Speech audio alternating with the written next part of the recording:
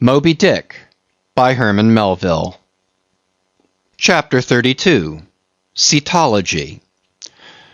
Already we are boldly launched upon the deep, but soon we shall be lost in its unshored, harborless immensities.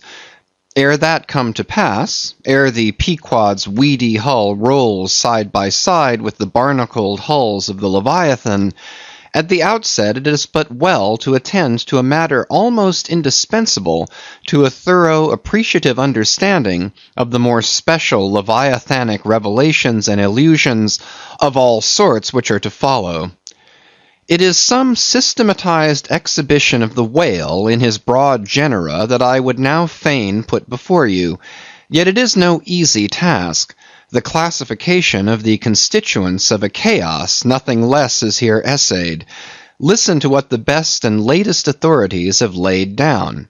Quote, "No branch of zoology is so much involved as that which is entitled cetology," end quote, says Captain Scoresby, A.D. 1820. Quote, "It is not my intention, were it in my power, to enter into the inquiry as to the true method of dividing the cetacea into groups and families. Utter confusion exists among historians of this animal," end quote, sperm whale, says Surgeon Beale, A.D. 1839. Quote, "Unfitness to pursue our research in the unfathomable waters," end quote. Quote, "Impenetrable veil covering our knowledge of the cetacea," end quote. Quote, "A field strewn with thorns," end quote. Quote, "All these incomplete indications but serve to torture us naturalists," end quote. Thus speak of the whale, the great Cuvier and John Hunter, and Lesson, those lights of zoology and anatomy. Nevertheless, though of real knowledge there be little, yet of books there are a plenty, and so in some small degree with cetology or the science of whales. Many are the men, small and great, old and new, landsmen and seamen, who have at large or in little written of the whale. Run over a few: the authors of the Bible, Aristotle, Pliny, Aldrovandi, Sir Thomas Browne, Gesner, Ray, Linnaeus, Rondeletius, Willoughby, Green, Artedi, Sibbald, Brisson, Martin, Lacépède, Bonterre, Desmarais, Baron Cuvier, Frederick Cuvier, John Hunter, Owen, Scoresby, Beale, Bennett, J. Ross Browne, the author of Miriam Coffin, Olmsted, and the Reverend T. Cheever. But to what ultimate generalizing purpose all these have written, the above cited extracts will show. Of the names in this list of whale authors, only those following Owen ever saw living whales, and but one of them was a real professional harpooner and whaleman, I mean Captain Scoresby. On the separate subject of the Greenland or right whale, he is the best existing authority. But Scoresby knew nothing and says nothing of the great sperm whale, compared with which the Greenland whale is almost unworthy mentioning. And here be it said that the Greenland whale is a usurper upon the throne of the seas. He is not even by any means the largest of the whales. Yet owing to the long priority of his claims, and the profound ignorance which, until some 70 years back, invested the then fabulous or utterly unknown sperm whale, and which ignorance to this present day still reigns in all but some few scientific retreats and whale ports, this usurpation has been every way complete. Reference to nearly all the Leviathanic allusions in the great poets of past days will satisfy you that the Greenland whale, without one rival, was to them the monarch of the seas. But the time has at last come for a new proclamation. This is Charing Cross. Hear ye, good people all. The Greenland whale is deposed. The great sperm whale now reigneth. There are only two books in being which at all pretend to put the living sperm whale before you, and at the same time in the remotest degree succeed in the attempt. Those books are Beale's and Bennett's, both in their time surgeons to English South Sea whale ships, and both exact and reliable men. The original matter touching the sperm whale to be found in their volumes is necessarily small, but so far as it goes, it is of excellent quality, though mostly confined to scientific description. As yet, however, the sperm whale, scientific or poetic, lives not complete in any literature. Far above all other hunted whales, his is an unwritten life. Now the various species of whale need some sort of popular, comprehensive classification, if only an easy outline one for the present, hereafter to be filled in all its departments by subsequent laborers. As no better man advances to take this matter in hand, I hereupon offer my own poor endeavors. I promise nothing complete, because any human thing supposed to be complete must for that very reason infallibly be faulty. I shall not pretend to a minute anatomical description of the various species, or, in this place at least, to much of any description. My object here is simply to project the draft of a systematization of cetology. I am the architect, not the builder. But it is a ponderous task. No ordinary letter sorter in the post office is equal to it. To grope down into the bottom of the sea after them, to have one's hands among the unspeakable foundations, ribs and very pelvis of the world, this is a fearful thing. What am I that I should essay to hook the nose of this Leviathan? The awful tauntings in Job might well appall me. Will he, the Leviathan, make a covenant with thee? Behold, the hope of him is vain. But I have swam through libraries and sailed through oceans. I have had to do with whales with these visible hands. I am in earnest, and I will try. There are some preliminaries to settle. First, the uncertain, unsettled condition of this science of cetology is in the very vestibule attested by the fact that in some quarters it still remains a moot point whether the whale be a fish. In his System of Nature, A.D. 1776, Linnaeus declares, quote, "I hereby separate the whales from the fish," end quote. But I, of my own knowledge, know that down to the year 1850, sharks and shad, alewives and herring, against Linnaeus's express edict, were still found dividing the possession of the same seas with the Leviathan. The grounds upon which Linnaeus would fain have banished the whales from the waters he states as follows, quote, "On account of their warm bilocular heart, their lungs, their movable eyelids, their hollow ears, penem intrantem feminam mamis lactanem," end quote, and finally, quote, "ex lege naturae jure meritoque," end quote. I submitted all this to my friends Simeon Macy and Charley Coffin of Nantucket, both messmates of mine in a certain voyage, and they united in the opinion that the reasons set forth were altogether insufficient. Charley profanely hinted they were humbug.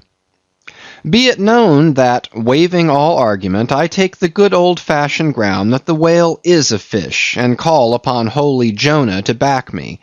This fundamental thing settled, the next point is, in what internal respect does the whale differ from other fish? Above, Linnaeus has given you those items, but in brief they are these: lungs and warm blood, whereas all other fish are lungless and cold-blooded.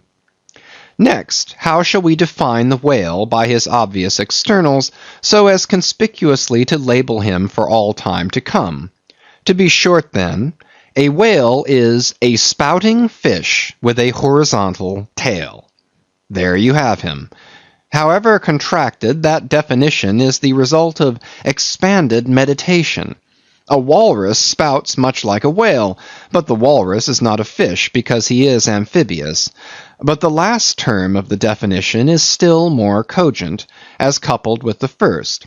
Almost anyone must have noticed that all the fish familiar to landsmen have not a flat but a vertical or up and down tail, whereas among spouting fish the tail, though it may be similarly shaped, invariably assumes a horizontal position. By the above definition of what a whale is, I do by no means exclude from the Leviathanic Brotherhood any sea creature hitherto identified with the whale by the best informed Nantucketers, nor, on the other hand, link with it any fish hitherto authoritatively regarded as alien.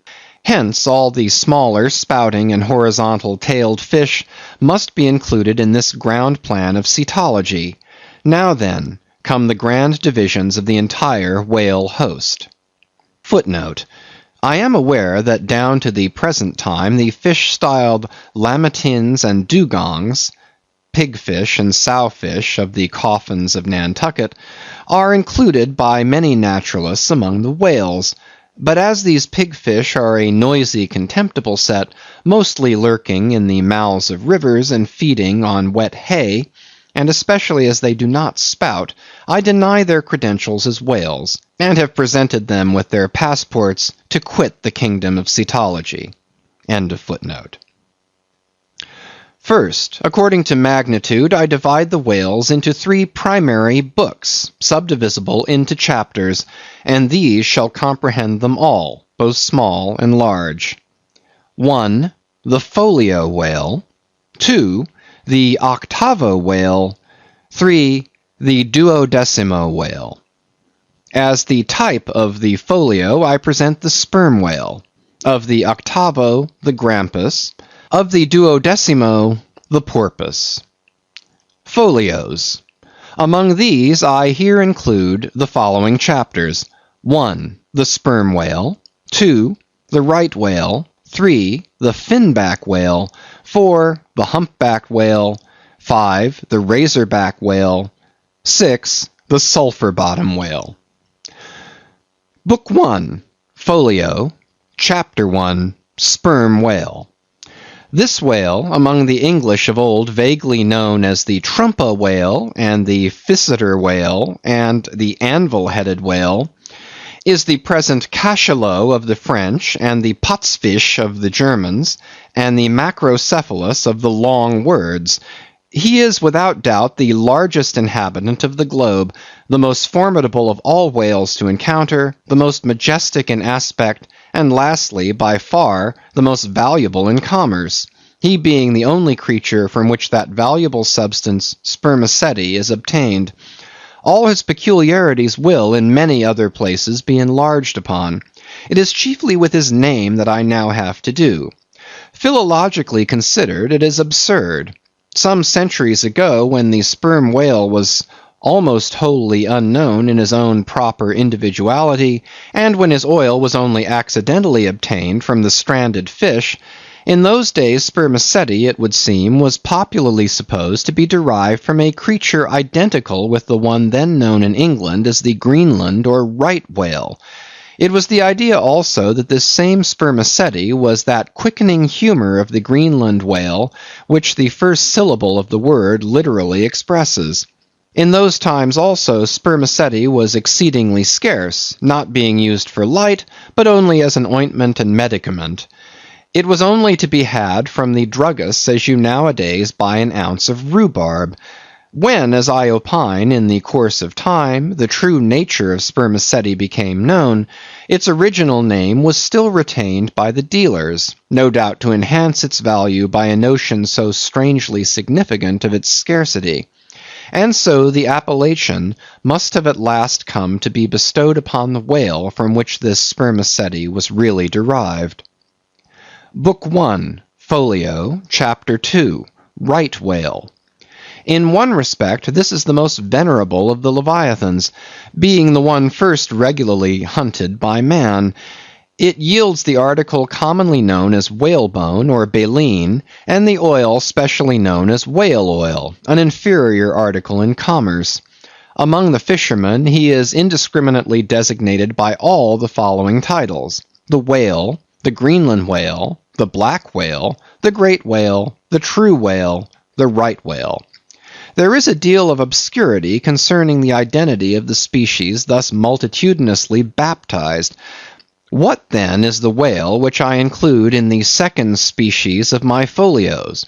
It is the great mysticetus of the English naturalists, the Greenland whale of the English whaleman, the Baleine ordinaire of the French whaleman, the Growland's wallfish of the Swedes.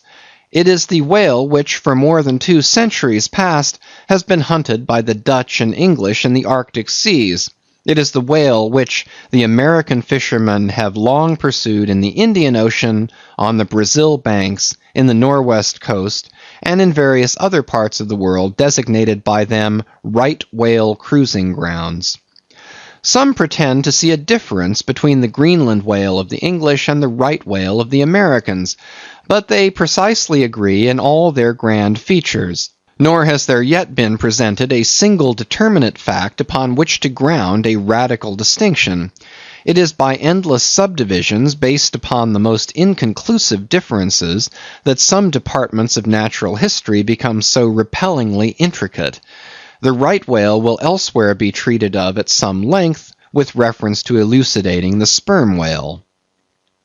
Book 1, Folio, Chapter 3, Finback. Under this head I reckon a monster which by the various names of Finback, Tallspout, and Long John has been seen almost in every sea, and is commonly the whale whose distant jet is so often descried by passengers crossing the Atlantic, in the New York packet tracks. In the length he attains, and in his baleen, the Finback resembles the right whale, but is of a less portly girth, and a lighter color, approaching to olive.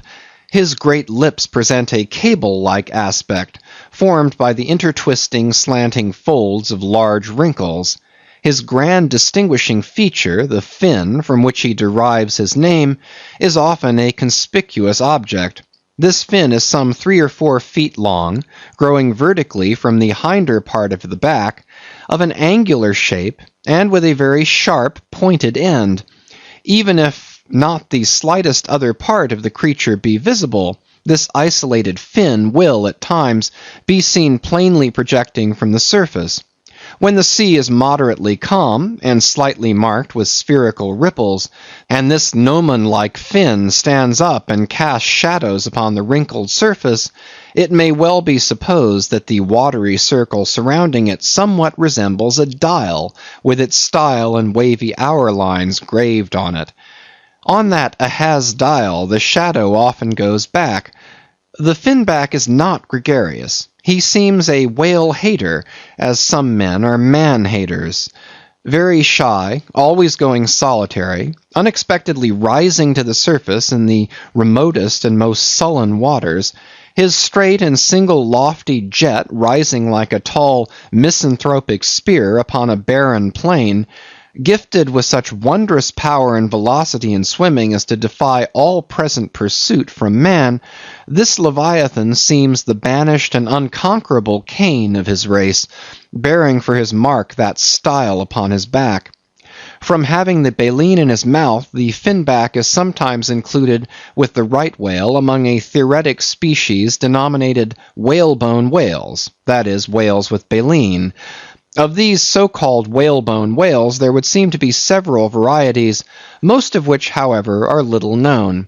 Broad-nosed whales and beaked whales, pike-headed whales, bunched whales, under-jawed whales, and rostrated whales are the fishermen's names for a few sorts. In connection with this appellative of whalebone whales, it is of great importance to mention that however such a nomenclature may be convenient in facilitating allusions to some kinds of whales, yet it is in vain to attempt a clear classification of the Leviathan, founded upon either his baleen, or hump, or fin, or teeth, notwithstanding that those marked parts or features very obviously seem better adapted to afford the basis for a regular system of cetology than any other detached bodily distinctions which the whale in his kinds presents. How then? The baleen, hump, back fin, and teeth, these are things whose peculiarities are indiscriminately dispersed among all sorts of whales, without any regard to what may be the nature of their structure and other and more essential particulars. Thus the sperm whale and the humpbacked whale each has a hump, but there the similitude ceases. Then this same humpback whale and the Greenland whale, each of these has baleen, but there again the similitude ceases. And it is just the same with the other parts above mentioned.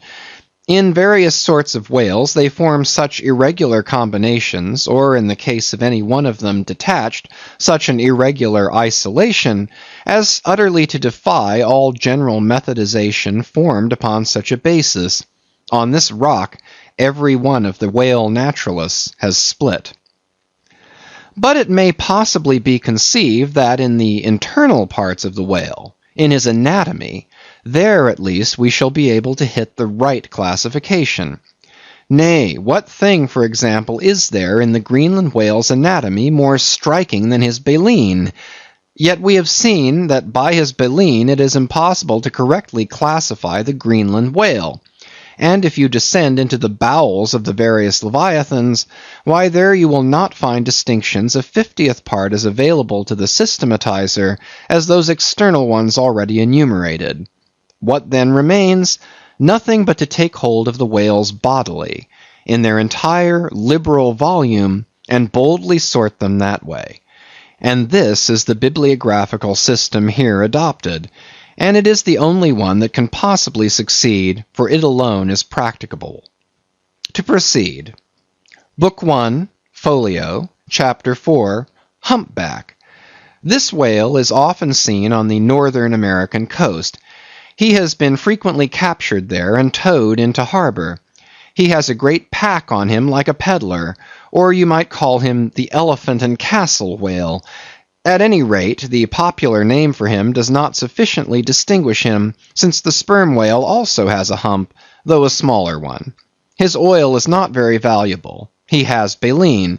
He is the most gamesome and light-hearted of all whales, making more gay foam and white water generally than any other of them. Book 1, Folio, Chapter 5, Razorback. Of this whale little is known but his name.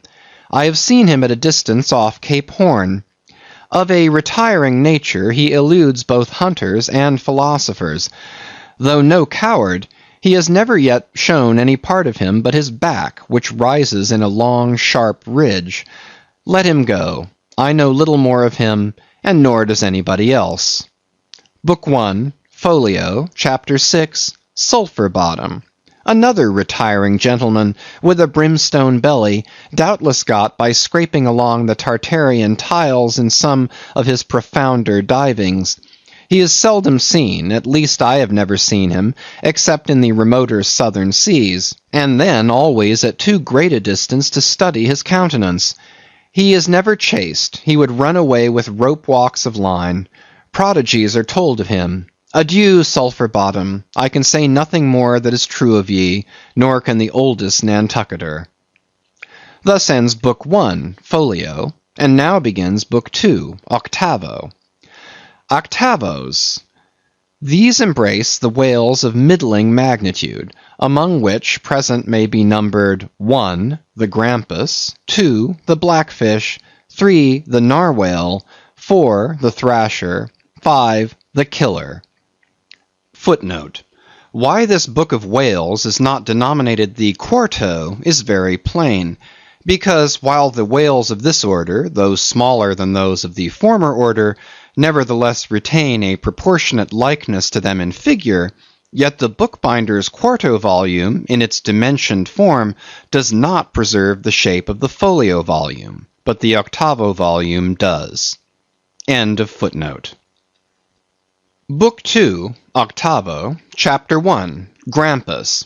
Though this fish, whose loud sonorous breathing, or rather blowing, has furnished a proverb to landsmen, is so well known a denizen of the deep, yet he is not popularly classed among whales. But possessing all the grand distinctive features of the Leviathan, most naturalists have recognized him for one. He is of moderate octavo size, varying from 15 to 25 feet in length, and of corresponding dimensions round the waist.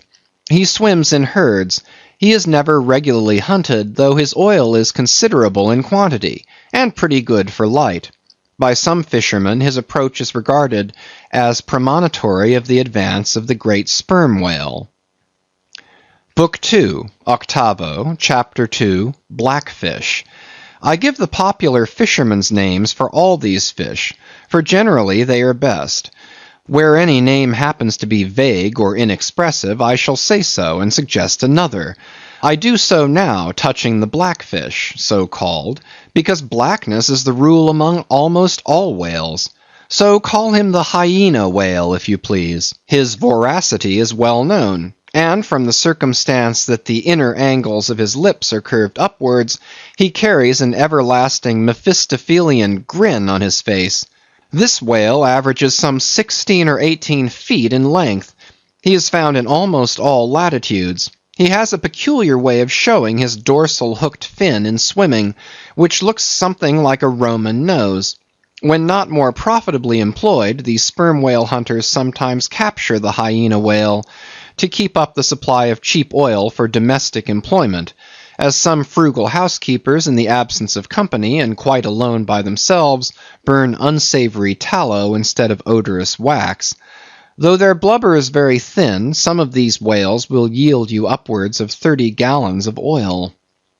Book 2, Octavo, Chapter 3, Narwhale, that is, nostril whale. Another instance of a curiously named whale. So named, I suppose, from his peculiar horn being originally mistaken for a peaked nose. The creature is some 16 feet in length, while its horn averages 5 feet, though some exceed 10 and even attain to 15 feet. Strictly speaking, this horn is but a lengthened tusk, growing out from the jaw in a line a little depressed from the horizontal. But it is only found on the sinister side, which has an ill effect, giving its owner something analogous to the aspect of a clumsy left-handed man. What precise purpose this ivory horn or lance answers, it would be hard to say. It does not seem to be used like the blade of the swordfish and billfish, though some sailors tell me that the narwhale employs it for a rake in turning over the bottom of the sea for food. Charlie Coffin said it was used for an ice piercer, for the narwhale rising to the surface of the polar sea, and finding it sheeted with ice, thrusts his horn up, and so breaks through. But you cannot prove either of these surmises to be correct. My own opinion is that however this one-sided horn may really be used by the narwhale, however that may be, it would certainly be very convenient to him for a folder in reading pamphlets. The narwhale I have heard called the tusked whale, the horned whale, and the unicorn whale.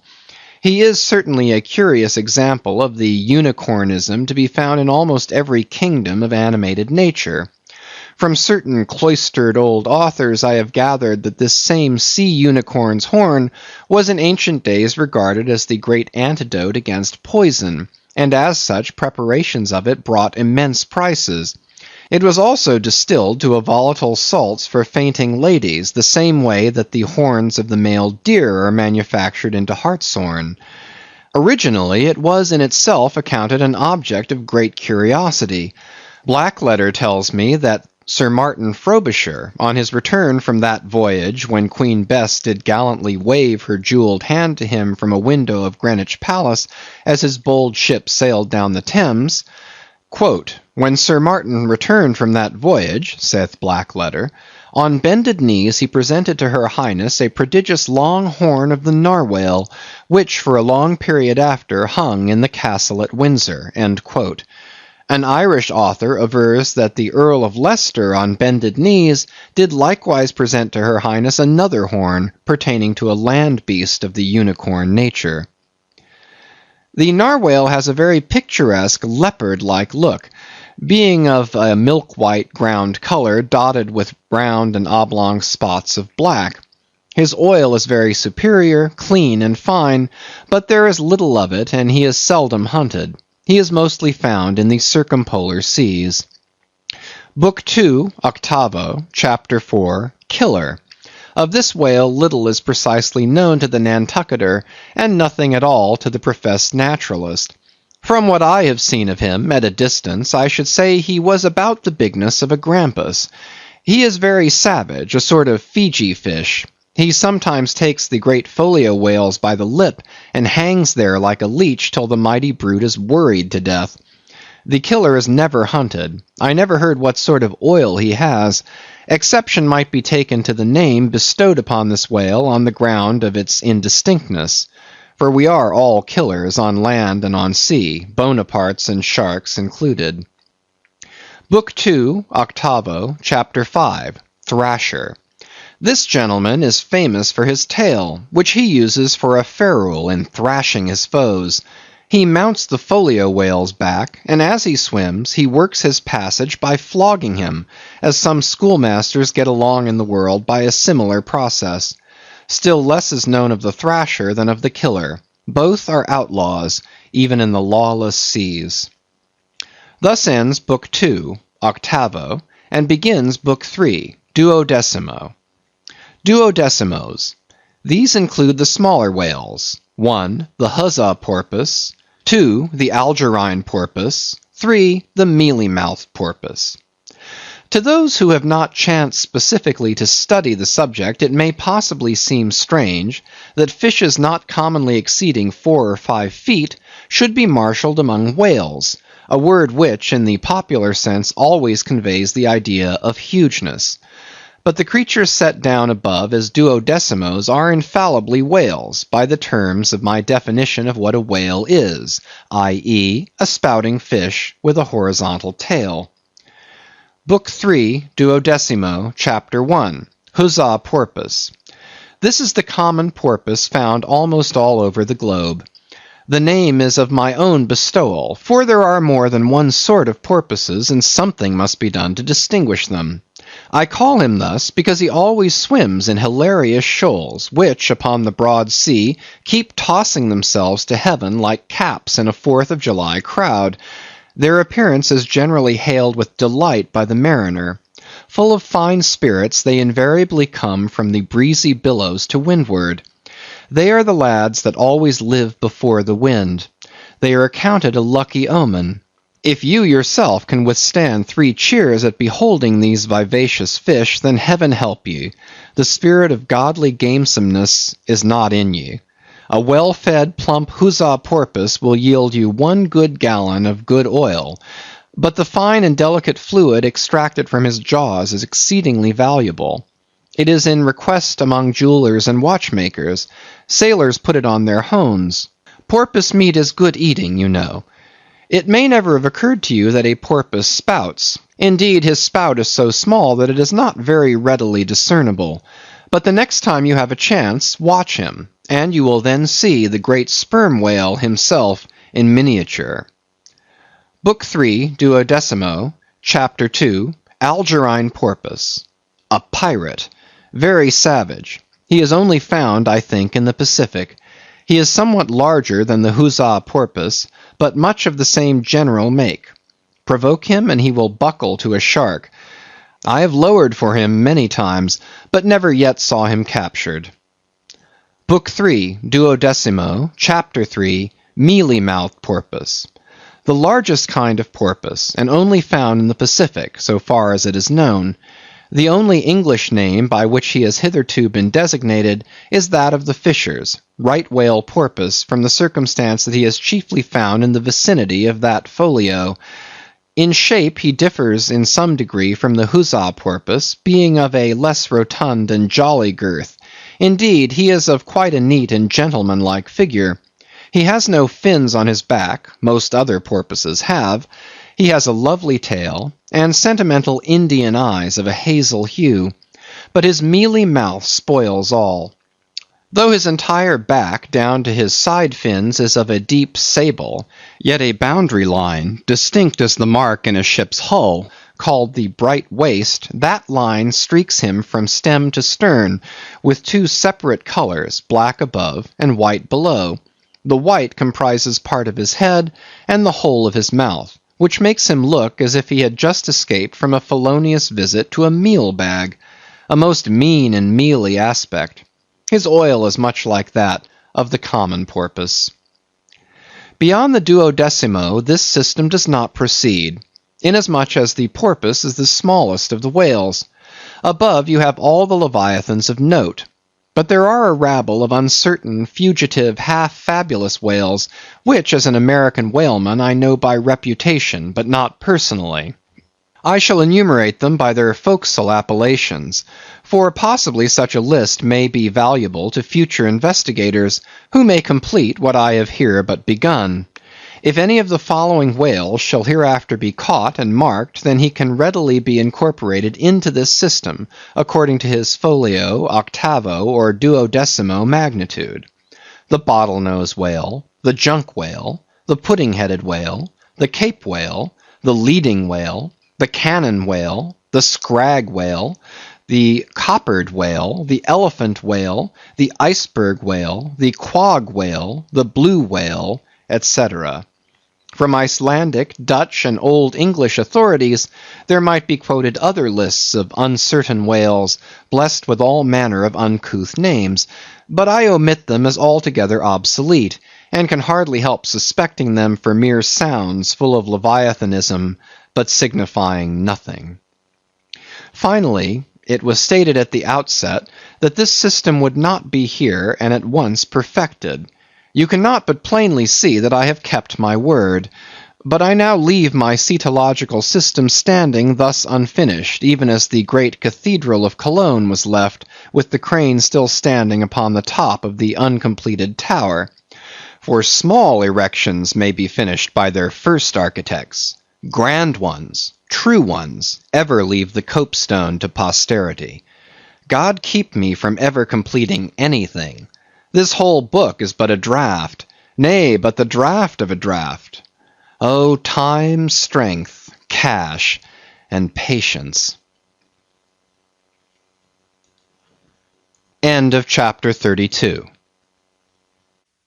Chapter 33. The Speckcinder. Concerning the officers of the whale craft, this seems as good a place as any to set down a little domestic peculiarity on shipboard, arising from the existence of the harpooneer class of officers, a class unknown, of course, in any other marine than the whale fleet.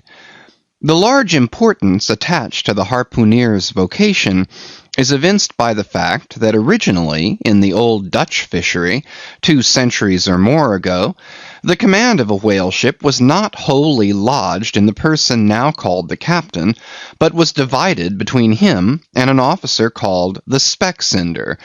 Literally, this word means fat cutter. Usage, however, in time made it equivalent to chief harpooneer.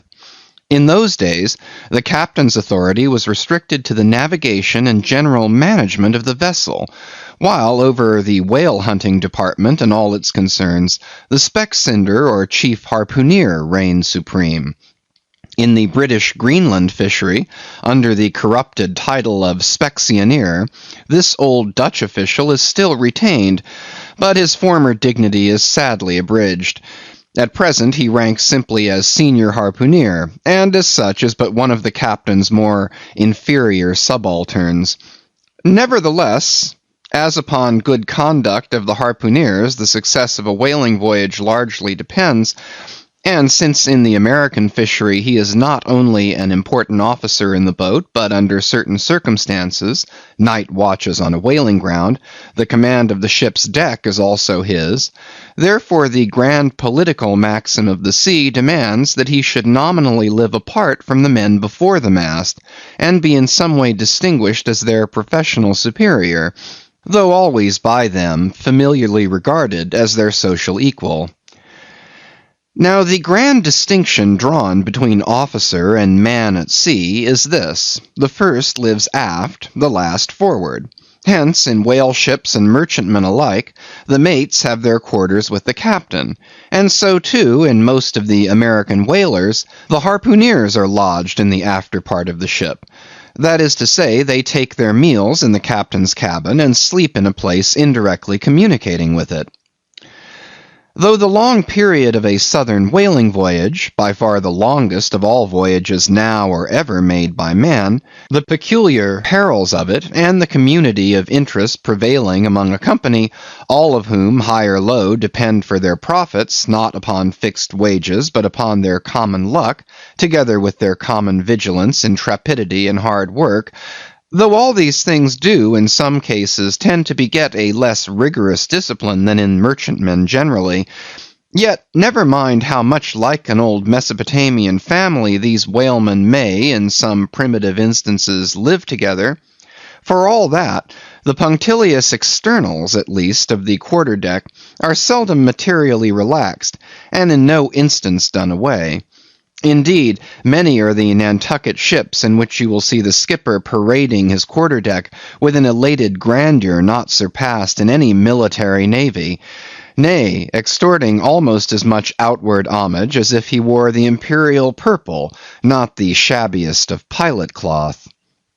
And though of all men the moody captain of the Pequod was the least given to that sort of shallowest assumption, and though the only homage he ever exacted was implicit, instantaneous obedience, though he required no man to remove the shoes from his feet ere stepping upon the quarter-deck, and though there were times when, owing to peculiar circumstances connected with events hereafter to be detailed, he addressed them in unusual terms, whether of condescension or in terrorem or otherwise, yet even Captain Ahab was by no means unobservant of the paramount forms and usages of the sea. Nor, perhaps, will it fail to be eventually perceived that behind those forms and usages, as it were, he sometimes masked himself, incidentally making use of them for other and more private ends than they were legitimately intended to subserve. That certain sultanism of his brain, which had otherwise in good degree remained unmanifested, through those forms that same sultanism became incarnate in an irresistible dictatorship. For be a man's intellectual superiority what it will, it can never assume the practical available supremacy over other men without the aid of some sort of external arts and entrenchments, always in themselves more or less paltry and base. This it is that forever keeps God's true princes of the empire from the world's hustings, and leaves the highest honors that this air can give to those men who become famous more through their infinite inferiority to the choice hidden handful of the divine inert, than through their undoubted superiority over the dead level of the mass. Such large virtue lurks in these small things when extreme political superstitions invest them, that in some royal instances even to idiot imbecility they have imparted potency. But when, as in the case of Nicholas the Tsar, the ringed crown of geographical empire encircles an imperial brain, then the plebeian herds crouch abased before the tremendous centralization. Nor will the tragic dramatist who would depict moral indomitableness in its fullest sweep and direct swing ever forget a hint incidentally so important in his art as the one now alluded to. But Ahab, my captain, still moves before me in all his Nantucket grimness and shagginess, and in this episode touching emperors and kings, I must not conceal that I have only to do with a poor old whale hunter like him. And therefore all outward majestical trappings and housings are denied me. O Ahab, what shall be grand in thee, it must needs be plucked at from the skies, and dived for in the deep, and featured in the unbodied air. Chapter 34. The Cabin Table. It is noon, and Doughboy, the steward, thrusting his pale loaf-of-bread face from the cabin scuttle, announces dinner to his lord and master, who, sitting in the lee quarter-boat, has just been taking an observation of the sun, and is now mutely reckoning the latitude on the smooth medallion-shaped tablet reserved for that daily purpose on the upper part of his ivory leg. From his complete inattention to the tidings, you would think that moody Ahab had not heard his menial. But presently, catching hold of the mizzen shrouds, he swings himself to the deck, and in an even, unexhilarated voice, saying, "Dinner, Mr. Starbuck," disappears into the cabin. When the last echo of his sultan's step has died away, and Starbuck, the first emir, has every reason to suppose that he is seated, then Starbuck rouses from his quietude, takes a few turns along the planks, and after a grave peep into the binnacle, says with some touch of pleasantness, "Dinner, Mr. Stubb," and descends the scuttle.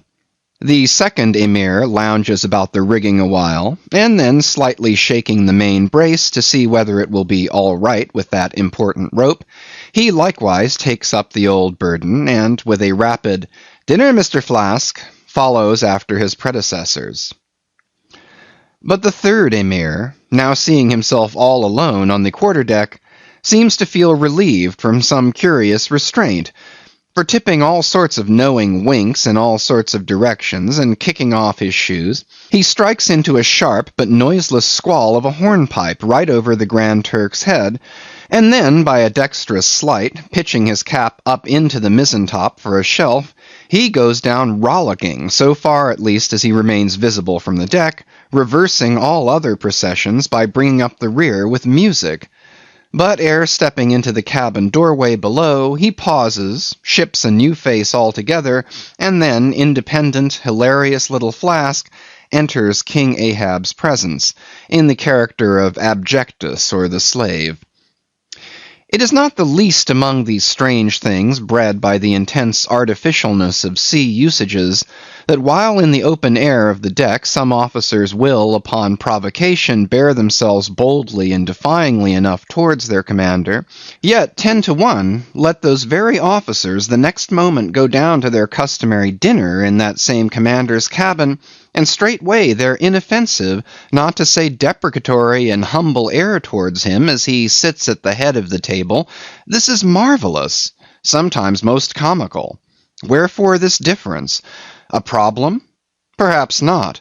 To have been Belshazzar, king of Babylon, and to have been Belshazzar not haughtily but courteously, therein certainly must have been some touch of mundane grandeur.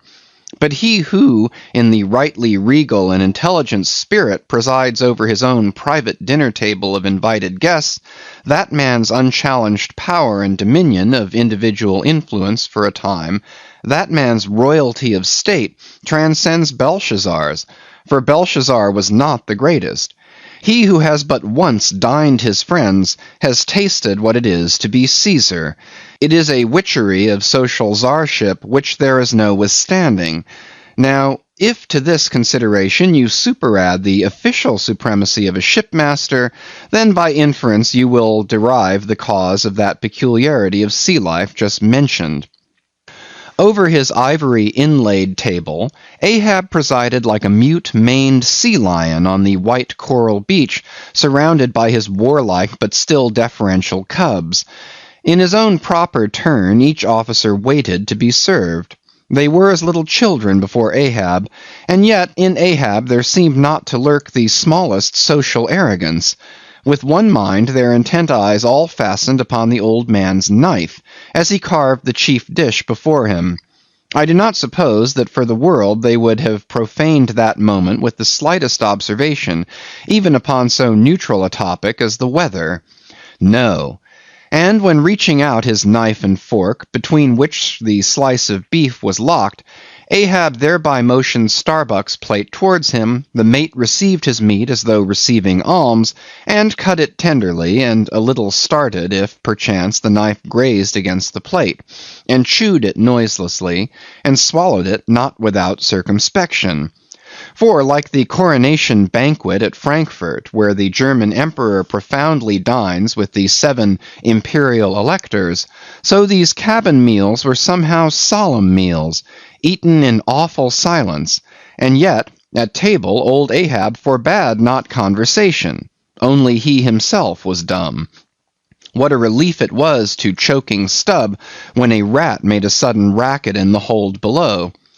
And poor little Flask, he was the youngest son, and little boy of this weary family party. His were the shin bones of the saline beef, his would have been the drumsticks. For Flask to have presumed to help himself, this must have seemed to him tantamount to larceny in the first degree. Had he helped himself at that table, doubtless never more would he have been able to hold his head up in this honest world. Nevertheless, strange to say, Ahab never forbade him. And had Flask helped himself, the chances were Ahab had never so much as noticed it. Least of all did Flask presume to help himself to butter.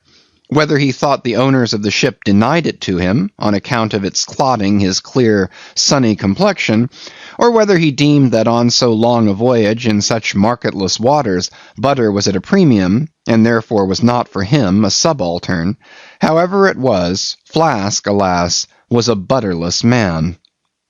Another thing, Flask was the last person down at dinner, and Flask is the first man up. Consider, for hereby Flask's dinner was badly jammed in point of time. Starbuck and Stubb both had the start of him, and yet they also have the privilege of lounging in the rear. If Stubb even, who is but a peg higher than Flask, happens to have but a small appetite, and soon shows symptoms of concluding his repast, then Flask must bestir himself.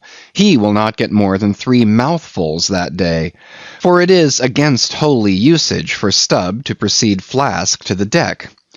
Therefore it was that Flask once admitted in private that ever since he had arisen to the dignity of an officer, from that moment he had never known what it was to be otherwise than hungry, more or less. For what he ate did not so much relieve his hunger as keep it immortal in him. Peace and satisfaction, thought Flask, have forever departed from my stomach. I am an officer, but how I wish I could fish a bit of old-fashioned beef in the forecastle as I used to when I was before the mast. There's the fruits of promotion now. There's the vanity of glory. There's the insanity of life. Besides, if it were so that any mere sailor of the Pequod had a grudge against Flask, in Flask's official capacity, all that sailor had to do in order to obtain ample vengeance was to go aft at dinner time and get a peep at Flask through the cabin skylight, sitting silly and dumbfounded before awful Ahab. Now Ahab and his 3 mates formed what may be called the first table in the Pequod's cabin. After their departure, taking place in inverted order to their arrival, the canvas cloth was cleared, or rather was restored to some hurried order by the pallid steward, and then the 3 harpooneers were bidden to the feast, they being its residuary legatees. They made a sort of temporary servants' hall of the high and mighty cabin. In strange contrast to the hardly tolerable constraint and nameless invisible domineerings of the captain's table was the entire carefree license and ease, the almost frantic democracy of those inferior fellows, the harpooneers. While their masters, the mates, seemed afraid of the sound of the hinges of their own jaws, the harpooneers chewed their food with such a relish that there was a report to it. They dined like lords. They filled their bellies like Indian ships all day loading with spices. Such portentous appetites had Queequeg and Tashtego, that to fill out the vacancies made by the previous repast, often the pale doughboy was fain to bring on a great baron of salt junk, seemingly quarried out of the solid ox. And if he were not lively about it, if he did not go with a nimble hop, skip, and a jump, then Tashtego had an ungentlemanly way of accelerating him by darting a fork at his back, harpoon-wise. And once Daggoo, seized with a sudden humor, assisted Doughboy's memory by snatching him up bodily and thrusting his head into a great empty wooden trencher, while Tashtego, knife in hand, began laying out the circle preliminary to scalping him. He was naturally a very nervous, shuddering sort of little fellow, this bread-faced steward, the progeny of a bankrupt baker and a hospital nurse. And what with the standing spectacle of the black, terrific Ahab and the periodical, tumultuous visitations of these 3 savages, Doughboy's whole life was one continual lip-quiver. Commonly, after seeing the harpooneers furnished with all things they demanded, he would escape from their clutches into his little pantry adjoining, and fearfully peep out at them through the blinds of its door till all was over. It was a sight to see Queequeg seated over against Tashtego, opposing his filed teeth to the Indians, crosswise to them Daggoo seated on the floor, for a bench would have brought his hearse-plumed head to the low carlines, at every motion of his colossal limbs making the low cabin framework to shake, as when an African elephant goes passenger in a ship. But for all this, the great negro was wonderfully abstemious, not to say dainty. It seemed hardly possible that by such comparatively small mouthfuls he could keep up the vitality diffused through so broad, baronial, and superb a person. But, doubtless, this noble savage fed strong and drank deep of the abounding element of air, and through his dilated nostrils snuffed in the sublime life of the worlds. Not by beef or by bread are giants made or nourished. But Queequeg, he had a mortal barbaric smack of the lip in eating, an ugly sound enough, so much so that the trembling doughboy almost looked to see whether any marks of teeth lurked in his own lean arms. And when he would hear Tashtego singing out for him to produce himself, that his bones might be picked, the simple-witted steward all but shattered the crockery hanging round him in the pantry by his sudden fits of the palsy. Nor did the whetstone which the harpooneers carried in their pockets for their lances and other weapons, and with which whetstones at dinner they would ostentatiously sharpen their knives, that grating sound did not at all tend to tranquilize poor doughboy. How could he forget that in his island days Queequeg, for one, must certainly have been guilty of some murderous convivial indiscretions? Alas, doughboy, hard fares the white waiter who waits upon cannibals. Not a napkin should he carry on his arm, but a buckler. In good time, though, to his great delight, the three salt sea warriors would rise and depart, to his credulous, fable-mongering ears, all their martial bones jingling in them at every step, like Moorish scimitars in scabbards. But though these barbarians dined in the cabin, and nominally lived there, still, being anything but sedentary in their habits, they were scarcely ever in it except at meal-times, and just before sleeping time, when they passed through it to their own peculiar quarters. In this one matter Ahab seemed no exception to most American whale captains, who, as a set, rather incline to the opinion that by rights the ship's cabin belongs to them, and that it is by courtesy alone that anybody else is at any time permitted there. So that in real truth the mates and harpooneers of the Pequod might more properly be said to have lived out of the cabin than in it. For when they did enter it, it was something as a street door enters a house, turning inwards for a moment only to be turned out the next, and as a permanent thing residing in the open air. Nor did they lose much hereby. In the cabin was no companionship. Socially, Ahab was inaccessible. Though nominally included in the census of Christendom, he was still alien to it. He lived in the world as the last of the grizzly bears lived in settled Missouri. And as when spring and summer had departed, that wild Logan of the woods, burying himself in the hollow of a tree, lived out the winter there, sucking his own paws, so in his inclement, howling old age, Ahab's soul, shut up in the caved trunk of his body, there fed upon the sullen paws of its gloom. Chapter 35. The Masthead. It was during the more pleasant weather that in due rotation with the other seamen, my first masthead came round. In most American whalemen, the mastheads are manned almost simultaneously with the vessels leaving her port, even though she may have 15,000 miles and more to sail ere reaching her proper cruising ground. And if, after a 3, 4, or 5 years' voyage, she is drawing nigh home with anything empty in her, say an empty vial even, then her mastheads are kept manned to the last, and not till her skysail poles sail in amongst the spires of the port does she altogether relinquish the hope of capturing one whale more. Now, as this business of standing mastheads, ashore or afloat, is a very ancient and interesting one, let us in some measure expatiate here. I take it that the earliest standers of mastheads were the old Egyptians, because in all my researches I find none prior to them. For though their progenitors, the builders of Babel, must doubtless by their tower have intended to rear the loftiest masthead in all Asia or Africa either, Yet, ere the final truck was put to it, as that great stone mast of theirs may be said to have gone by the board, in the dread gale of God's wrath, therefore we cannot give these Babel builders priority over the Egyptians.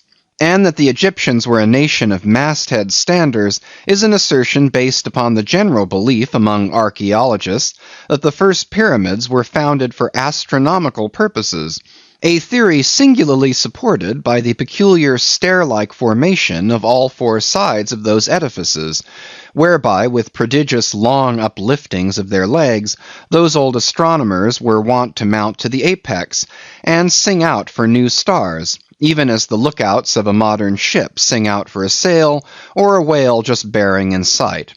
In St. Stylites, the famous Christian hermit of old times, who built him a lofty stone pillar in the desert and spent the whole latter portion of his life on its summit, hoisting his food from the ground with a tackle, in him we have a remarkable instance of a dauntless stander of mastheads, who was not to be driven from his place by fogs or frosts, rain, hail, or sleet, but valiantly facing everything out to the last, literally died at his post.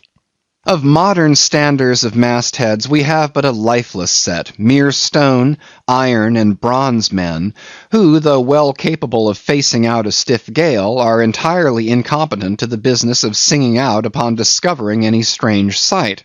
There is Napoleon, who, upon the top of the column of Vendôme, stands with arms folded, some 150 feet in the air, careless now who rules the decks below, whether Louis Philippe, Louis Blanc, or Louis the Devil. Great Washington, too, stands high aloft on his towering mainmast in Baltimore, and like one of Hercules' pillars, his column marks that point of human grandeur beyond which few mortals will go. Admiral Nelson also, on a capstan of gunmetal, stands his masthead in Trafalgar Square, and ever, when most obscured by that London smoke, token is yet given that a hidden hero is there. For where there is smoke there must be fire. But neither great Washington, nor Napoleon, nor Nelson will answer a single hail from below, however madly invoked to befriend by their counsels the distracted decks upon which they gaze. However it may be surmised that their spirits penetrate through the thick haze of the future, and descry what shoals and what rocks must be shunned. It may seem unwarrantable to couple in any respect the masthead standards of the land with those of the sea, but that in truth it is not so, is plainly evinced by an item for which Obed Macy, the sole historian of Nantucket, stands accountable. The worthy Obed tells us that in the early times of the whale fishery, ere ships were regularly launched in pursuit of the game, the people of that island erected lofty spars along the sea coast, to which the lookouts ascended by means of nailed cleats, something as fowls go upstairs in a hen house. A few years ago this same plan was adopted by the bay whalemen of New Zealand, who, upon descrying the game, gave notice to the ready-manned boats nigh the beach. But this custom has now become obsolete. Turn we then to the one proper masthead, that of a whale ship at sea. The three mastheads are kept manned from sunrise to sunset, the seamen taking their regular turns, as at the helm, and relieving each other every 2 hours. In the serene weather of the tropics it is exceedingly pleasant, the masthead. Nay, to a dreamy, meditative man it is delightful. There you stand, 100 feet above the silent decks, striding along the deep, as if the masts were gigantic stilts, while beneath you, and between your legs, as it were, swim the hugest monsters of the sea, even as ships once sailed between the boots of the famous Colossus at Old Rhodes. There you stand, lost in the infinite series of the sea, with nothing ruffled but the waves. The tranced ship indolently rolls, the drowsy trade winds blow, everything resolves you into a languor. For the most part, in this tropic whaling life, the sublime uneventfulness invests you. You hear no news, read no gazettes, extras with startling accounts of commonplaces never delude you into unnecessary excitements. You hear of no domestic afflictions, bankrupt securities, fall of stocks. are never troubled with the thought of what you shall have for dinner, for all your meals for 3 years and more are snugly stowed in casks, and your bill of fare is immutable. In one of those southern whalemen, on a long 3 or 4 years' voyage, as often happens, the sum of the various hours you spend at the masthead would amount to several entire months, and it is much to be deplored that the place to which you devote so considerable a portion of the whole term of your natural life should be so sadly destitute of anything approaching to a cozy inhabitiveness, or adapted to breed a comfortable localness of feeling, such as pertains to a bed, a hammock, a hearse, a sentry box, a pulpit, a coach, or any other of those small and snug contrivances in which men temporarily isolate themselves.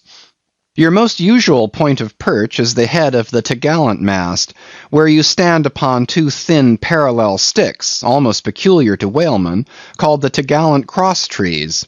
Here, tossed about by the sea, the beginner feels about as cozy as he would standing on a bull's horns. To be sure, in cold weather you may carry your house aloft with you in the shape of a watchcoat, but properly speaking the thickest watchcoat is no more of a house than the unclad body, for as the soul is glued inside of its fleshy tabernacle, and cannot freely move about in it, nor even move out of it without running great risk of perishing, like an ignorant pilgrim crossing the snowy Alps in winter, so a watchcoat is not so much of a house as it is a mere envelope, or additional skin encasing you. You cannot put a shelf or chest of drawers in your body, and no more can you make a convenient closet of your watchcoat. Concerning all this, it is much to be deplored that the mastheads of a southern whale ship are unprovided with those enviable little tents or pulpits called crow's nests, in which the lookouts of a Greenland whaler are protected from the inclement weather of the frozen seas.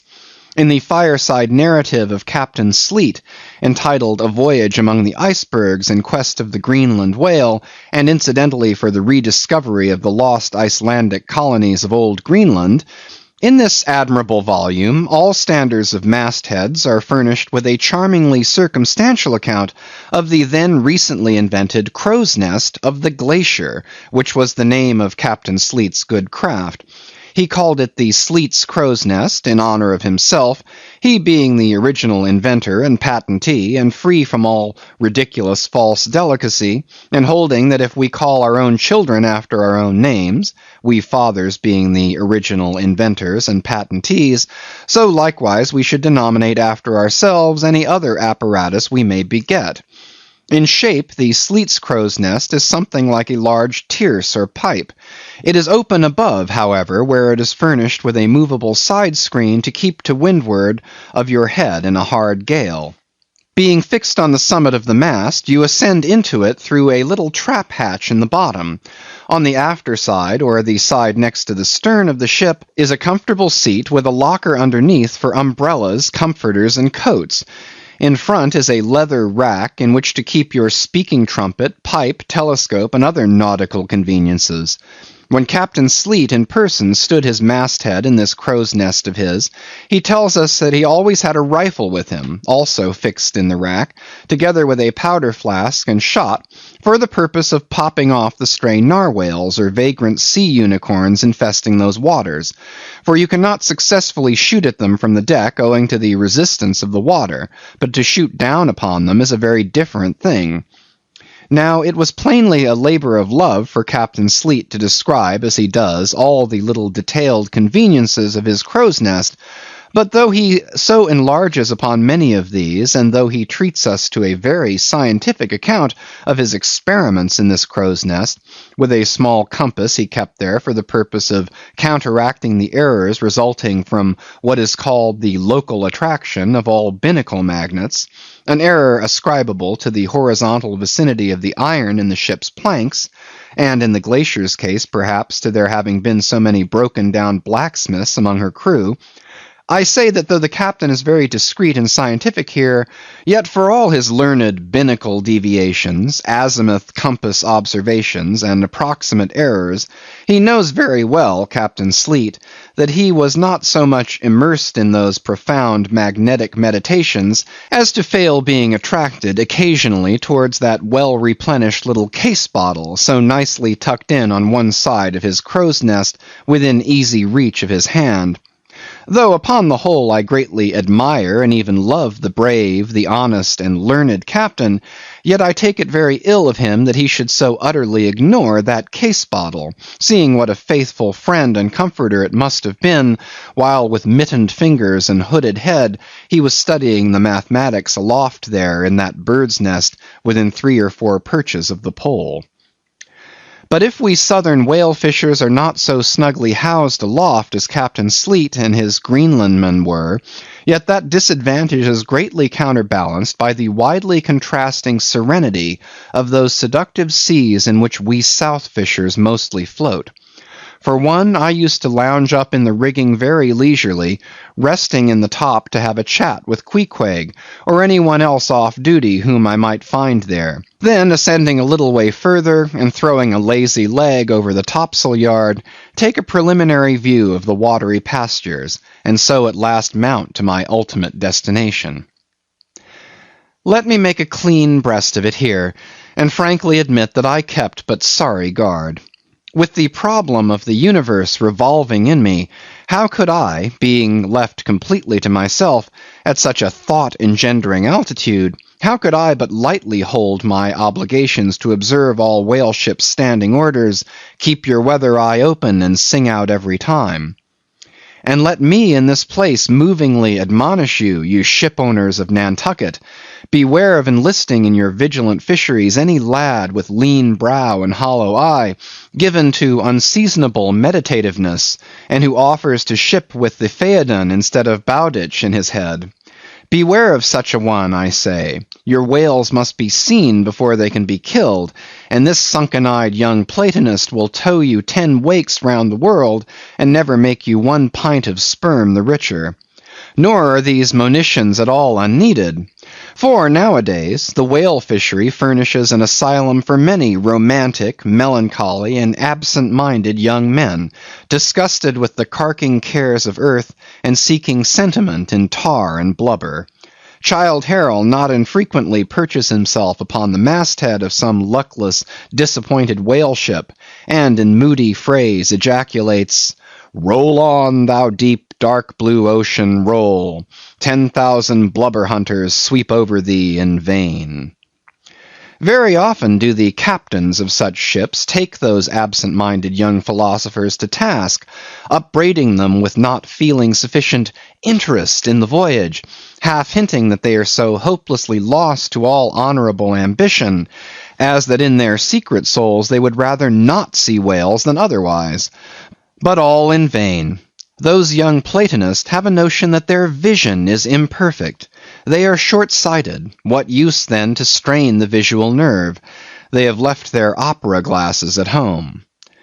"Why, thou monkey," said a harpooneer to one of these lads, "we've been cruising now hard upon 3 years, and thou hast not raised a whale yet. Whales are scarce as hen's teeth whenever thou art up here." Perhaps they were.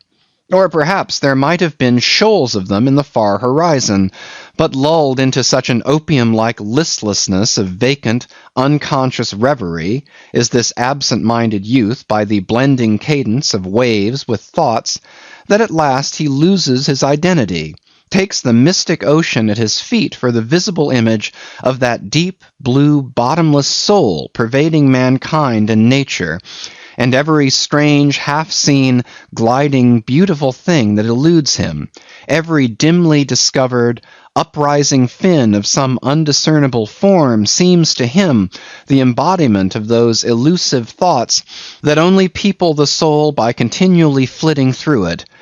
In this enchanted mood, thy spirit ebbs away to whence it came, becomes diffused through time and space like Cramer's sprinkled pantheistic ashes, forming at last a part of every shore the round globe over. There is no life in thee now except that rocking life imparted by a gently rolling ship, by her borrowed from the sea, by the sea from the inscrutable tides of God. But while this sleep, this dream is on you, move your foot or hand an inch, slip your hold at all, and your identity comes back in horror. Over Descartian vortices you hover, and perhaps at midday, in the fairest weather, with one half-throttled shriek you drop through that transparent air into the summer sea, no more to rise forever. Heed it well, you pantheists. End of chapters 33 to 35. Chapter 36. The Quarterdeck. Enter Ahab, then all. It was not a great while after the affair of the pipe, that one morning, shortly after breakfast, Ahab, as was his wont, ascended the cabin gangway to the deck. There most sea captains usually walk at that hour, as country gentlemen, after the same meal, take a few turns in the garden. Soon his steady, ivory stride was heard, as to and fro he paced his old rounds, upon planks so familiar to his tread that they were all over dented, like geological stones, with the peculiar mark of his walk. Did you fixedly gaze, too, upon that ribbed and dented brow, there also you would see still stranger footprints, the footprints of his one unsleeping, ever-pacing thought.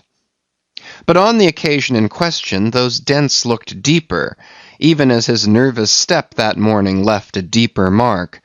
And so full of his thought was Ahab, that at every uniform turn that he made, now at the mainmast and now at the binnacle, you could almost see that thought turn in him as he turned, and pace in him as he paced, so completely possessing him indeed, that it all but seemed the inward mould of every outer movement. "D'ye mark him, Flask?" whispered Stubb. "The chick that's in him pecks the shell. 'Twill soon be out." The hours wore on. Ahab now shut up within his cabin, anon pacing the deck, with the same intense bigotry of purpose in his aspect. It drew near the close of day. Suddenly he came to a halt by the bulwarks, and inserting his bone leg into the auger hole there, and with one hand grasping a shroud, he ordered Starbuck to send everybody aft. "Sir," said the mate, astonished at an order seldom or never given on shipboard except in some extraordinary case. "Send everybody aft," repeated Ahab. "Mastheads there! Come down!" When the entire ship's company were assembled, and with curious and not wholly unapprehensive faces were eyeing him, for he looked not unlike the weather horizon when a storm is coming up, Ahab, after rapidly glancing over the bulwarks, and then darting his eyes among the crew, started from his standpoint, and, as though not a soul were nigh him, resumed his heavy turns upon the deck. With bent head and half-slouched hat he continued to pace, unmindful of the wondering whispering among the men, till Stubb cautiously whispered to Flask that Ahab must have summoned them there for the purpose of witnessing a pedestrian feat. But this did not last long. Vehemently pausing, he cried, "What do you do when you see a whale, men?" "Sing out for him," was the impulsive rejoinder from a score of clubbed voices. "Good!" cried Ahab, with a wild approval in his tones, observing the hearty animation into which his unexpected question had so magnetically thrown them. "And what do you do next, men?" "Lower away, and after him." "And what tune is it ye pull to, men?" "A dead whale or a stove boat." More and more strangely and fiercely glad and approving grew the countenance of the old man at every shout, while the mariners began to gaze curiously at each other, as if marveling how it was that they themselves became so excited at such seemingly purposeless questions. But they were all eagerness again, as Ahab, now half revolving in his pivot hole, with one hand reaching high up a shroud, and tightly, almost convulsively grasping it, addressed them thus: All ye mastheaders have before now heard me give orders about a white whale. Look ye, do ye see this Spanish ounce of gold? Holding up a broad, bright coin to the sun. It is a $16 piece, men. Do ye see it? Mr. Starbuck, hand me yon topmaul. While the mate was getting the hammer, Ahab, without speaking, was slowly rubbing the gold piece against the skirts of his jacket, as if to heighten its luster, and without using any words was meanwhile lowly humming to himself, producing a sound so strangely muffled and inarticulate that it seemed the mechanical humming of the wheels of his vitality in him. Receiving the top-maul from Starbuck, he advanced towards the mainmast with the hammer uplifted in one hand, exhibiting the gold with the other, and with a high raised voice exclaiming, "Whosoever of ye raises me a white-headed whale, with a wrinkled brow and a crooked jaw, whosoever of ye raises me that white-headed whale, with 3 holes punctured in his starboard fluke, look ye, whosoever of ye raises me that same white whale, he shall have this gold ounce, my boys."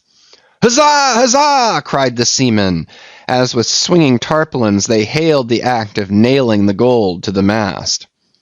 "It's a white whale, I say," resumed Ahab as he threw down the topmaul. "A white whale. Skin your eyes for him, men. Look sharp, for white water. If ye see but a bubble, sing out."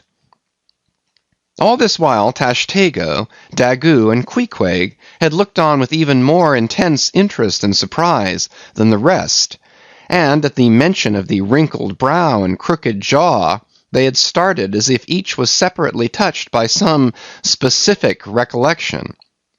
"Captain Ahab," said Tashtego, "that white whale must be the same that some call Moby-Dick." "Moby-Dick!" shouted Ahab. "Do you know the white whale then, Tash?" "Does he fantail a little curious, sir, before he goes down?" said the gay-header deliberately. "And he has a curious spout, too," said Daggoo, "very bushy, even for a parmacetty, and mighty quick, Captain Ahab?" "And he have 1, 2, 3, oh, good many iron in him hide too, Captain," cried Queequeg disjointedly. "All twisky betwisk like him, faltering hard for a word, and screwing his hand round and round as though uncorking a bottle. "Like him, corkscrew," cried Ahab. "Aye, Queequeg, the harpoons lie all twisted and wrenched in him. Aye, Daggoo, his spout is a big one, like a whole shock of wheat, and white as a pile of our Nantucket wool after the great annual sheep shearing. Aye, Tashtego, and he fantails like a split jib in a squall. Death and devils, men, it is Moby-Dick you have seen. Moby-Dick! Moby-Dick!" "Captain Ahab," said Starbuck, who, with Stubb and Flask, had thus far been eyeing his superior with increasing surprise, but at last seemed struck with a thought, which somewhat explained all the wonder. "Captain Ahab, I have heard of Moby-Dick, but it was not Moby-Dick that took off thy leg." "Who told thee that?" cried Ahab, then pausing. "Aye, Starbuck. Aye, my hearties, all round. It was Moby-Dick that dismasted me. Moby-Dick that brought me to this dead stump I stand on now. Aye, aye," he shouted with a terrific, loud, animal sob, like that of a heart-stricken moose. "Aye, aye, it was that accursed white whale that razed me, made a poor pegging lubber of me forever and a day." Then tossing both arms with measureless imprecations, he shouted out, "Aye, aye, and I'll chase him round Good Hope, and round the Horn, and round the Norway Maelstrom, and round Perdition's flames before I give him up. And this is what ye have shipped for, men, to chase that white whale on both sides of land, and over all sides of the earth, till he spouts black blood and rolls fin out. What say ye, men? Will ye splice hands on it now? I think ye do look brave." Aye, aye, shouted the harpooneers and the seamen, running closer to the excited old man. A sharp eye for the white whale! A sharp lance for Moby-Dick! God bless ye! He seemed to half sob and half shout. God bless ye, men! Steward, go draw the great measure of grog. But what's this long face about, Mr. Starbuck? Wilt thou not chase the white whale? Art not game for Moby-Dick? I am game for his crooked jaw, and for the jaws of death too, Captain Ahab, if it fairly come in the way of the business we follow. But I came here to hunt whales, not my commander's vengeance. How many barrels will thy vengeance yield thee, even if thou gettest it, Captain Ahab? It will not fetch thee much in our Nantucket market. Nantucket market! Hoot! But come closer, Starbuck. Thou requirest a little lower layer. If money's to be the measurer, man, and the accountants have computed their great counting house the globe by girdling it with guineas, 1 to every 3 parts of an inch, then let me tell thee that my vengeance will fetch a great premium here. He smites his chest, whispered Stubb. What's that for? Methinks it rings most vast, but hollow. Vengeance on a dumb brute, cried Starbuck, that simply smote thee from blindest instinct. Madness! To be enraged with a dumb thing, Captain Ahab, seems blasphemous. Hark ye yet again. The little lower layer. All visible objects, man, are but as pasteboard and masks. But in each event, in the living act, the undoubted deed, there some unknown but still reasoning thing puts forth the mouldings of its features from behind the unreasoning mask. If man will strike, strike through the mask. How can the prisoner reach outside except by thrusting through the wall? To me the white whale is that wall, shoved near to me. Sometimes I think there's naught beyond, but 'tis enough. He tasks me, he heaps me. I see in him outrageous strength, but with an inscrutable malice sinewing it. That inscrutable thing is chiefly what I hate. And be the white whale agent, or be the white whale principal, I will wreak that hate upon him. Talk not to me of blasphemy, man. I'd strike the sun if it insulted me. For could the sun do that, then I could do the other, since there is ever a sort of fair play herein, jealousy presiding over all creations. But not my master man is even that fair play. Who's over me? Truth hath no confines. Take off thine eye, more intolerable than fiends' glarings as a doltish stare. So, thou reddenest and palest. My heat has melted thee to anger glow. But look ye, Starbuck, what is said in heat, that thing unsays itself. There are men from whom warm words are small indignity. I meant not to incense thee. Let it go. Look, see yonder Turkish cheeks of spotted tawn, living, breathing pictures painted by the sun. The pagan leopards, the unrecking and unworshipping things that live and seek and give no reason for the torrid life they feel. The crew, man, the crew, are they not one and all with Ahab in this matter of the whale? See Stubb, he laughs. See yonder Chilean, he snorts to think of it. Stand up amidst the general hurricane, thy one-tossed sapling cannot, Starbuck. And what is it? Reckon it. 'Tis but to help strike a fin. No wondrous feat for Starbuck. What is it more? From this one poor hunt, then, the best lance out of all Nantucket, surely he will not hang back, when every foremast hand has clutched a whetstone. Ah, constraining seize thee, I see. The billow lifts thee. Speak, but speak.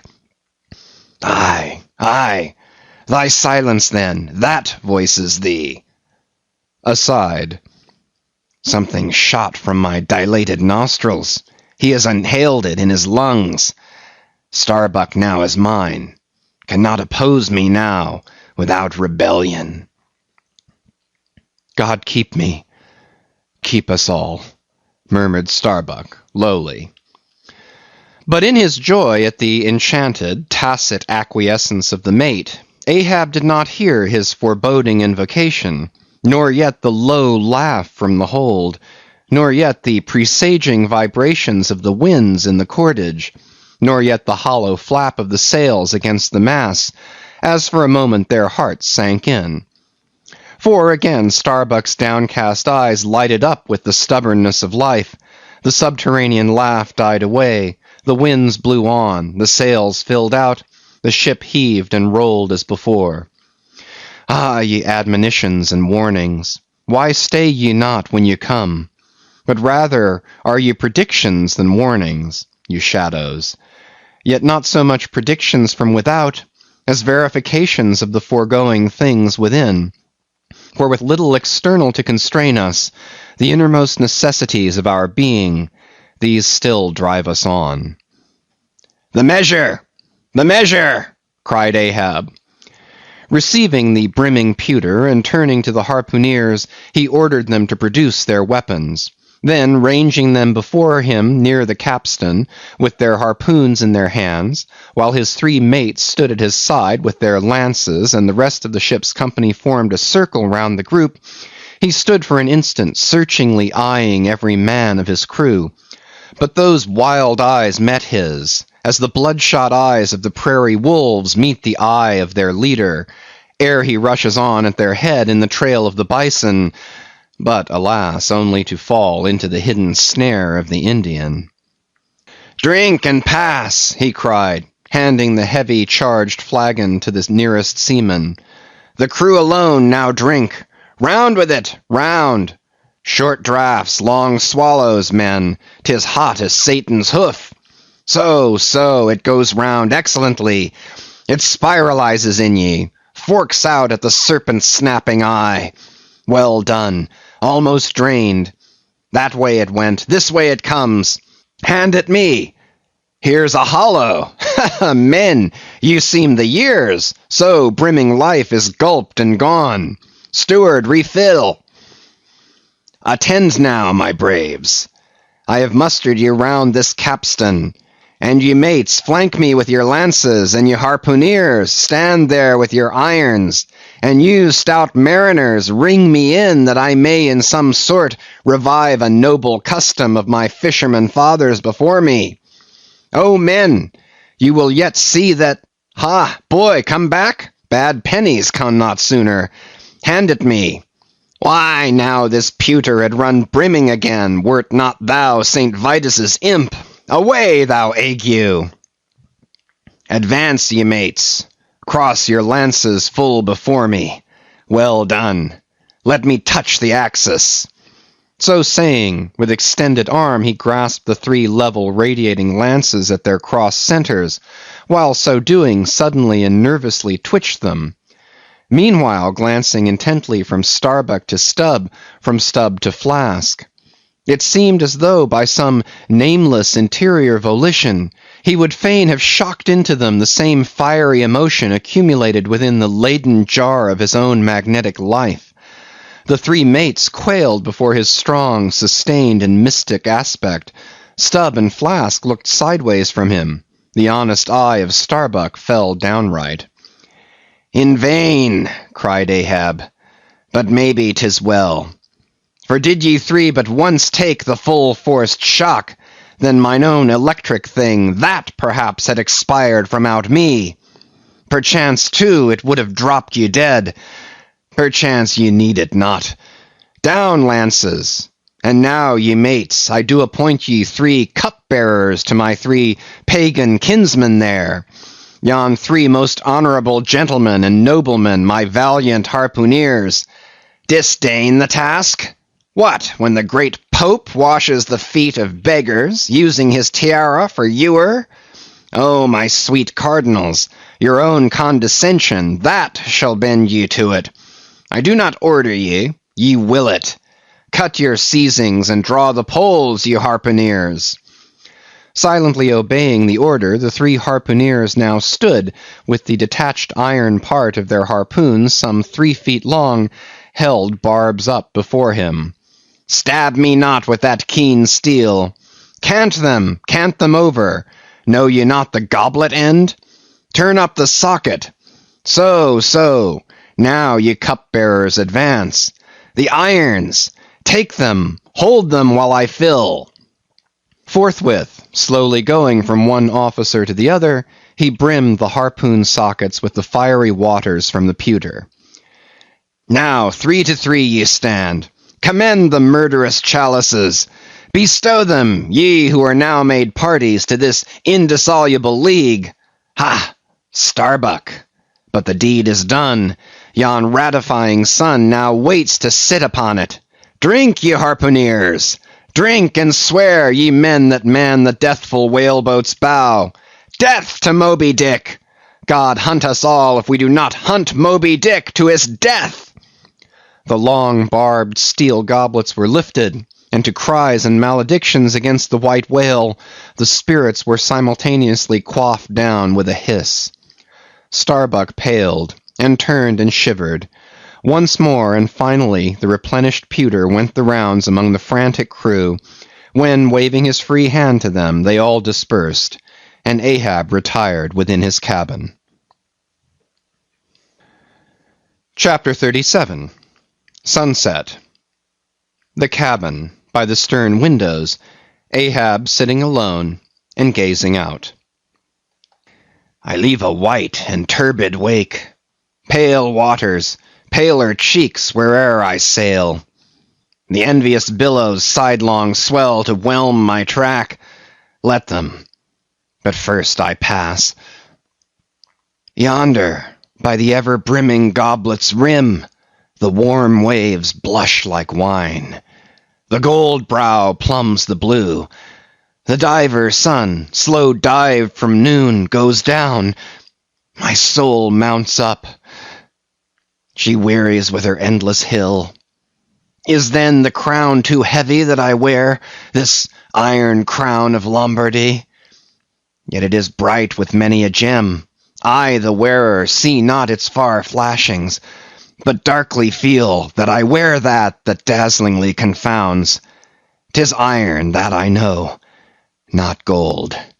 'Tis split, too, that I feel. The jagged edge galls me so.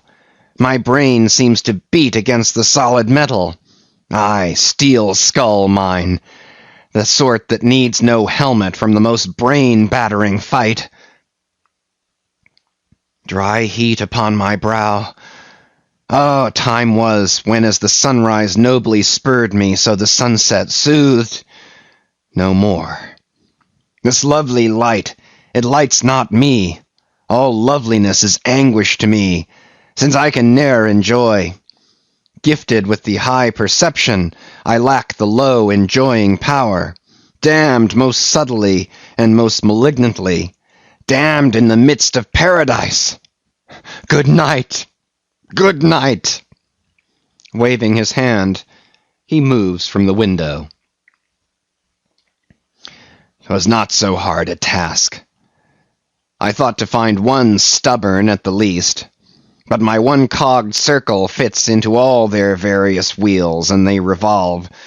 Or, if you will, like so many ant-hills of powder, they all stand before me, and I their match.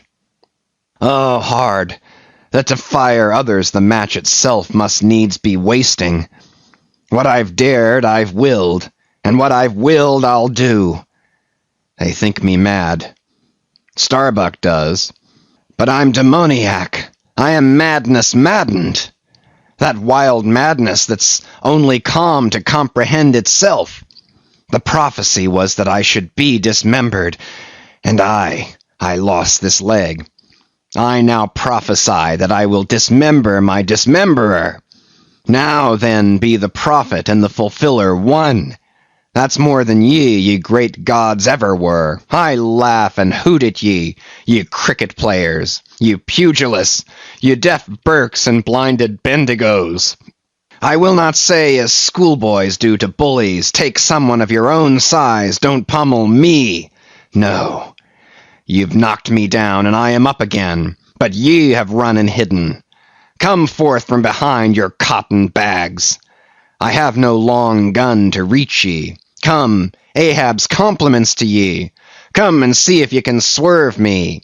Swerve me? You cannot swerve me, else ye swerve yourselves. Man has ye there. Swerve me? The path to my fixed purpose is laid with iron rails, whereon my soul is grooved to run. Over unsounded gorges, through the rifled hearts of mountains, under torrents' beds, unerringly I rush. Naught's an obstacle, naught's an angle to the iron way. Chapter 38. Dusk. By the mainmast, Starbuck leaning against it. My soul is more than matched. She's overmanned, and by a madman. Insufferable sting that sanity should ground arms on such a field.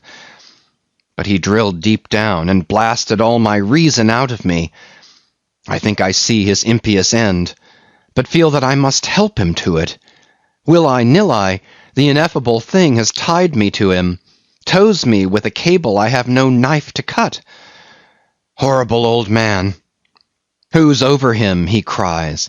Aye, he would be a democrat to all above. Look how he lords it over all below. Oh, I plainly see my miserable office, to obey rebelling, and worse yet, to hate with a touch of pity. For in his eyes I read some lurid woe would shrivel me up, had I it. Yet is there hope, time and tide flow wide. The hated whale has the round watery world to swim in, as the small goldfish has its glassy globe. His heaven-insulting purpose God may wedge aside. I would up heart, were it not like lead.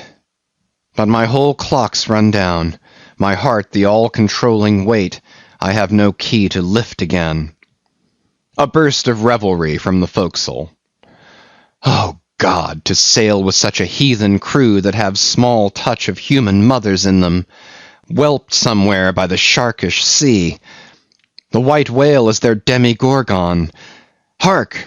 The infernal orgies, that revelry is forward.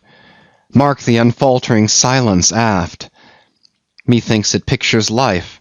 Foremost through the sparkling sea shoots the gay, embattled, bantering bow, but only to drag dark Ahab after it, where he broods within his sternward cabin, builded over the dead water of the wake, and further on hunted by its wolfish gurglings. The long howl thrills me through. Peace, ye revellers, and set the watch. Oh, life! 'Tis an hour like this, with soul beat down and held to knowledge, as wild, untutored things are forced to feed. Oh, life! 'Tis now that I do feel the latent horror in thee. But 'tis not me. That horror's out of me. And with the soft feeling of the human in me, yet I will try to fight ye grim phantom futures. Stand by me, hold me, bind me, O ye blessed influences. Chapter 39. First Night Watch, Foretop. Stubb, solus, and mending a brace. Ha, ha, ha, ha! Ahem. Clear my throat. I've been thinking over it ever since, and that ha-ha's the final consequence. Why so? Because a laugh's the wisest, easiest answer to all that's queer, and come what will, one's comfort's always left. That unfailing comfort is, it's all predestinated. I heard not all his talk with Starbuck, but to my poor eye, Starbuck then looked something as I the other evening felt. Be sure the old mogul had fixed him, too. I twigged it, knew it, had the gift, might readily have prophesied it, for when I clapped my eye upon his skull, I saw it. Well, Stubb, wise Stubb, that's my title. Well, Stubb, What of it, Stubb? Here's a carcass. I know not all that may be coming, but be it what it will, I'll go to it laughing. Such a waggish leering as lurks in all your horribles. I feel funny. Fa-la, lira, skira. What's my juicy little pair at home doing now? Crying its eyes out? Giving a party to the last arrived harpooneers, I dare say. Gay as a frigate's pennant, and so am I. Fa-la, lira, skira. Oh! We'll drink tonight with hearts as light, to love as gay as fleeting, as bubbles that swim on beaker's brim, and break on the lips while meeting. A brave stave, that. Who calls? Mr. Starbuck. Aye, aye, sir. Aside. He's my superior. He has his, too, if I'm not mistaken. Aye, aye, sir. Just through with this job. Coming. Chapter 40. Midnight. Forecastle. Harpooneers and sailors. Foresail rises and discovers the watch standing, lounging, leaning, and lying in various attitudes, all singing in chorus. Farewell and adieu to you, Spanish ladies. Farewell and adieu to you, ladies of Spain. Our captains commanded... First Nantucket sailor. Oh, boys, don't be sentimental. It's bad for the digestion. Take a tonic and follow me. Sings, and all follow. Our captain stood upon the deck, a spyglass in his hand, a viewing of those gallant whales that blew at every strand.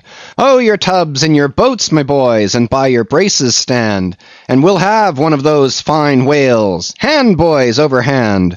So be cheery, my lads, may your hearts never fail, while the bold harpooneer is striking the whale.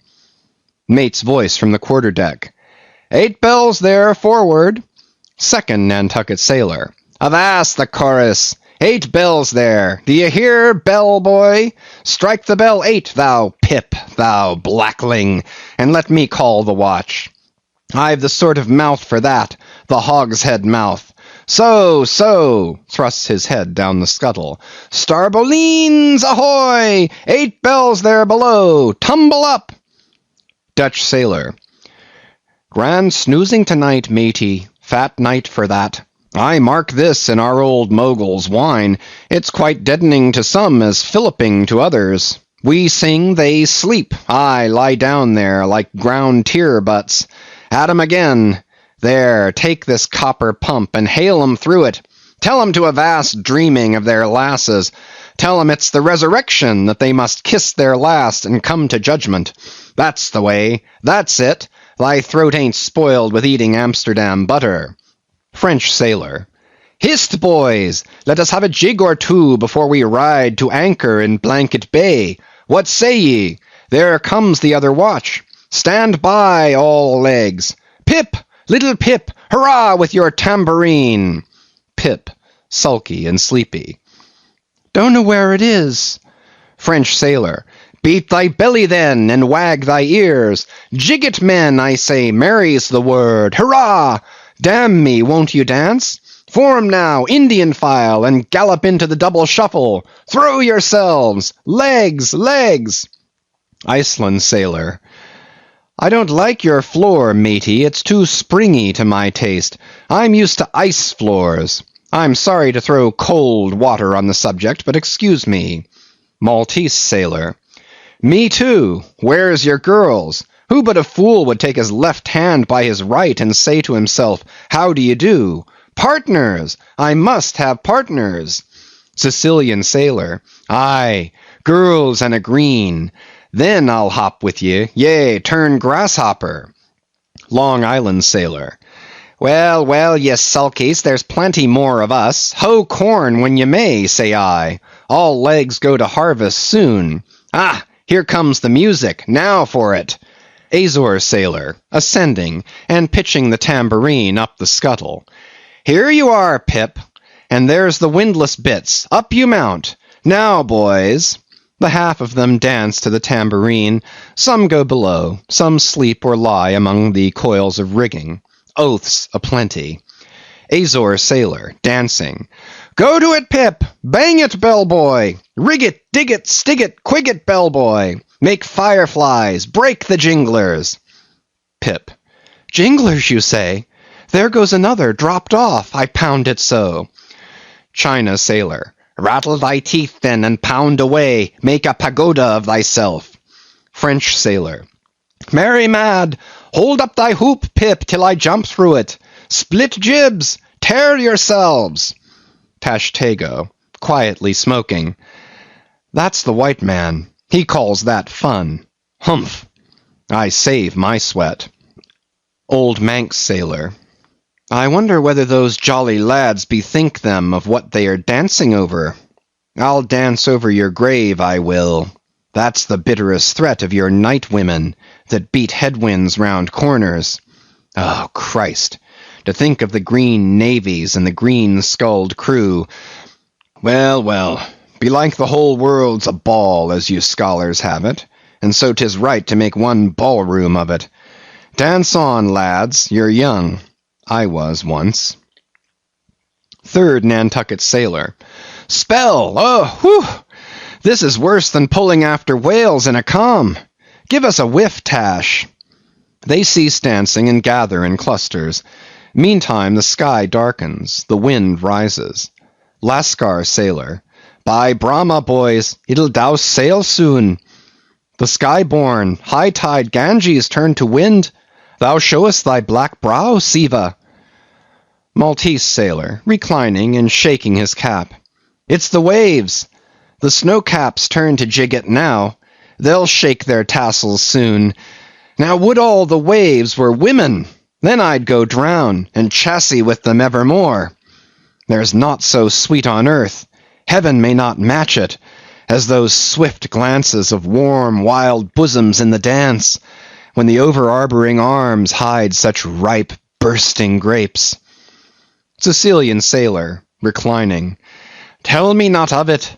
Hark ye, lad, fleet interlacings of the limbs, lithe swayings, coyings, flutterings, lip, heart, hip all graze, unceasing touch and go.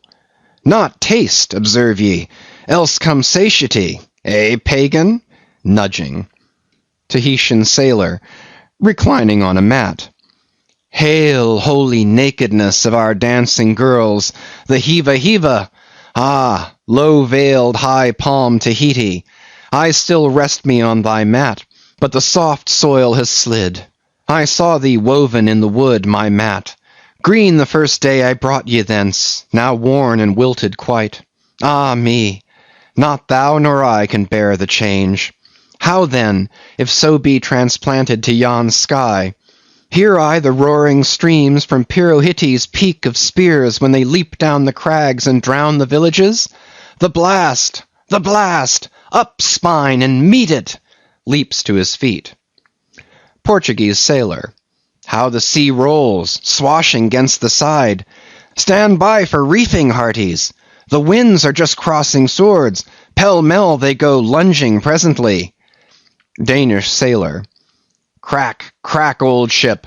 So long as thou crackest, thou holdest. Well done. The mate there holds ye to it stiffly.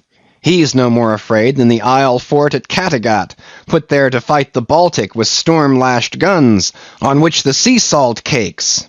Fourth Nantucket sailor. He has his orders, mind ye that. I heard old Ahab tell him he must always kill a squall, something as they burst a waterspout with a pistol. Fire your ship right into it. English sailor. Blood. But that old man's a grand old cove. We are the lads to hunt him up his whale. All. Aye, aye. Old Manx sailor. How the three pines shake. Pines are the hardest sort of tree to live when shifted to any other soil. And here there's none but the crew's cursed clay. Steady, helmsman, steady. This is the sort of weather when brave hearts snap ashore and keeled hulls split at sea. Our captain has his birthmark. Look yonder, boys, there's another in the sky, lurid like, ye see, all else pitch black. Daggoo. What of that? Who's afraid of black's afraid of me. I'm quarried out of it. Spanish sailor, aside. He wants to bully, eh? The old grudge makes me touchy. Advancing. Aye, harpooner, thy race is the undeniable dark side of mankind, devilish dark at that. No offence. Daggoo, grimly. None. St. Jago's sailor. That Spaniard's mad or drunk, but that can't be, or else in his one case our old Mogul's firewaters are somewhat long in working. Fifth Nantucket sailor. What's that I saw? Lightning? Yes. Spanish sailor. No. Daggoo showing his teeth. Daggoo, springing. Swallow thine, mannikin. White skin, white liver. Spanish sailor, meeting him. Knife thee heartily, big frame, small spirit. All. A row! A row! A row! Tashtego, with a whiff. A row alow and a row aloft. Gods and men, both brawlers. Humph. Belfast sailor. A row! Hurrah! A row! The Virgin be blessed! A row! Plunge in with ye! English sailor. Fair play! Snatch the Spaniard's knife! A ring! A ring! Old Manx sailor. Ready formed. There, the ringed horizon. In that ring Cain struck Abel. Sweet work, right work. No? Why then, God, madest thou the ring? Mate's voice from the quarter-deck. Hands by the halyards! In topgallant sails! Stand by to reef topsails! All. The squall! The squall! Jump, my jollies! They scatter. Pip, shrinking under the windlass. Jollies? Lord help such jollies! Crish, crash, there goes the jibstay! Blang, whang! God! Duck lower, Pip, here comes the royal yard! It's worse than being in the world woods, the last day of the year. Who'd go climbing after chestnuts now? But there they go, all cursing, and here I don't. Fine prospects to 'em. They're on the road to heaven. Hold on hard. Jiminy, what a squall! But those chaps are worse yet. They are your white squalls, they. White squalls? White whale? Sure, sure. Here have I heard all their chat just now, and the white whale, sure, sure, but spoken of once, and only this evening. It makes me jingle all over like my tambourine. That anaconda of an old man swore him in to hunt him. O thou big white God aloft there somewhere in yon darkness, have mercy on this small black boy down here. Preserve him from all men that have no bowels to feel fear. Chapter 41 Moby-Dick. I, Ishmael, was one of that crew. My shouts had gone up with the rest. My oath had been welded with theirs. And stronger I shouted, and more did I hammer and clinch my oath, because of the dread in my soul. A wild, mystical, sympathetical feeling was in me. Ahab's quenchless feud seemed mine. With greedy ears I learned the history of that murderous monster against whom I and all the others had taken our oaths of violence and revenge. For some time past, though at intervals only, the unaccompanied, secluded white whale had haunted those uncivilized seas mostly frequented by the sperm whale fishermen. But not all of them knew of his existence. Only a few of them, comparatively, had knowingly seen him, while the number who as yet had actually and knowingly given battle to him was small indeed. For, owing to the large number of whale cruisers, the disorderly way they were sprinkled over the entire watery circumference, many of them adventurously pushing their quest along solitary latitudes so as seldom or never for a whole 12-month or more on a stretch to encounter a single news-telling sail of any sort, the inordinate length of each separate voyage, the irregularity of the times of sailing from home, all these, with other circumstances, direct and indirect, long obstructed the spread through the whole world-wide whaling fleet of the special individualizing tidings concerning Moby-Dick. It was hardly to be doubted that several vessels reported to have encountered at such or such a time, or on such or such a meridian, a sperm whale of uncommon magnitude and malignity, which whale, after doing great mischief to his assailants, had completely escaped them, To some minds it was not an unfair presumption, I say, that the whale in question must have been no other than Moby-Dick. Yet, as of late, the sperm whale fishery had been marked by various and not unfrequent instances of great ferocity, cunning, and malice in the monster attacked. Therefore it was that those who, by accident, ignorantly gave battle to Moby-Dick, such hunters perhaps, for the most part, were content to ascribe the peculiar terror he bred more as it were to the perils of the sperm whale fishery at large, than to the individual cause. In that way, mostly, the disastrous encounter between Ahab and the whale had hitherto been popularly regarded. And as for those who previously hearing of the white whale, by chance caught sight of him, in the beginning of the thing they had, every one of them, almost as boldly and fearlessly lowered for him, as for any other whale of that species.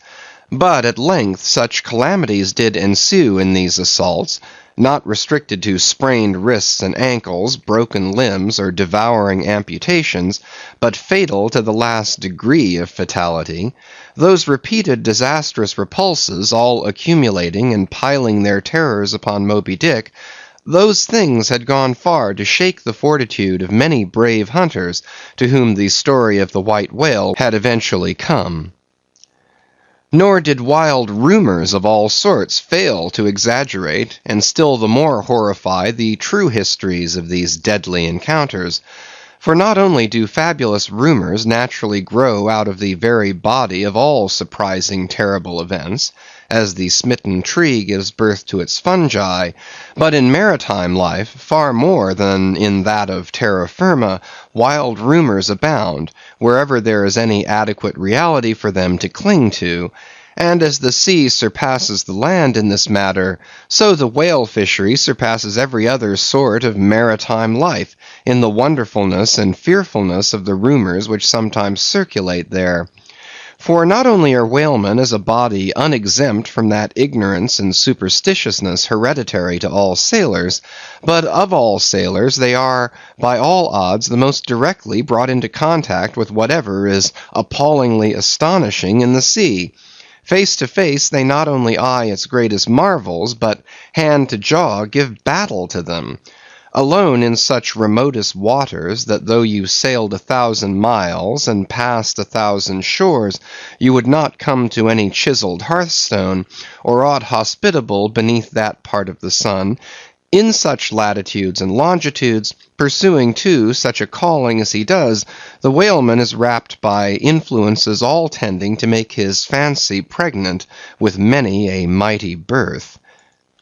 No wonder, then, that ever-gathering volume from the mere transit over the widest watery spaces, the outblown rumors of the white whale did in the end incorporate with themselves all manner of morbid hints and half-formed fetal suggestions of supernatural agencies, which eventually invested Moby-Dick with new terrors unborrowed from anything that visibly appears. So that in many cases such a panic did he finally strike, that few who by those rumors at least had heard of the white whale, few of those hunters were willing to encounter the perils of his jaw. But there were still other and more vital practical influences at work. Not even at the present day has the original prestige of the sperm whale, as fearfully distinguished from all other species of the Leviathan, died out in the minds of the whalemen as a body. There are those this day among them who, though intelligent and courageous enough in offering battle to the Greenland or right whale, would perhaps, either from professional inexperience or incompetency or timidity, decline a contest with the sperm whale. At any rate, there are plenty of whalemen, especially among those whaling nations not sailing under the American flag, who have never hostilely encountered the sperm whale, but whose sole knowledge of the Leviathan is restricted to the ignoble monster primitively pursued in the north. Seated on their hatches, these men will hearken with a childish fireside interest and awe to the wild, strange tales of southern whaling. Nor is the preeminent tremendousness of the great sperm whale anywhere more feelingly comprehended than on board of those prows which stem him. And as if the now tested reality of his might had in former legendary times thrown its shadow before it, we find some book naturalists, Olason and Pavelson, declaring the sperm whale not only to be a consternation to every other creature in the sea, but also to be so incredibly ferocious as continually to be athirst for human blood.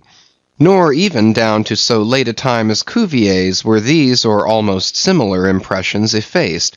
For in his natural history the Baron himself affirms that at sight of the sperm whale all fish, sharks included, are struck with the most lively terrors, and often in the precipitancy of their flight dash themselves against the rocks with such violence as to cause instantaneous death. And however the general experiences in the fishery may amend such reports as these, yet in their full terribleness, even to the bloodthirsty item of Pavelson, the superstitious belief in them is, in some vicissitudes of their vocation, revived in the minds of the hunters.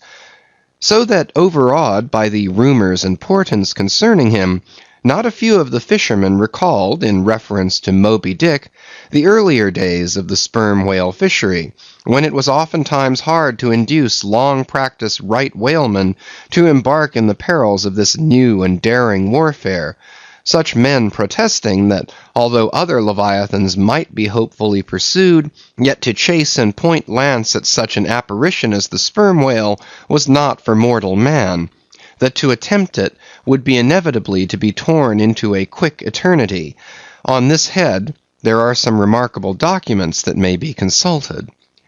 Nevertheless, some there were who even in the face of these things were ready to give chase to Moby-Dick, and a still greater number who, chancing only to hear of him distantly and vaguely, without the specific details of any certain calamity, and without superstitious accompaniments, were sufficiently hardy not to flee from the battle if offered. One of the wild suggestions referred to, as at last coming to be linked with the white whale in the minds of these superstitiously inclined, was the unearthly conceit that Moby-Dick was ubiquitous, that he had actually been encountered in opposite latitudes at one and the same instant of time.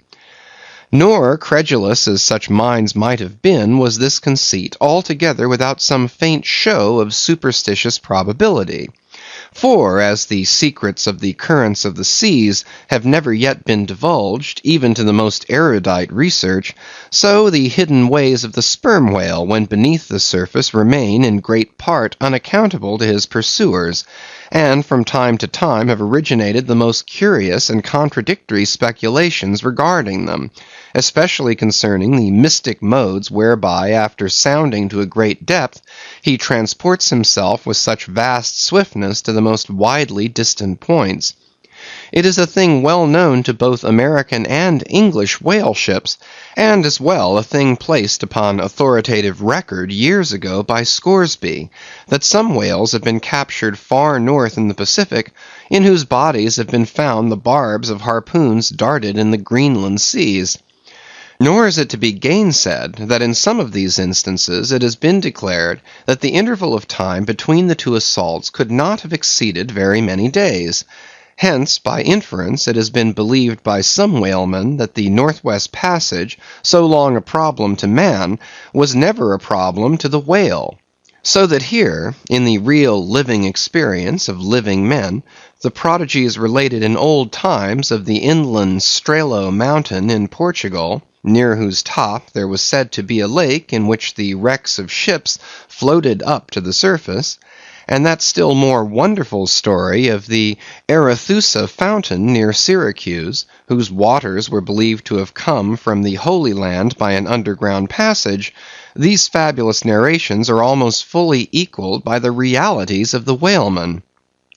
Forced into familiarity, then, with such prodigies as these, and knowing that after repeated intrepid assaults the white whale had escaped alive, it cannot be much matter of surprise that some whalemen should go still further in their superstitions, declaring Moby-Dick not only ubiquitous, but immortal, for immortality is but ubiquity in time, that though groves of spears should be planted in his flanks, he would still swim away unharmed, or if indeed he should ever be made to spout thick blood, such a sight would be but a ghastly deception, for again in unsanguined billows, hundreds of leagues away, his unsullied jet would once more be seen.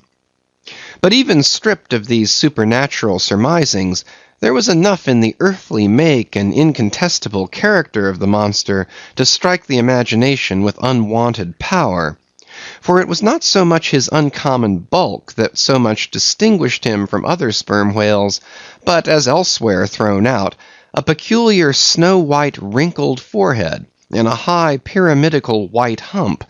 These were his prominent features, the tokens whereby, even in the limitless uncharted seas, he revealed his identity, at a long distance, to those who knew him. The rest of his body was so streaked and spotted and marbled with the same shrouded hue, that in the end he had gained his distinctive appellation of the White Whale, a name, indeed, literally justified by his vivid aspect, when seen gliding at high noon through a dark blue sea, leaving a Milky Way wake of creamy foam, all spangled with golden gleamings. Nor was it his unwonted magnitude, nor his remarkable hue, nor yet his deformed lower jaw that so much invested the whale with natural terror, as that unexampled, intelligent malignity which, according to specific accounts, he had over and over again evinced in his assaults. More than all, his treacherous retreats struck more dismay than perhaps aught else. For when swimming before his exulting pursuers, with every apparent symptom of alarm, he had several times been known to turn round suddenly, and bearing down upon them, either stave their boats to splinters, or drive them back in consternation to their ship. Already several fatalities had attended his chase. But those similar disasters, however little bruited ashore, were by no means unusual in the fishery, yet in most instances such seemed the white whale's infernal aforethought of ferocity, that every dismembering or death that he caused was not wholly regarded as having been inflicted by an unintelligent agent.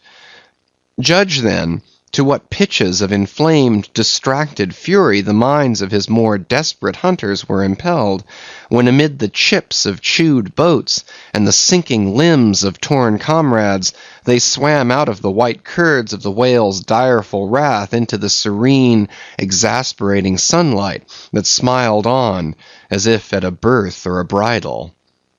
His 3 boats stove around him, and oars and men both whirling in the eddies. One captain, seizing the line knife from his broken prow, had dashed at the whale, as an Arkansas duelist at his foe, blindly seeking with a 6-inch blade to reach the fathom-deep life of the whale. That captain was Ahab. And then it was that, suddenly sweeping his sickle-shaped lower jaw beneath him, Moby-Dick had reaped away Ahab's leg, as a mower a blade of grass in the field. No turbaned Turk, no hired Venetian or Malay could have smote him with more seeming malice. Small reason was there to doubt, then, that ever since that almost fatal encounter, Ahab had cherished a wild vindictiveness against the whale. All the more fell, for that in his frantic morbidness he at last came to identify with him not only all his bodily woes, but all his intellectual and spiritual exasperations. The white whale swam before him as the monomaniac incarnation of all those malicious agencies which some deep men feel eating in them, till they are left living on with half a heart and half a lung. That intangible malignity which has been from the beginning, to whose dominion even the modern Christians ascribe 1/2 of the worlds, which the ancient Ophites of the East reverenced in their statue devil, Ahab did not fall down and worship it like them, but deliriously transferring its ideas to the abhorred white whale, he pitted himself all mutilated against it. All that most maddens and torments, all that stirs up the lees of things, all truth with malice in it, all that cracks the sinews and cakes the brain, all the subtle demonisms of life and thought, all evil to crazy Ahab, were visibly personified and made practically assailable in Moby-Dick. He piled upon the white whale's hump the sum of all the general rage and hate felt by his whole race from Adam down, and then, as if his chest had been a mortar, he burst his hot heart's shell upon it. It is not probable that this monomania in him took its instant rise at the precise time of his bodily dismemberment. Then, in darting at the monster, knife in hand, he had but given loose to a sudden, passionate, corporal animosity, and when he received the stroke that tore him, he probably but felt the agonizing bodily laceration, but nothing more. Yet when by this collision forced to turn towards home, and for long months of days and weeks Ahab and Anguish lay stretched together in one hammock, rounding in midwinter that dreary howling Patagonian cape, then it was that his torn body and gashed soul bled into one another, and so interfusing, made him mad.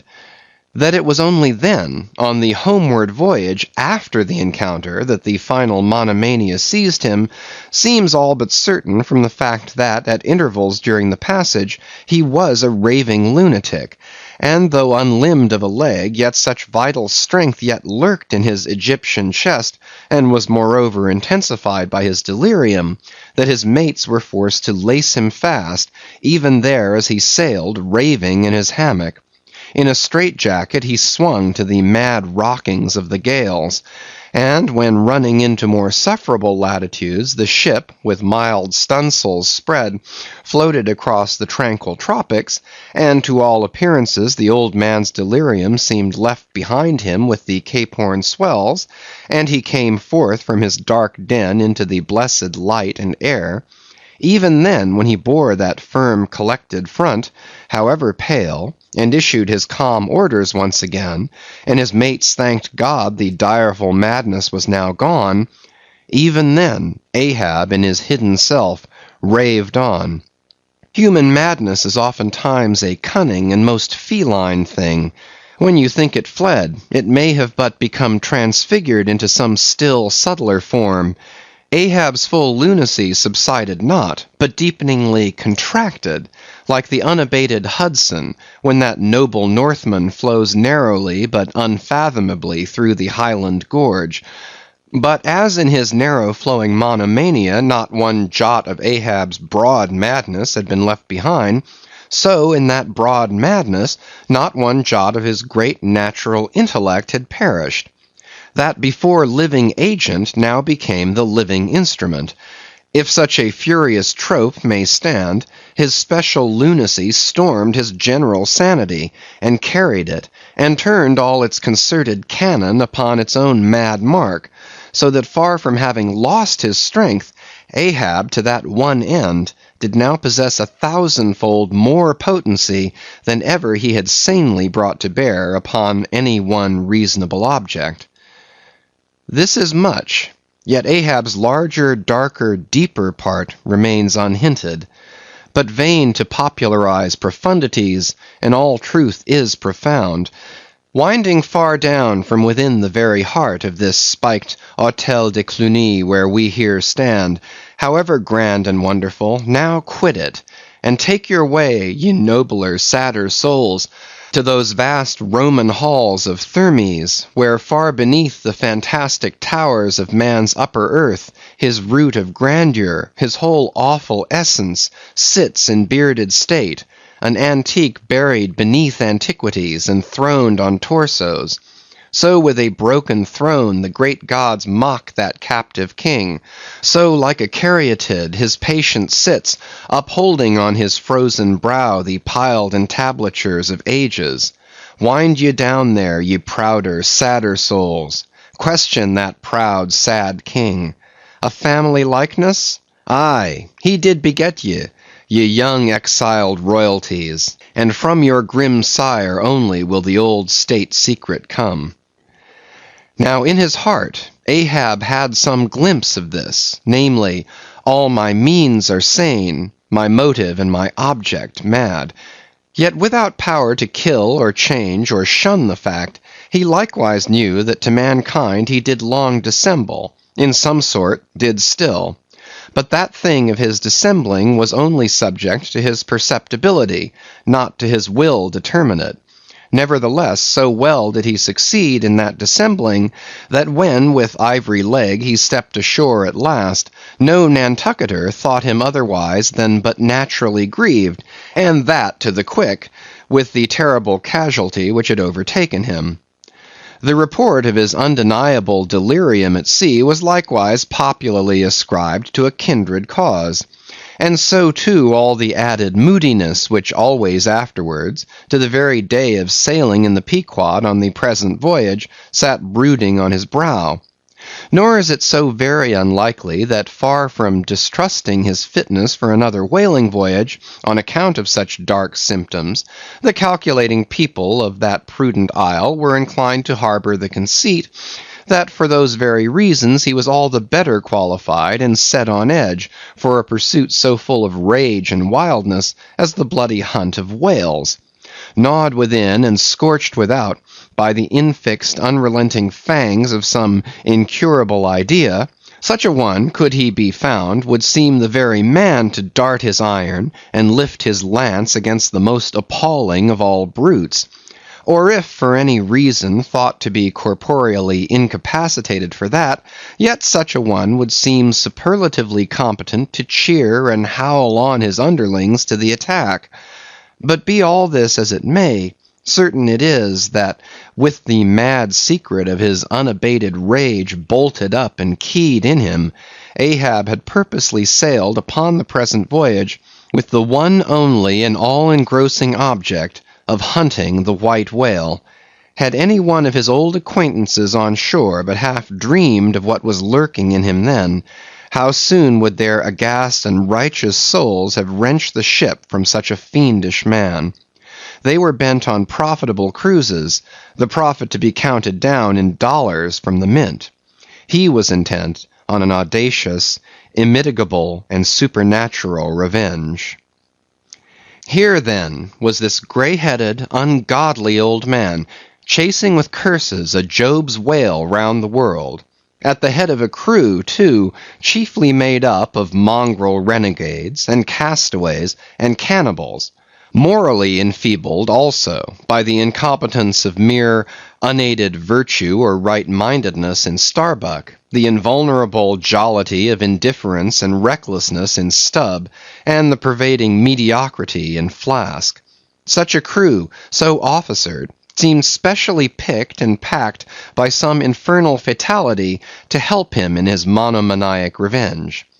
How it was that they so aboundingly responded to the old man's ire, by what evil magic their souls were possessed, that at times his hate seemed almost theirs, the white whale as much their insufferable foe as his, how all this came to be, what the white whale was to them, or how to their unconscious understandings also, in some dim, unsuspected way, he might have seemed the gliding great demon of the seas of life, all this to explain would be to dive deeper than Ishmael can go. The subterranean miner that works in us all, how can one tell whither leads his shaft by the ever-shifting muffled sound of his pick? Who does not feel the irresistible arm drag? What skiff in tow of a 74 can stand still? For one, I gave myself up to the abandonment of the time and the place, but while yet all a rush to encounter the whale, could see naught in that brute but the deadliest ill. End of chapter 41. Chapter 42. The whiteness of the whale. What the white whale was to Ahab has been hinted. What at times he was to me, as yet remains unsaid. Aside from those more obvious considerations touching Moby-Dick, which could not but occasionally awaken in any man's soul some alarm, there was another thought, or rather vague, nameless horror concerning him, which at times by its intensity completely overpowered all the rest, and yet so mystical and well-nigh ineffable was it, that I almost despair of putting it in a comprehensible form. It was the whiteness of the whale, that above all things appalled me. But how can I hope to explain myself here? And yet in some dim random way explain myself I must, else all these chapters might be naught. Though in many natural objects whiteness refiningly enhances beauty, as if imparting some special virtue of its own, as in marbles, japonicas, and pearls, and though various nations have in some ways recognized a certain royal preeminence in this hue, even the barbaric grand old kings of Pegu placing the title Lord of the White Elephants above all their other magniloquent ascriptions of dominion, and the modern kings of Siam unfurling the same snow-white quadruped in the royal standard, and the Hanoverian flag bearing the one figure of a snow-white charger, and the great Austrian Empire, Caesarian, heir to overlording Rome, having for the imperial color the same imperial hue, and though this preeminence in it applies to the human race itself, giving the white man ideal mastership over every dusky tribe, and though, besides all this, whiteness has been even made significant of gladness, for among the Romans a white stone marked a joyful day, and though in other mortal sympathies and symbolizings this same hue is made the emblem of many touching, noble things, the innocence of brides, the benignity of age, though among the red men of America the giving of the white belt of wampum was the deepest pledge of honor, though in many climes whiteness typifies the majesty of justice in the ermine of the judge, and contributes to the daily state of kings and queens drawn by milk-white steeds, though even in the higher mysteries of the most august religions it has been made the symbol of the divine spotlessness and power, by the Persian fire worshippers, the white forked flame being held the holiest on the altar, and in the Greek mythologies great Jove himself being made incarnate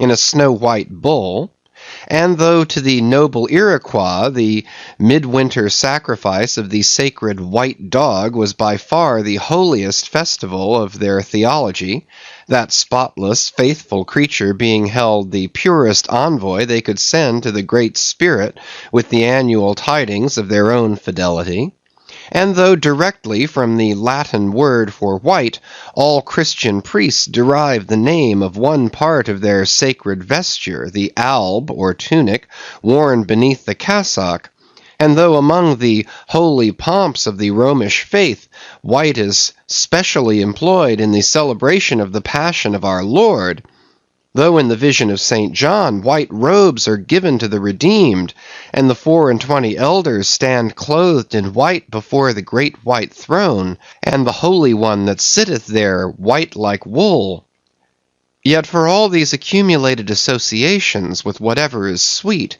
and honorable, and sublime, there yet lurks an elusive something in the innermost idea of this hue, which strikes more of panic to the soul than that redness which affrights in blood.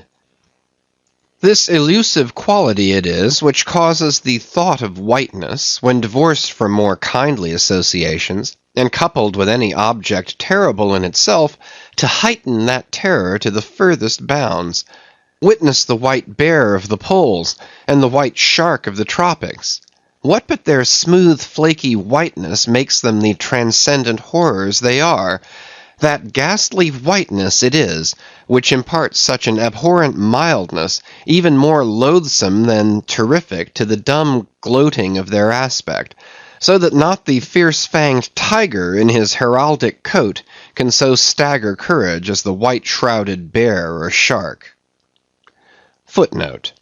With reference to the polar bear, it may possibly be urged by him who would fain go still deeper into this matter, that it is not the whiteness, separately regarded, which heightens the intolerable hideousness of that brute, for analyzed, that heightened hideousness, it might be said, only rises from the circumstance that the irresponsible ferociousness of the creature stands invested in the fleece of celestial innocence and love.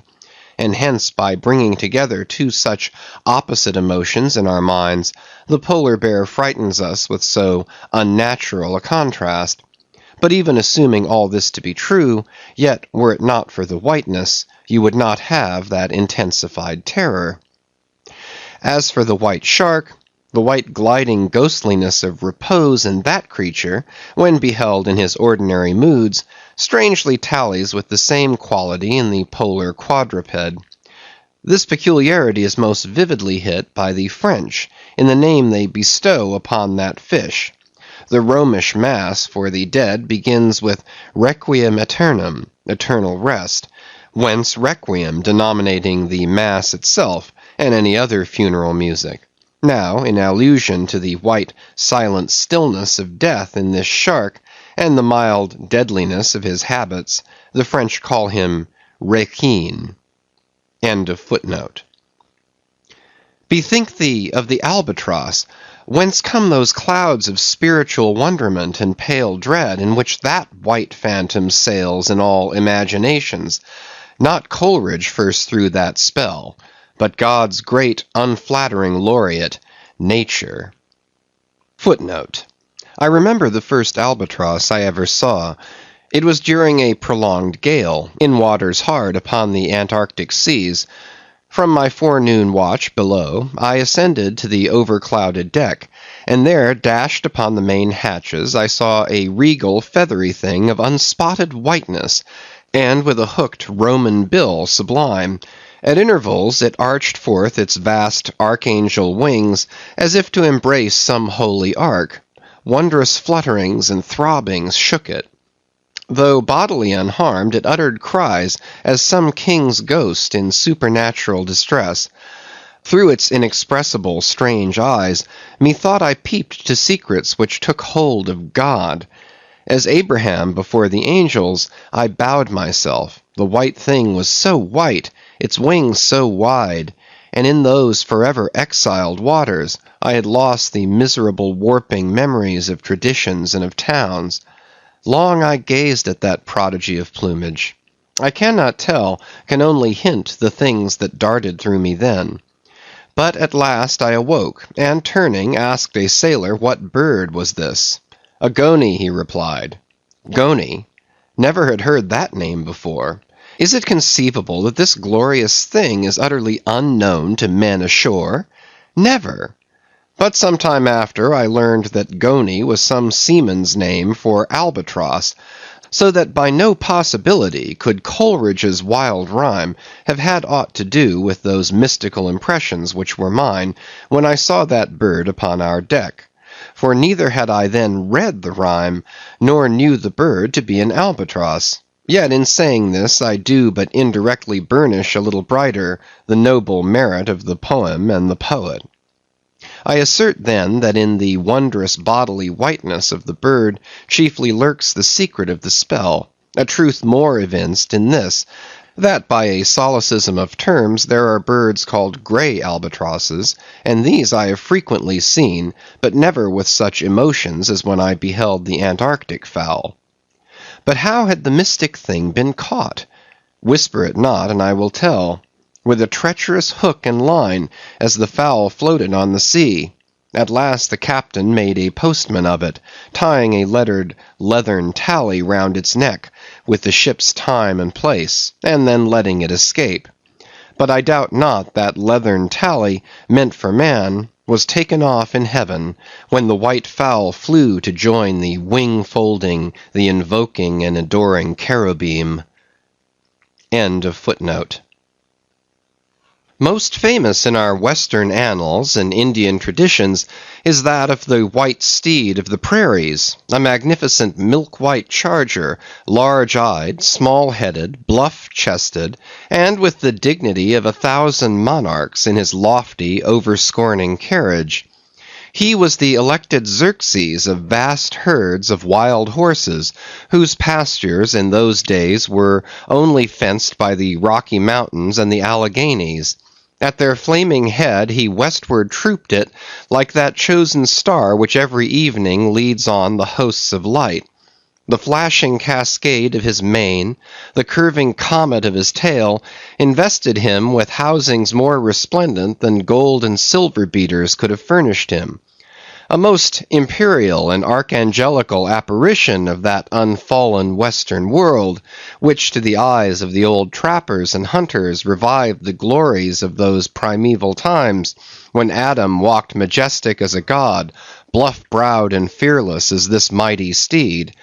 Whether marching amid his aides and marshals in the van of countless cohorts that endlessly streamed it over the plains like an Ohio, or whether with his circumambient subjects browsing all around at the horizon, the white steed gallopingly reviewed them with warm nostrils reddening through his cool milkiness. In whatever aspect he presented himself, always to the bravest Indians he was the object of trembling reverence and awe. Nor can it be questioned from what stands on legendary record of this noble horse, that it was his spiritual whiteness chiefly which so clothed him with divineness, and that this divineness had that in it which, though commanding worship, at the same time enforced a certain nameless terror. But there are other instances where this whiteness loses all that accessory and strange glory which invests it in the white steed and albatross. What is it that in the albino man so peculiarly repels and often shocks the eye, as that sometimes he is loathed by his own kith and kin? It is that whiteness which invests him, a thing expressed by the name he bears. The albino is as well made as other men, has no substantive deformity, and yet this mere aspect of all-pervading whiteness makes him more strangely hideous than the ugliest abortion. Why should this be so? Nor in quite other aspects does nature, in her least palpable but not the less malicious agencies, fail to enlist among her forces this crowning attribute of the terrible. From its snowy aspect, the gauntleted ghost of the southern seas has been denominated the white squall. Nor, in some historic instances, has the art of human malice omitted so potent an auxiliary. How wildly it heightens the effect of that passage in Froissart, when, masked in the snowy symbol of their faction, the desperate White Hoods of Ghent murder their bailiff in the marketplace.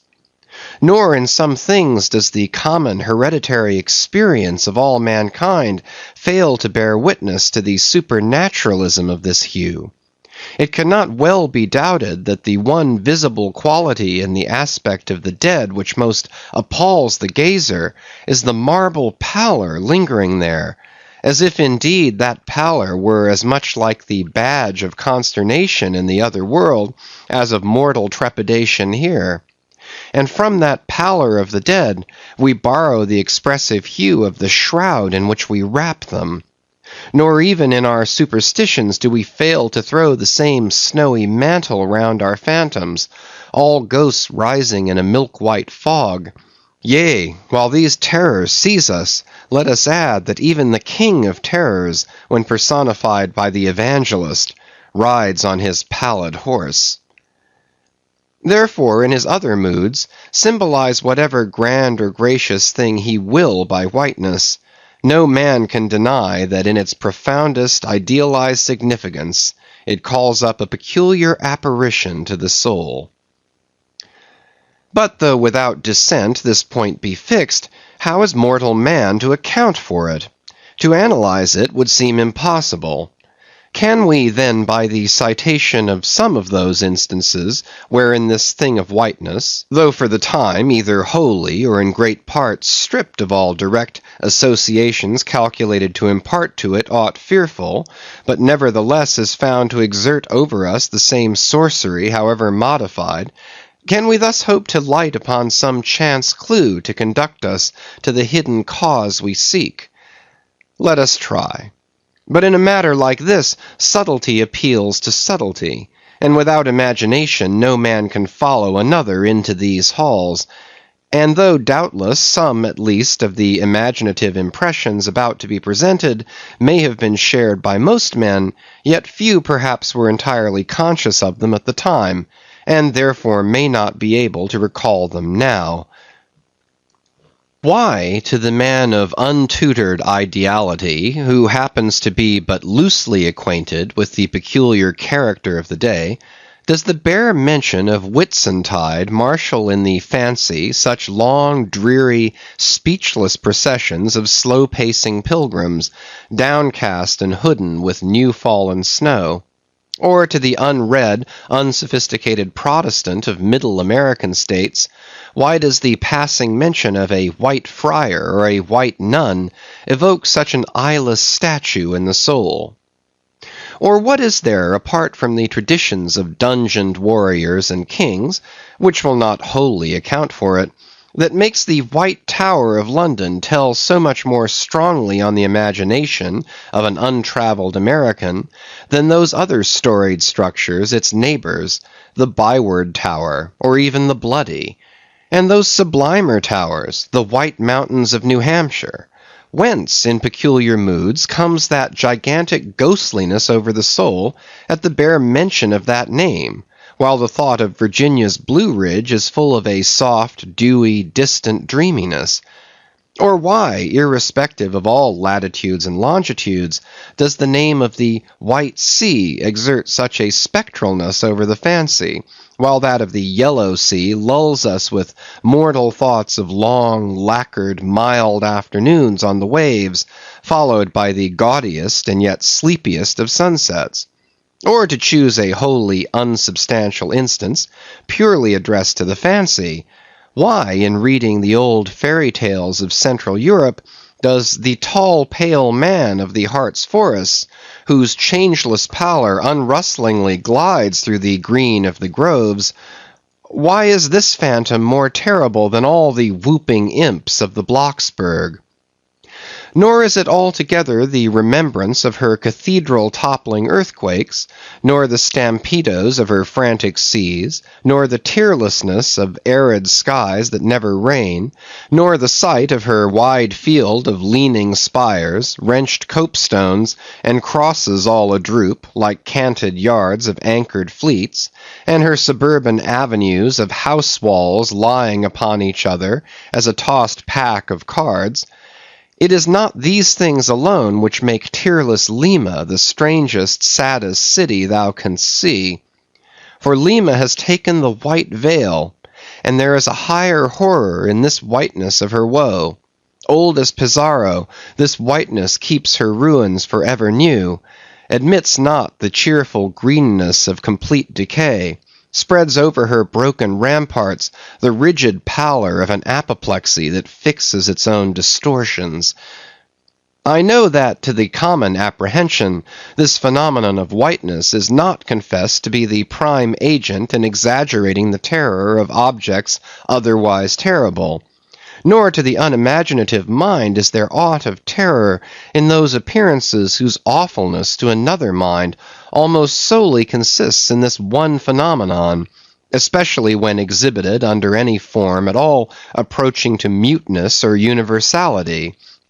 What I mean by these two statements may perhaps be respectively elucidated by the following examples.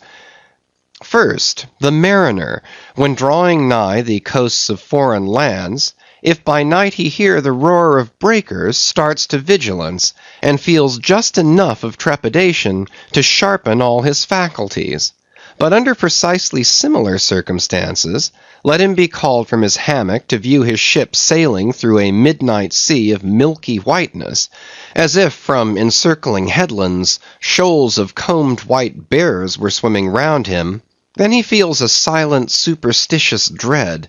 The shrouded phantom of the whitened waters is horrible to him as a real ghost. In vain the lead assures him he is still off soundings. Heart and helm they both go down. He never rests till blue water is under him again.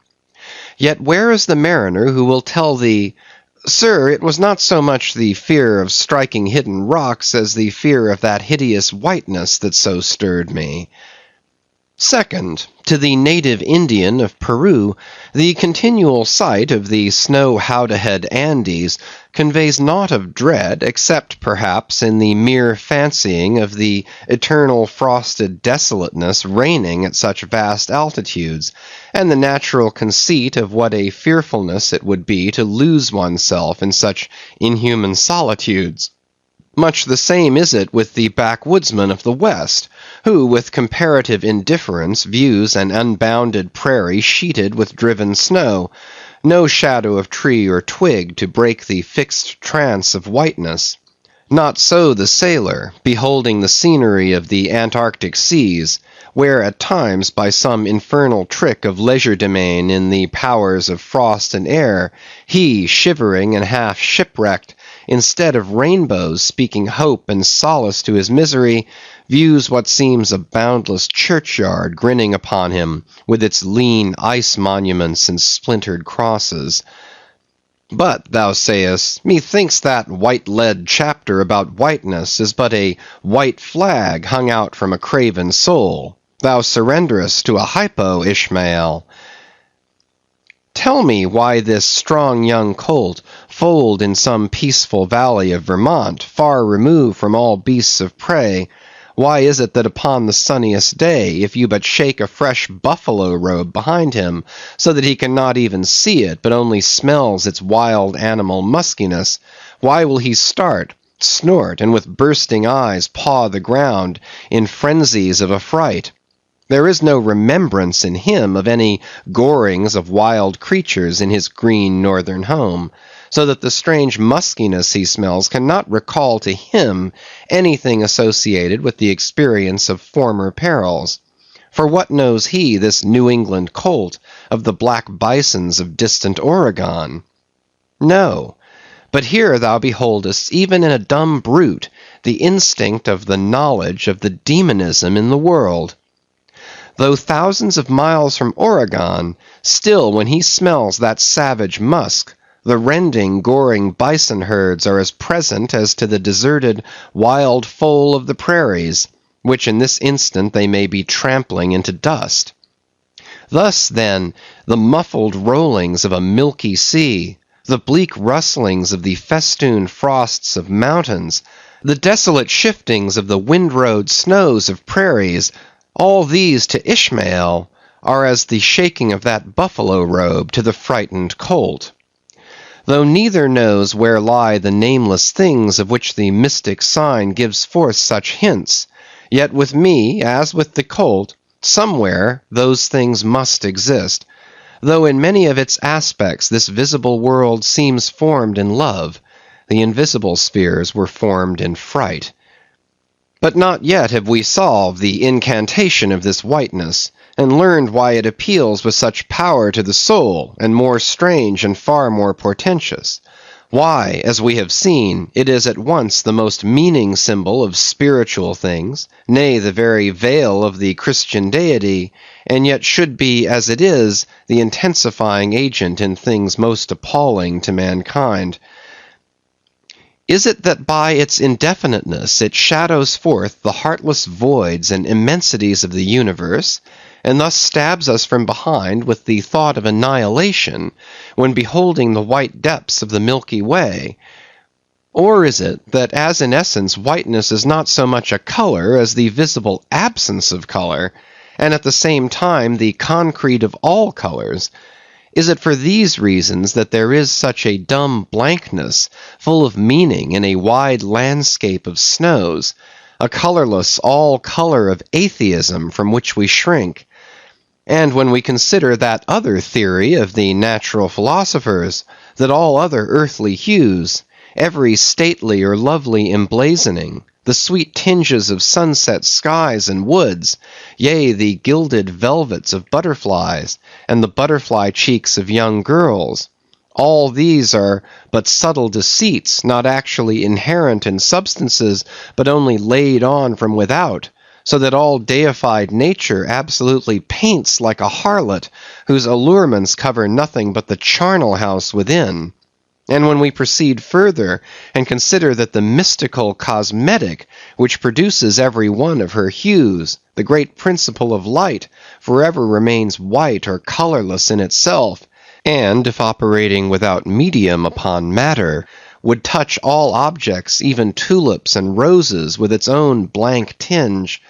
Pondering all this, the palsied universe lies before us a leper, and like willful travelers in Lapland who refuse to wear colored and coloring glasses upon their eyes, so the wretched infidel gazes himself blind at the monumental white shroud that wraps all the prospect around him. And of all these things, the albino whale was the symbol.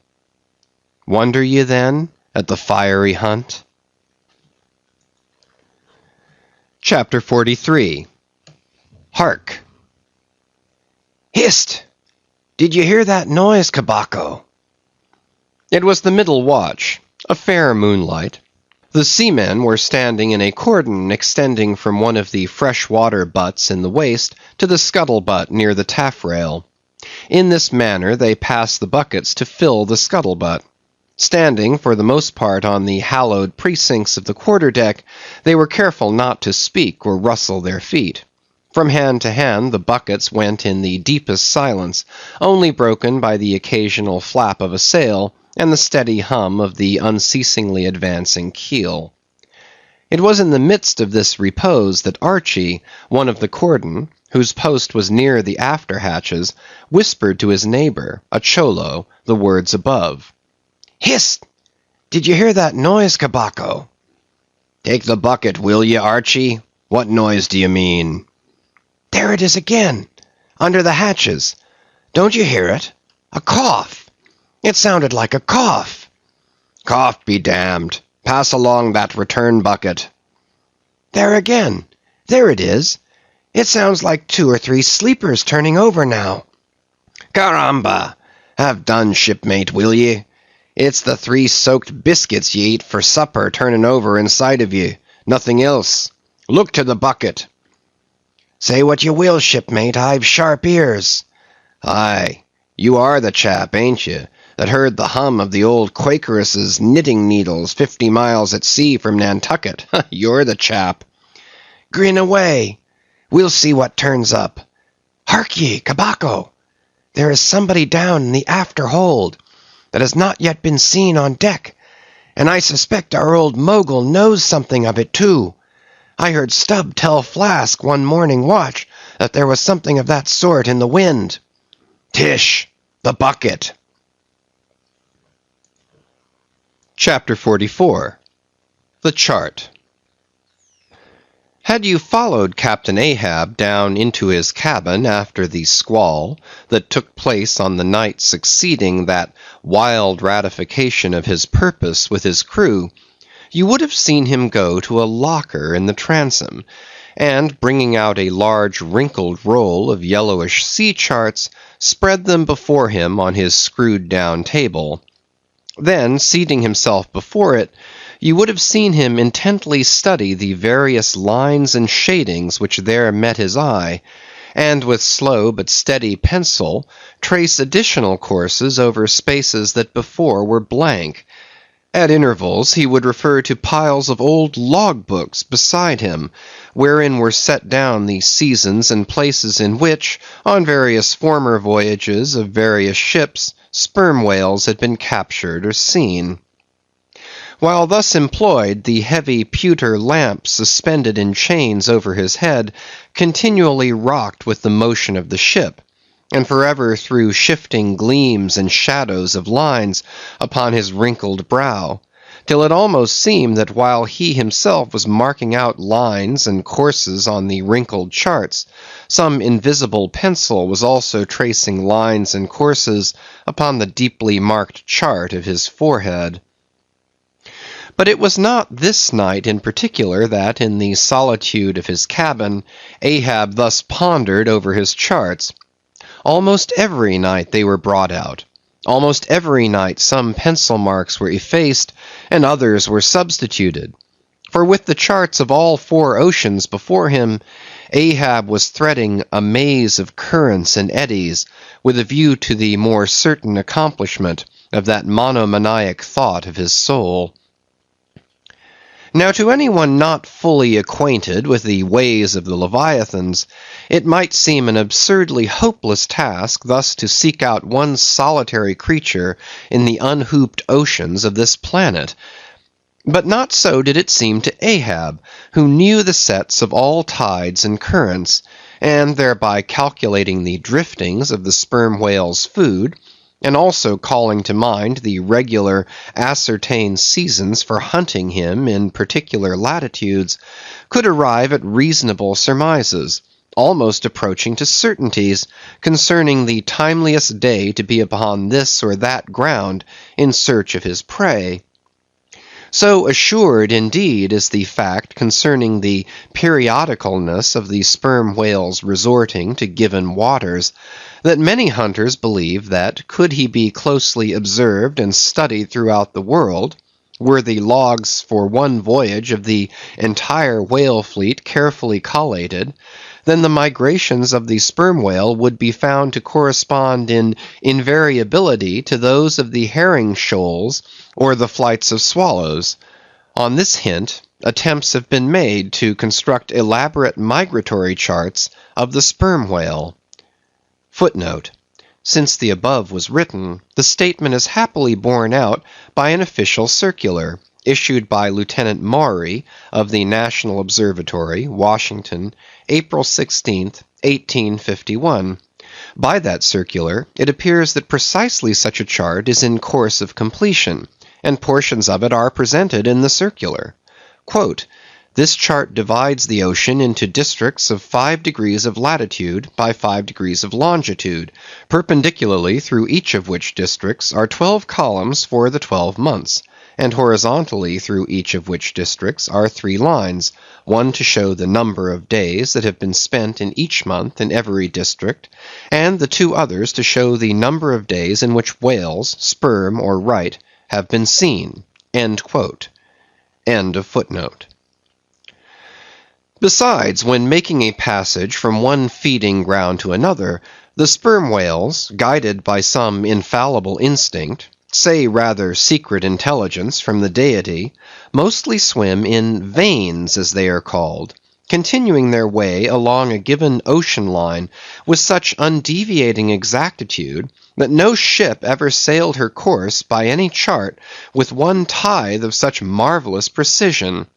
Though in these cases the direction taken by any one whale be as straight as a surveyor's parallel, and though the line of advance be strictly confined to its own unavoidable straight wake, yet the arbitrary vein in which at these times he is said to swim generally embraces some few miles in width, more or less as the vein is presumed to expand or contract, but never exceeds the visual sweep from the whale ship's mastheads, when circumspectly gliding along this magic zone. The sum is, that at particular seasons within that breadth and along that path, migrating whales may with great confidence be looked for. And hence not only at substantiated times, upon well-known separate feeding grounds, could Ahab hope to encounter his prey, but in crossing the widest expanses of water between those grounds, he could, by his art, so place and time himself on his way, as even then not to be wholly without prospect of a meeting. There was a circumstance which at first sight seemed to entangle his delirious but still methodical scheme, but not so in the reality perhaps. Though the gregarious sperm whales have their regular seasons for particular grounds, yet in general you cannot conclude that the herds which haunted such and such a latitude or longitude this year, say, will turn out to be identically the same with those that were found in the preceding season, though there are peculiar and unquestionable instances where the contrary of this has proved true. In general, the same remark, only within a less wide limit, applies to the solitaries and hermits among the matured, aged sperm whales.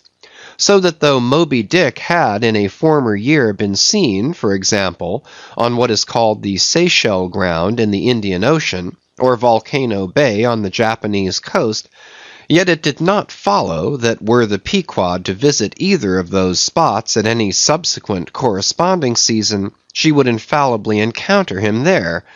So too with some other feeding grounds, where he had at times revealed himself. But all these seemed only his casual stopping places and ocean inns, so to speak, not his places of prolonged abode. And where Ahab's chances of accomplishing his object have hitherto been spoken of, allusion has only been made to whatever wayside, antecedent, extra prospects were his, ere a particular set time or place were attained, when all possibilities would become probabilities, and, as Ahab fondly thought, every possibility the next thing to a certainty. That particular set time and place were conjoined in the one technical phrase, the season on the line.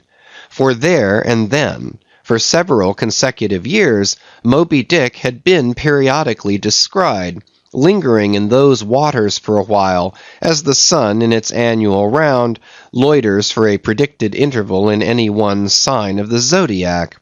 There it was, too, that most of the deadly encounters with the white whale had taken place. There the waves were storied with his deeds. There also was that tragic spot where the monomaniac old man had found the awful motive to his vengeance. But in the cautious comprehensiveness and unloitering vigilance with which Ahab threw his brooding soul into this unfaltering hunt, he would not permit himself to rest all his hopes upon the one crowning fact above mentioned, however flattering it might be to those hopes. Nor in the sleeplessness of his vow could he so tranquilize his unquiet heart as to postpone all intervening quest. Now the Pequod had sailed from Nantucket at the very beginning of the season on the line. No possible endeavor, then, could enable her commander to make the great passage southwards, double Cape Horn, and then, running down 60 degrees of latitude, arrive in the equatorial Pacific in time to cruise there. Therefore he must wait for the next ensuing season. Yet the premature hour of the Pequod's sailing had, perhaps, been correctly selected by Ahab with a view to this very complexion of things, because an interval of 365 days and nights was before him, an interval which, instead of impatiently enduring ashore, he would spend in a miscellaneous hunt. If by chance the white whale, spending his vacation in the seas far remote from his periodical feeding grounds, should turn up his wrinkled brow off the Persian Gulf, or in the Bengal Bay, or China Seas, or in any other waters haunted by his race, so that monsoons, pampas, nor'westers, harmattans, trades, any wind but the levanter and simoon, might blow Moby-Dick into the devious zigzag world circle of the Pequod's circumnavigating wake. But, granting all this, yet regarded discreetly and coolly, seems it not but a mad idea this, that in the broad boundless ocean, one solitary whale, even if encountered, should be thought capable of individual recognition from his hunter, even as a white-bearded mufti in the thronged thoroughfares of Constantinople? Yes, for the peculiar snow-white brow of Moby-Dick and his snow-white hump could not but be unmistakable. And have I not tallied the whale, Ahab would mutter to himself, as after poring over his charts till long after midnight he would throw himself back in reveries, tallied him, and shall he escape? His broad fins are bored and scalloped out like a lost sheep's ear. And here his mad mind would run on in a breathless race, till a weariness and faintness of pondering came over him, and in the open air of the deck he would seek to recover his strength. Ah, God! What trances of torment does that man endure who is consumed with one unachieved revengeful desire? He sleeps with clenched hands, and wakes with his own bloody nails in his palms.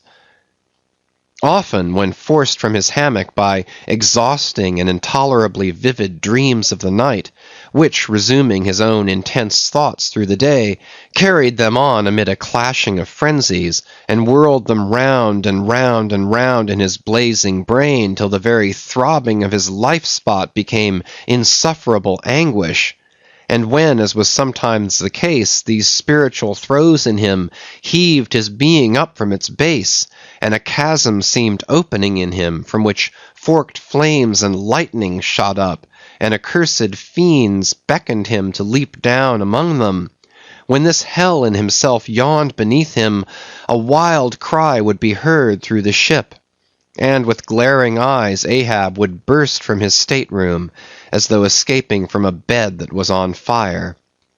Yet these, perhaps, instead of being the unsuppressible symptoms of some latent weakness, or fright at his own resolve, were but the plainest tokens of its intensity.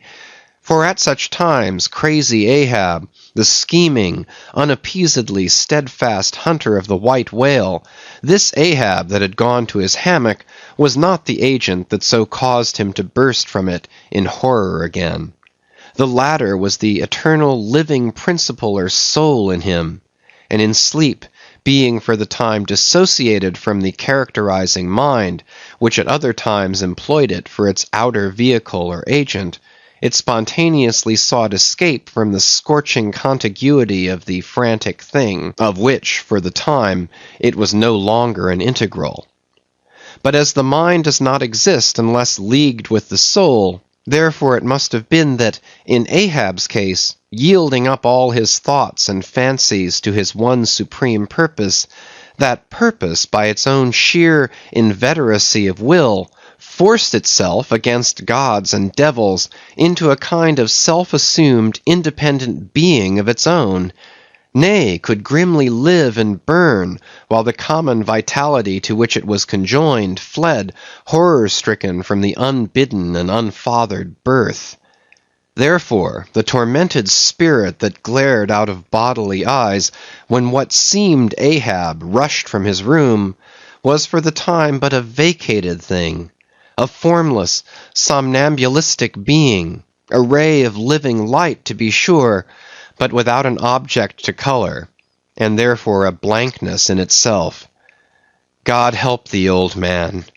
Thy thoughts have created a creature in thee, and he whose intense thinking thus makes him a Prometheus, a vulture feeds upon that heart forever. That vulture, the very creature he creates. Chapter 45. The Affidavit.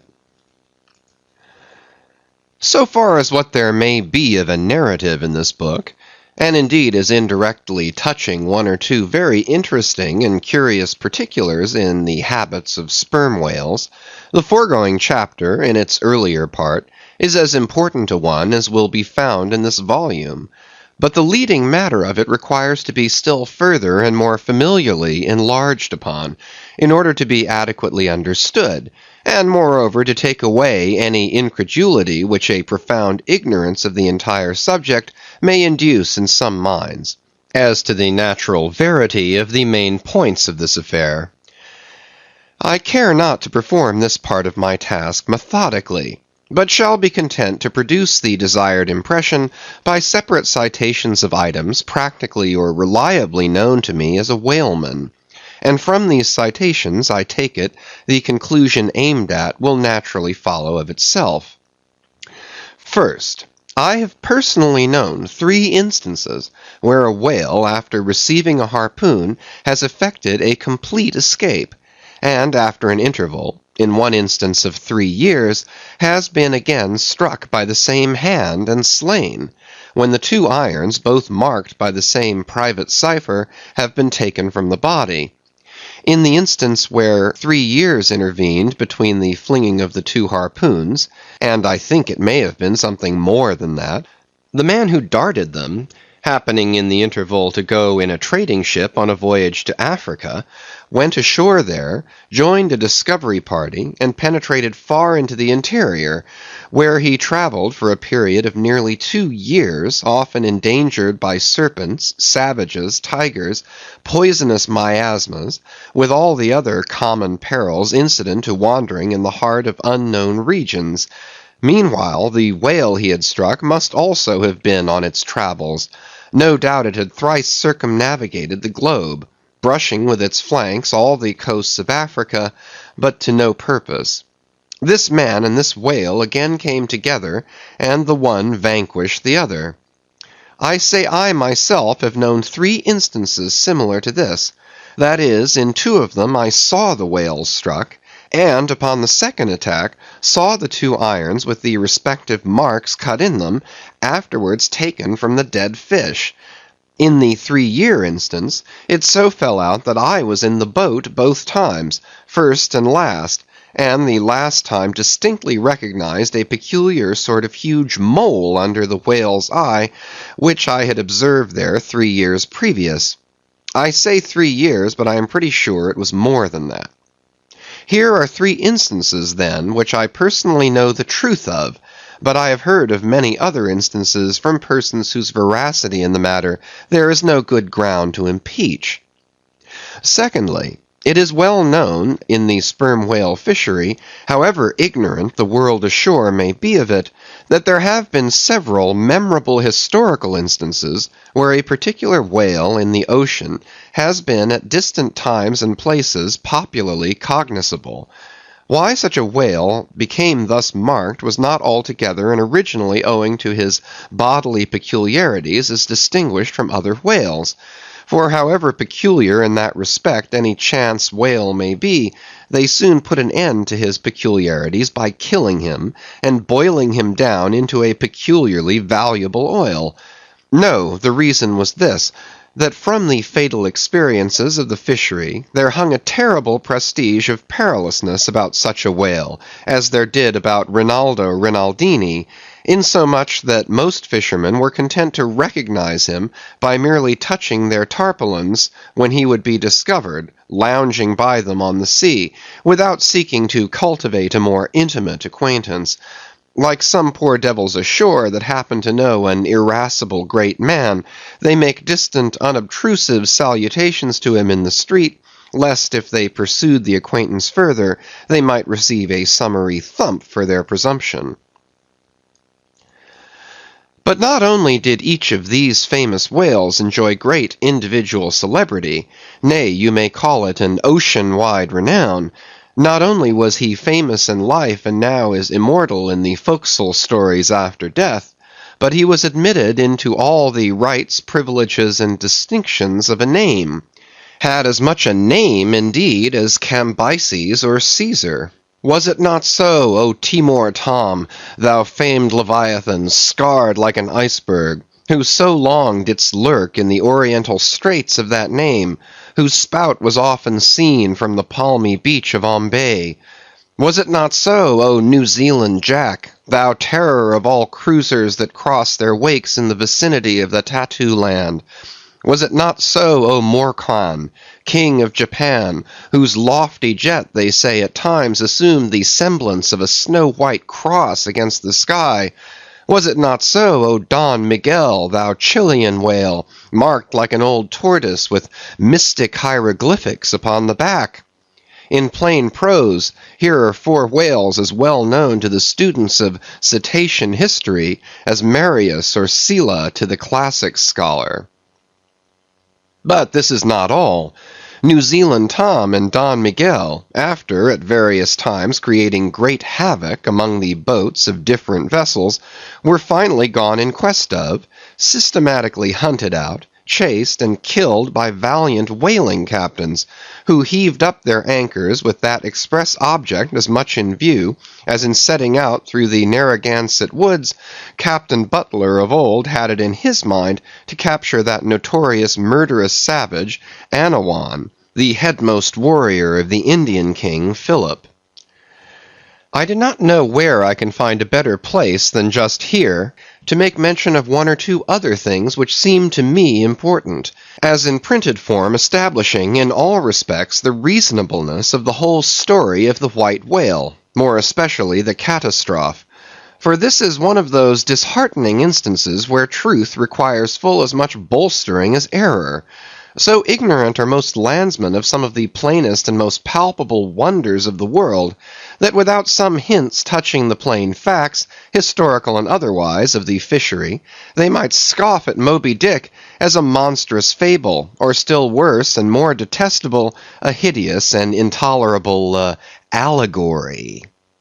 First, though most men have some vague, flitting ideas of the general perils of the grand fishery, yet they have nothing like a fixed, vivid conception of those perils, and the frequency with which they recur. One reason, perhaps, is that not 1 in 50 of the actual disasters and deaths by casualties in the fishery ever finds a public record at home, however transient and immediately forgotten that record. Do you suppose that that poor fellow there, who this moment perhaps caught by the whale line off the coast of New Guinea, is being carried to the bottom of the sea by the sounding Leviathan, do you suppose that that poor fellow's name will appear in the newspaper obituary you will read tomorrow at your breakfast? No, because the mails are very irregular between here and New Guinea. In fact, did you ever hear what might be called regular news, direct or indirect, from New Guinea? Yet I tell you that upon one particular voyage which I made to the Pacific, among many others, we spoke 30 different ships, every one of which had a death by a whale, some of them more than one, and 3 that had each lost a boat's crew. For God's sake, be economical with your lamps and candles. Not a gallon you burn, but at least 1 drop of a man's blood was spilled for it. Secondly, people ashore have indeed some indefinite idea that a whale is an enormous creature of enormous power, but I have ever found that when narrating to them some specific example of this twofold enormousness, they have significantly complimented me upon my facetiousness, when I declare upon my soul I had no more idea of being facetious than Moses when he wrote the history of the plagues of Egypt. But fortunately the special point I here seek can be established upon testimony entirely independent of my own. The point is this: the sperm whale is in some cases sufficiently powerful, knowing, and judiciously malicious, as with direct aforethought, to stave in, utterly destroy, and sink a large ship. And what is more, the sperm whale has done it. First, in the year 1820, the ship Essex, Captain Pollard of Nantucket, was cruising in the Pacific Ocean. One day she saw spouts, lowered her boats, and gave chase to a shoal of sperm whales. Ere long several of the whales were wounded, when suddenly a very large whale, escaping from the boats, issued from the shoal, and bore directly down upon the ship. Dashing his forehead against her hull, he so stove her in, that in less than, quote, 10 minutes, end quote, she settled down and fell over. Not a surviving plank of her has been seen since. After the severest exposure, part of the crew reached the land in their boats. Being returned home at last, Captain Pollard once more sailed for the Pacific in command of another ship, but the gods shipwrecked him again upon unknown rocks and breakers. For the second time his ship was utterly lost, and forthwith forswearing the sea, he has never tempted it since. At this day Captain Pollard is a resident of Nantucket. I have seen Owen Chase, who was chief mate of the Essex at the time of the tragedy. I have read his plain and faithful narrative. I have conversed with his son, and all this within a few miles of the scene of the catastrophe.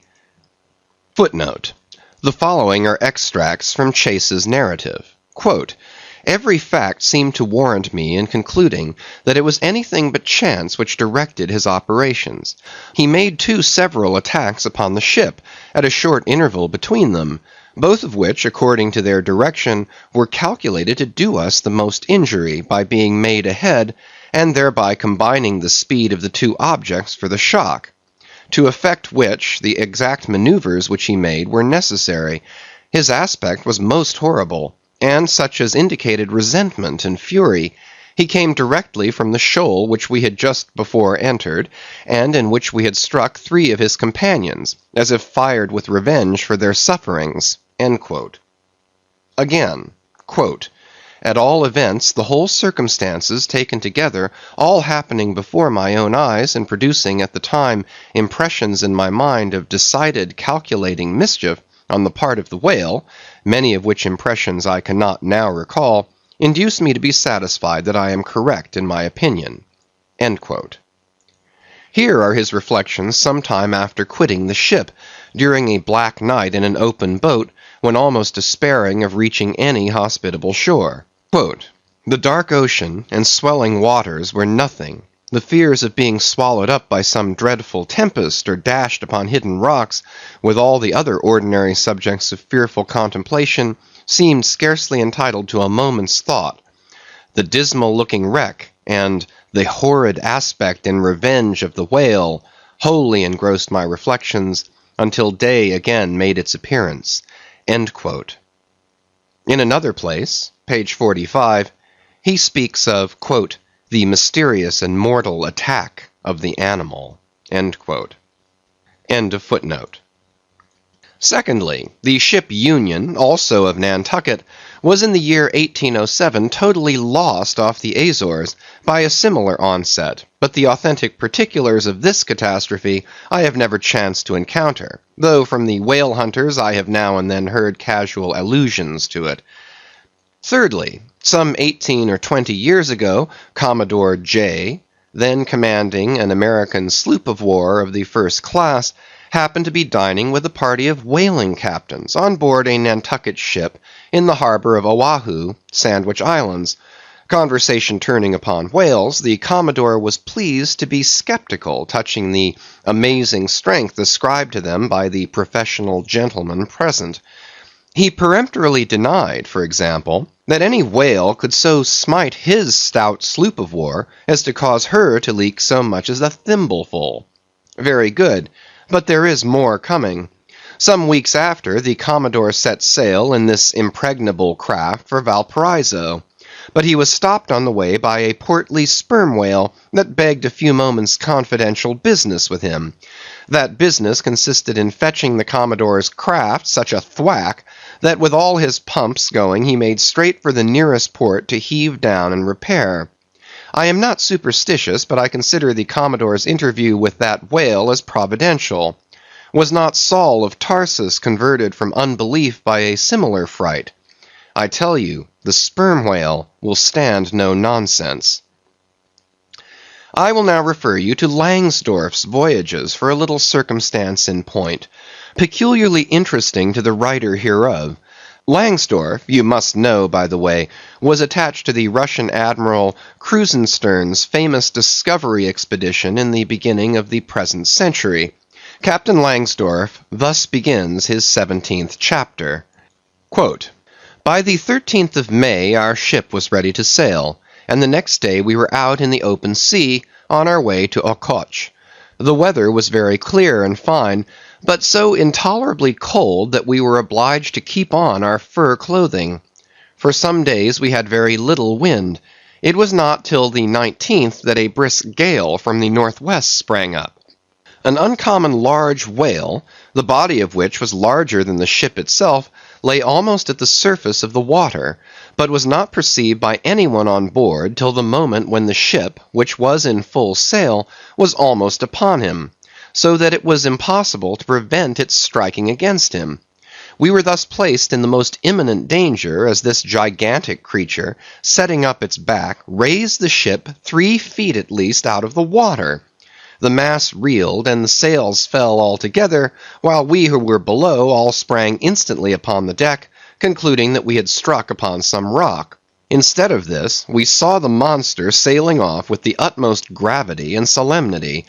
Captain De Wolf applied immediately to the pumps to examine whether or not the vessel had received any damage from the shock, but we found that, very happily, it had escaped entirely uninjured." End quote.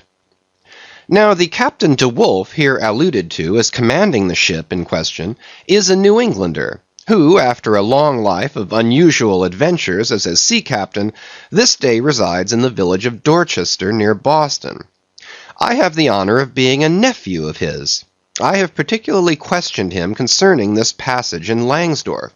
He substantiates every word. The ship, however, was by no means a large one, a Russian craft built on the Siberian coast and purchased by my uncle after bartering away the vessel in which he sailed from home. In that up-and-down, manly book of old-fashioned adventure, so full, too, of honest wonders, The Voyage of Lionel Wafer, one of ancient Dampier's old chums, I found a little matter set down so like that just quoted from Langsdorff, that I cannot forbear inserting it here for a corroborative example, if such be needed. Lionel, it seems, was on his way to John Ferdinando, as he calls the modern Juan Fernandez. Quote, "In our way thither," he says, "about 4 o'clock in the morning, when we were about 150 leagues from the main of America, our ship felt a terrible shock, which put our men in such consternation that they could hardly tell where they were or what to think, but every one began to prepare for death. And indeed the shock was so sudden and violent that we took it for granted the ship had struck against a rock. But when the amazement was a little over, we cast the lead and sounded, but found no ground. The suddenness of the shock made the guns leap in their carriages, and several of the men were shaken out of their hammocks. Captain Davis, who lay with his head on a gun, was thrown out of his cabin." End quote. Lionel then goes on to impute the shock to an earthquake, and seems to substantiate the imputation by stating that a great earthquake somewhere about that time did actually do great mischief along the Spanish land. But I should not much wonder if, in the darkness of that early hour of the morning, the shock was after all caused by an unseen whale vertically bumping the hull from beneath. I might proceed with several more examples, one way or another known to me, of the great power and malice at times of the sperm whale. In more than one instance he has been known not only to chase the assailing boats back to their ships, but to pursue the ship itself, and long withstand all the lances hurled at him from its decks. The English ship Pusey Hall can tell a story on that head.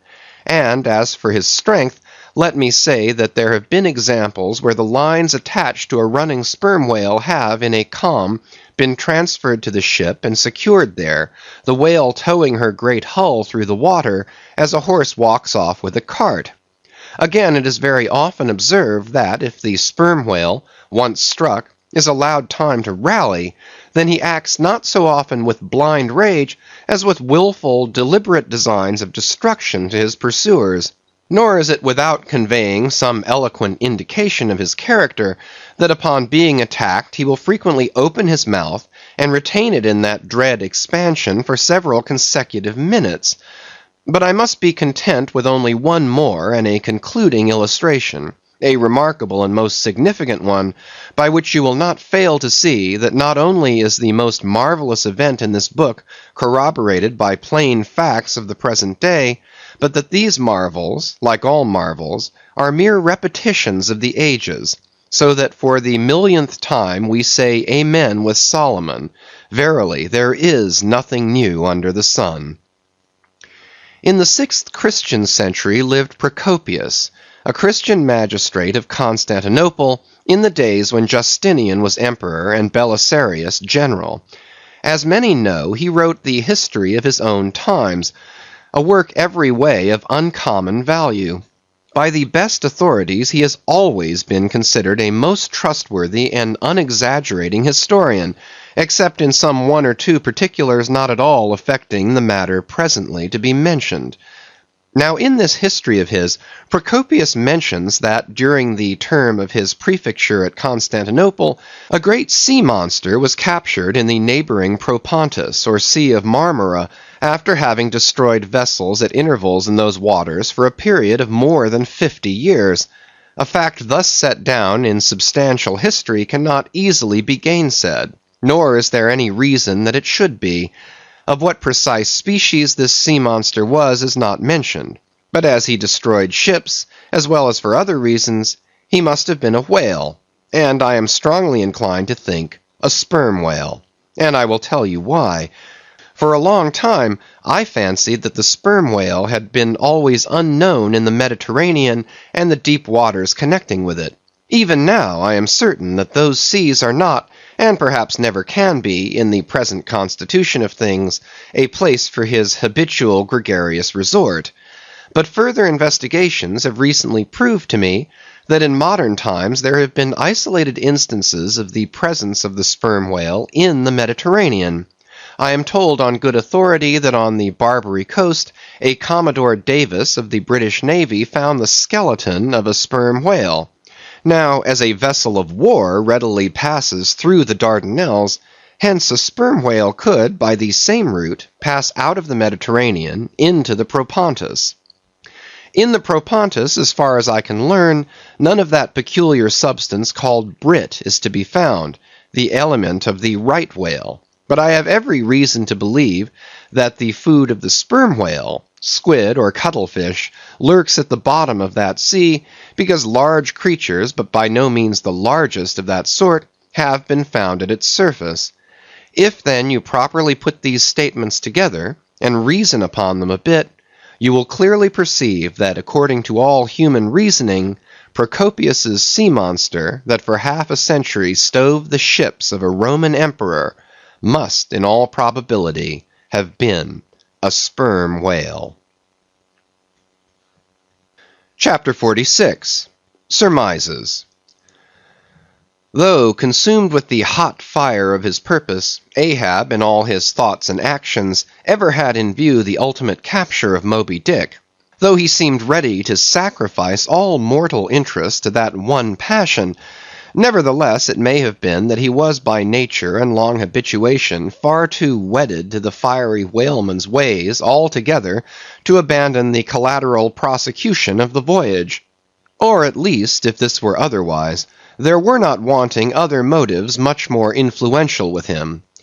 It would be refining too much, perhaps, even considering his monomania, to hint that his vindictiveness toward the white whale might have possibly extended itself in some degree to all sperm whales, and that the more monsters he slew by so much, the more he multiplied the chances that each subsequently encountered whale would prove to be the hated one he hunted. But if such an hypothesis be indeed exceptionable, there were still additional considerations which, though not so strictly according to the wildness of his ruling passion, yet were by no means incapable of swaying him. To accomplish his object, Ahab must use tools, and of all tools used in the shadow of the moon, men are the most apt to get out of order. He knew, for example, that however magnetic his ascendancy in some respects was over Starbuck, yet that ascendancy did not cover the complete spiritual man any more than mere corporeal superiority involves intellectual mastership. For to the purely spiritual, the intellectual but stand in a sort of corporeal relation. Starbuck's body and Starbuck's coerced will were Ahab's, so long as Ahab kept his magnet at Starbuck's brain. Still he knew that for all this the chief mate in his soul abhorred his captain's quest, and could he, would joyfully disintegrate himself from it, or even frustrate it. It might be that a long interval would elapse ere the white whale was seen. During that long interval, Starbuck would ever be apt to fall into open relapses of rebellion against his captain's leadership, unless some ordinary, prudential, circumstantial influences were brought to bear upon him. Not only that, but the subtle insanity of Ahab respecting Moby-Dick was no ways more significantly manifested than in his superlative sense and shrewdness in foreseeing that, for the present, the hunt should in some way be stripped of that strange, imaginative impiousness which naturally invested it, that the full terror of the voyage must be kept withdrawn into the obscure background, for few men's courage is proof against protracted meditation unrelieved by action, that when they stood their long night watches, his officers and men must have some nearer things to think of than Moby-Dick. For however eagerly and impetuously the savage crew had hailed the announcement of his quest, Yet all sailors of all sorts are more or less capricious and unreliable. They live in the varying outer weather, and they inhale its fickleness. And when retained for any object remote and blank in the pursuit, however promissory of life and passion in the end, it is above all things requisite that temporary interests and employments should intervene and hold them healthily suspended for the final dash. Nor was Ahab unmindful of another thing. In times of strong emotion, mankind disdain all base considerations, but such times are evanescent. The permanent constitutional condition of the manufactured man, thought Ahab, is sordidness. Granting that the white whale fully incites the heart of this my savage crew, and playing round their savageness even breeds a certain generous knight-errantism in them, still, while for the love of it they give chase to Moby-Dick, they must also have food for their more common daily appetites. For even the high-lifted and chivalric crusaders of old times were not content to traverse 2,000 miles of land to fight for their holy sepulchre without committing burglaries, picking pockets, and gaining other pious perquisites by the way. Had they been strictly held to their one final and romantic object, that final and romantic object too many would have turned from in disgust. I will not strip these men, thought Ahab, of all hopes of cash. Aye, cash. They may scorn cash now, but let some months go by and no prospective promise of it to them, and then this same quiescent cash all at once mutinying in them, this same cash would soon cashier Ahab. Nor was there wanting still another precautionary motive, more related to Ahab personally. Having impulsively, it is probable, and perhaps somewhat prematurely, revealed the prime but private purpose of the Pequod's voyage, Ahab was now entirely conscious that in so doing he had indirectly laid himself open to the unanswerable charge of usurpation, and with perfect impunity, both moral and legal, his crew, if so disposed, and to that end competent, could refuse all further obedience to him, and even violently wrest from him the command. From even the barely hinted imputation of usurpation, and the possible consequences of such a suppressed impression gaining ground, Ahab must of course have been most anxious to protect himself. That protection could only consist in his own predominating brain and heart and hand, backed by a heedful, closely calculating attention to every minute atmospheric influence which it was possible for his crew to be subjected to. For all these reasons, then, and others perhaps too analytic to be verbally developed here, Ahab plainly saw that he must still in a good degree continue true to the natural nominal purpose of the Pequod's voyage, observe all customary usages, and not only that, but force himself to evince all his well-known passionate interest in the general pursuit of his profession. Be all this as it may, his voice was now often heard hailing the three mastheads and admonishing them to keep a bright lookout, and not omit reporting even a porpoise. This vigilance was not long without reward. Chapter 47. The Mat-Maker. It was a cloudy, sultry afternoon. The seamen were lazily lounging about the decks, or vacantly gazing over into the lead-colored waters. Queequeg and I were mildly employed weaving what is called a sword mat, for an additional lashing to our boat. So still and subdued, and somehow preluding was all the scene, and such an incantation of reverie lurked in the air, that each silent sailor seemed resolved into his own invisible self. I was the attendant or page of Queequeg while busy at the mat. As I kept passing and repassing the filling or woof of marline between the long yarns of the warp, using my own hand for the shuttle, and as Queequeg, standing sideways, ever and anon slid his heavy oaken sword between the threads, and idly looking off upon the water, carelessly and unthinkingly drove home every yarn, I say so strange a dreaminess did there then reign all over the ship, and all over the sea, only broken by the intermitting dull sound of the sword, that it seemed as if this were the loom of time, and I myself were a shuttle mechanically weaving and weaving away at the fates. There lay the fixed threads of the warp, subject to but one single, ever-returning, unchanging vibration, and that vibration merely enough to admit of the crosswise interblending of other threads with its own.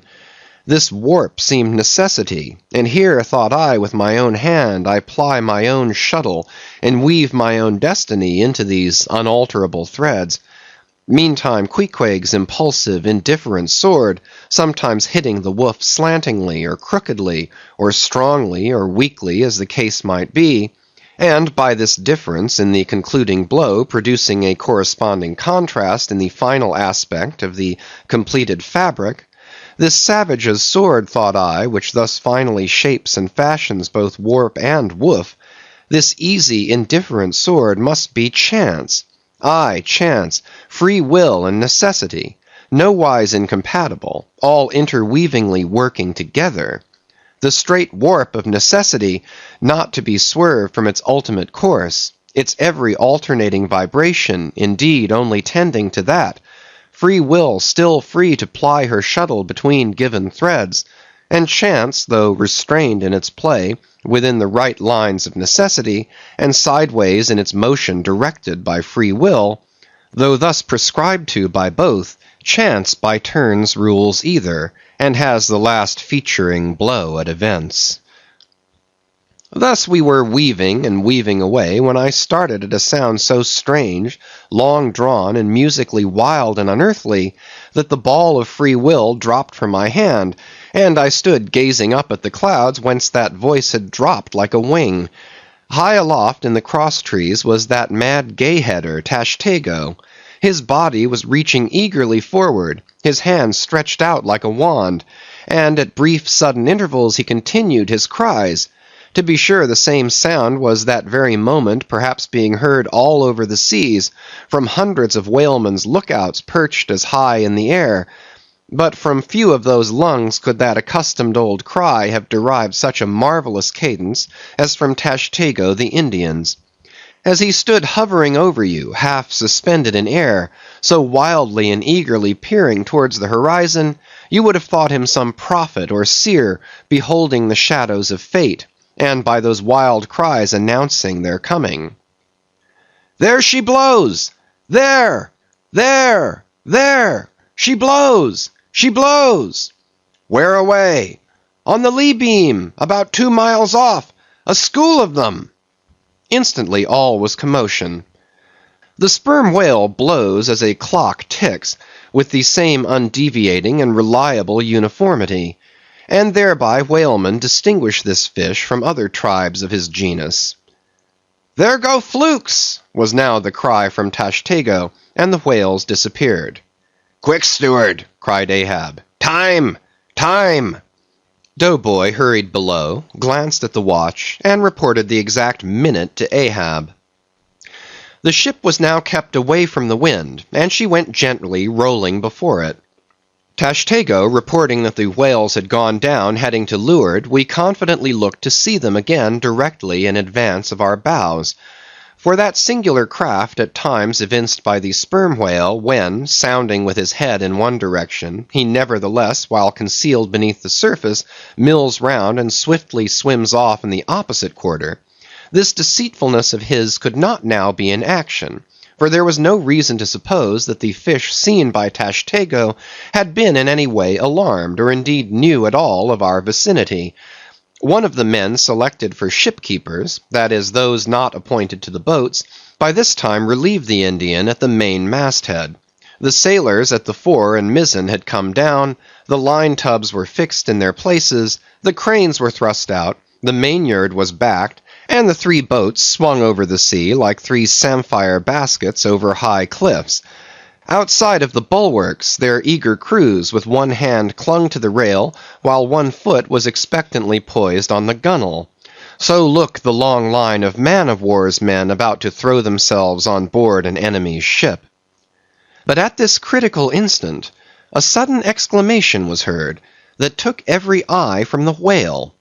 With a start, all glared at dark Ahab, who was surrounded by 5 dusky phantoms that seemed fresh formed out of air. Chapter 48. The First Lowering. The phantoms, for so they seemed, were flitting on the other side of the deck, and, with a noiseless celerity, were casting loose the tackles and bands of the boat which swung there. This boat had always been deemed one of the spare boats, though technically called the captain's, on account of its hanging from the starboard quarter.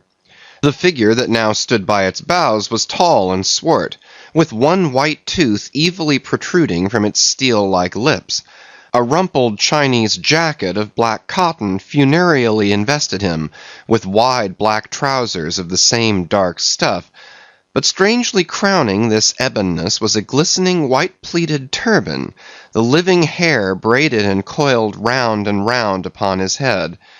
Less swart in aspect, the companions of this figure were of that vivid, tiger-yellow complexion peculiar to some of the aboriginal natives of the Manilas, a race notorious for a certain diabolism of subtlety, and by some honest white mariners supposed to be the paid spies and secret confidential agents on the water of the devil, their lord, whose counting-room they supposed to be elsewhere.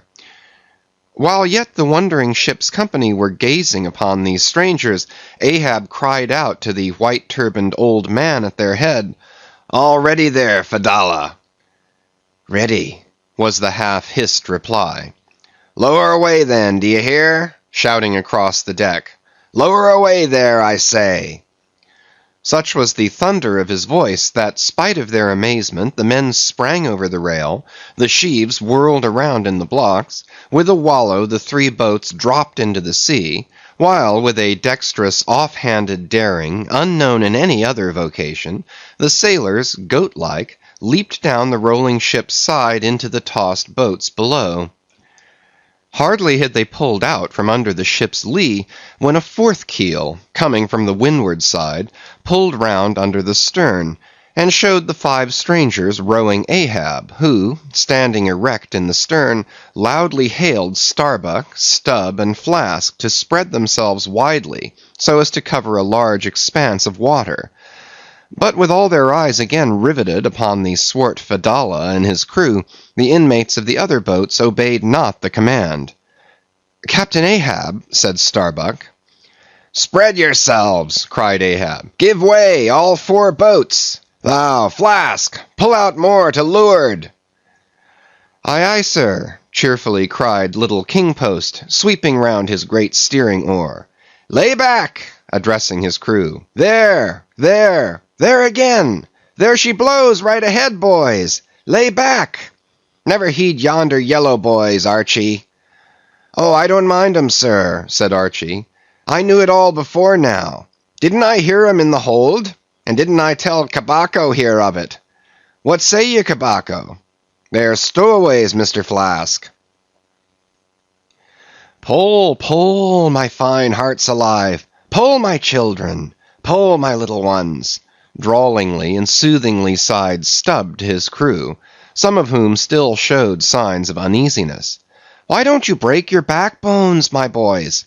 What is it you stare at? Those chaps in yonder boat? Tut! They are only 5 more hands come to help us. Never mind from where. The more the merrier. Pull then, do pull. Never mind the brimstone. Devils are good fellows enough. So, so. There you are now. That's the stroke for £1,000. That's the stroke to sweep the stakes. Hurrah for the gold cup of sperm oil, my heroes! 3 cheers, men! All hearts alive! Easy, easy. Don't be in a hurry. Don't be in a hurry. Why don't you snap your oars, you rascals? Bite something, you dogs. So, so, so then. Softly, softly. That's it. That's it. Long and strong. Give way there. Give way. The devil fetch you, you ragamuffin rapscallions. You're all asleep. Stop snoring, you sleepers, and pull. Pull, will ye? Pull, can't ye? Pull, won't ye? Why in the name of gudgeons and ginger cakes don't you pull? Pull and break something. Pull and start your eyes out. Here!" whipping out the sharp knife from his girdle. "Every mother's son of ye draw his knife, and pull with the blade between your teeth. That's it! That's it! Now you do something. That looks like it, my steel bits. Start her! Start her, my silver spoons! Start her, marling spikes!" Stubb's exordium to his crew is given here at large because he had a rather peculiar way of talking to them in general, and especially in inculcating the religion of rowing. But you must not suppose from this specimen of his sermonizings that he ever flew into downright passions with his congregation. Not at all, and therein consisted his chief peculiarity. He would say the most terrific things to his crew, in a tone so strangely compounded of fun and fury, and the fury seemed so calculated merely as a spice to the fun, that no oarsman could hear such queer invocations without pulling for dear life, and yet pulling for the mere joke of the thing. Besides, he all the time looked so easy and indolent himself, so loungingly managed his steering oar, and so broadly gaped, open-mouthed at times, that the mere sight of such a yawning commander, by sheer force of contrast, acted like a charm upon the crew. Then again, Stubb was one of those odd sort of humorists whose jollity is sometimes so curiously ambiguous as to put all inferiors on their guard in the matter of obeying them. In obedience to a sign from Ahab, Starbuck was now pulling obliquely across Stubb's bow, and when for a minute or so the two boats were pretty near to each other, Stubb hailed the mate. "Mr. Starbuck, larboard boat there, ahoy! A word with ye, sir, if you please." "Hello!" returned Starbuck, turning round not a single inch as he spoke, still earnestly but whisperingly urging his crew, his face set like a flint from Stubb's. "What think ye of those yellow boys, sir?" "Smuggled on board somehow before the ship sailed. Strong, strong boys!" in a whisper to his crew, then speaking out loud again. "A sad business, Mr. Stubb. See there, my lads. But never mind, Mr. Stubb, all for the best. Let your crew pull strong, come what will. Spring, my men, spring. There's hogsheads of sperm ahead, Mr. Stubb, and that's what you came for. Pull, my boys. Sperm's the play. This at least is duty and profit hand in hand." Aye, I thought as much," soliloquized Stubb, when the boats diverged. "As soon as I clapped eye on 'em, I thought so. Aye, that's what he went into the afterhold for so often, as Doughboy long suspected. They were hidden down there. The white whale's at the bottom of it. Well, so be it. Can't be helped. All right, give way, men. It ain't the white whale today. Give way." Now the advent of these outlandish strangers at such a critical instant as the lowering of the boats from the deck, this had not unreasonably awakened a sort of superstitious amazement in some of the ship's company. But Archy's fancied discovery having some time previous got abroad among them, though indeed not credited then, this had in some small measure prepared them for the event. It took off the extreme edge of their wonder. So what with all this, and Stubb's confident way of accounting for their appearance, they were, for the time, freed from superstitious surmisings, though the affair still left abundant room for all manner of wild conjectures as to dark Ahab's precise agency in the matter from the beginning. For me, I silently recalled the mysterious shadows I had seen creeping on board the Pequod during the dim Nantucket dawn, as well as the enigmatical hintings of the unaccountable Elijah. Meanwhile, Ahab, out of hearing of his officers, having sighted the furthest to windward, was still ranging ahead of the other boats, a circumstance bespeaking how potent a crew was pulling him. Those tiger-yellow creatures of his seemed all steel and whalebone. Like 5 trip-hammers they rose and fell with regular strokes of strength, which periodically started the boat along the water like a horizontal burst boiler out of a Mississippi steamer.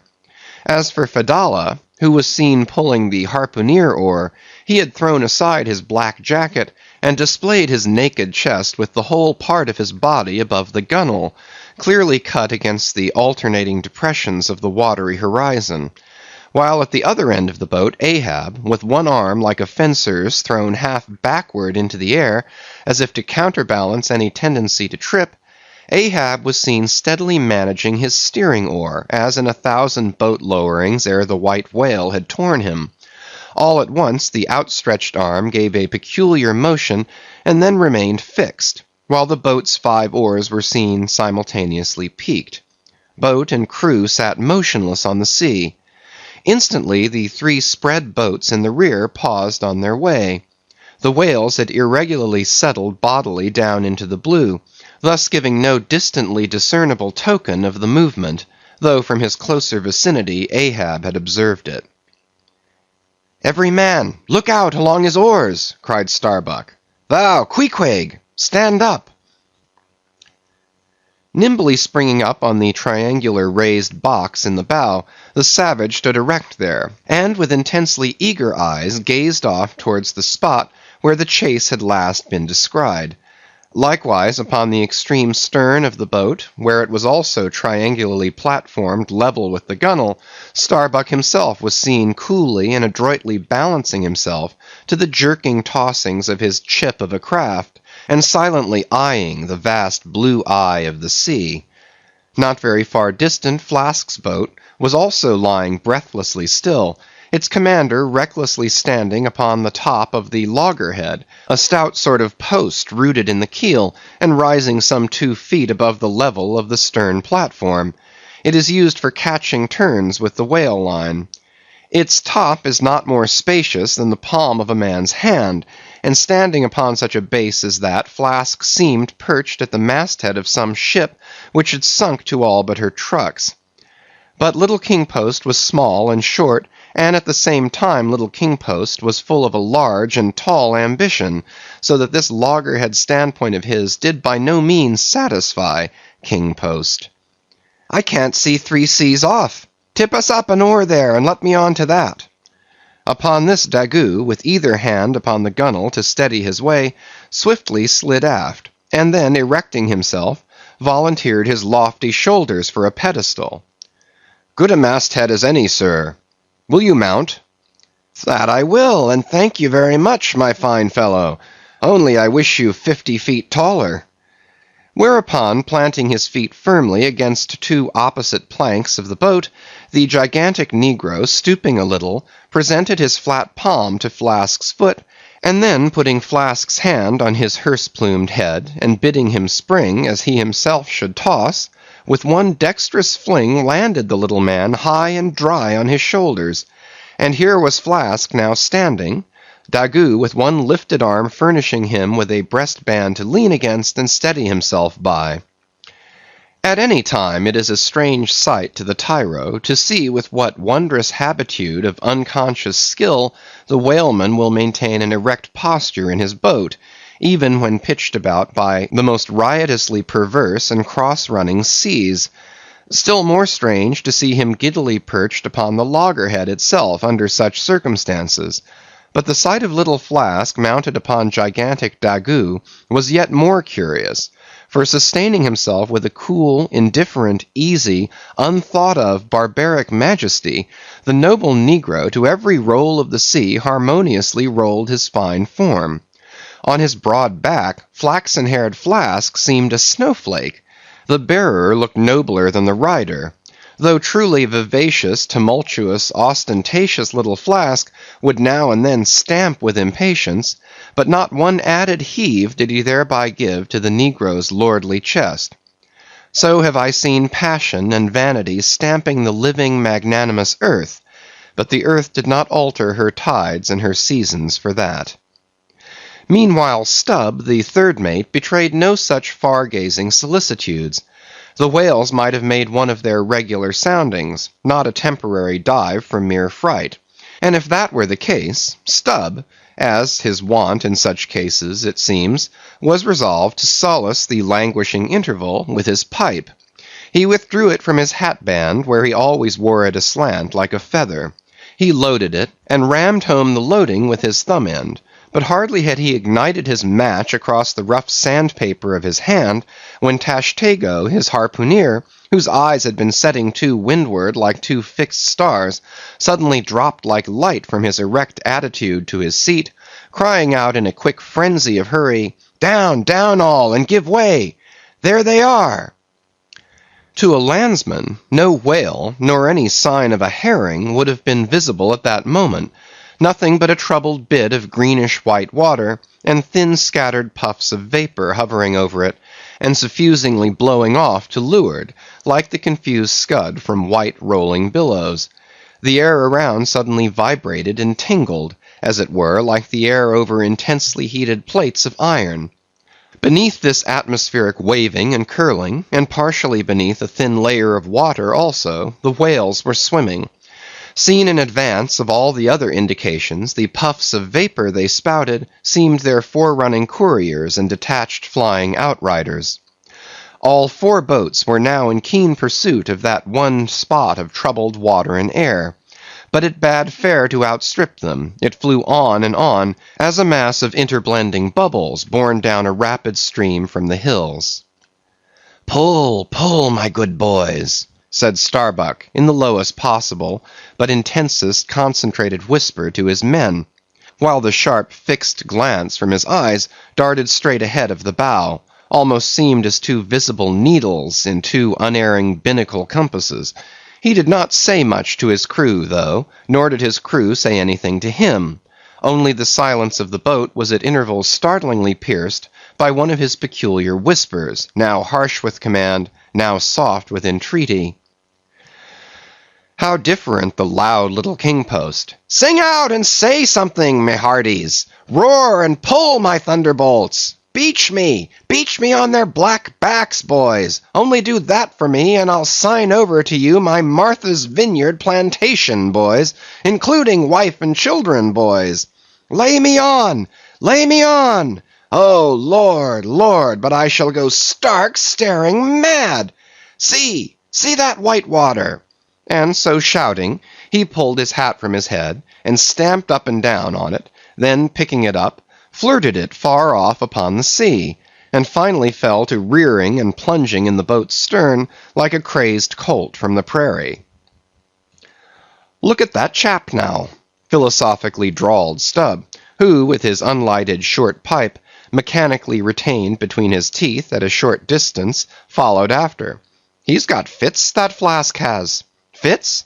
Yes, give him fits. That's the very word. Pitch fits into 'em. Merrily, merrily, hearts alive. Pudding for supper, you know. Merry's the word. Pull, babes. Pull, sucklings. Pull all. But what the devil are you hurrying about? Softly, softly, and steadily, my men. Only pull and keep pulling. Nothing more. Crack all your backbones, and bite your knives in two, that's all. Take it easy.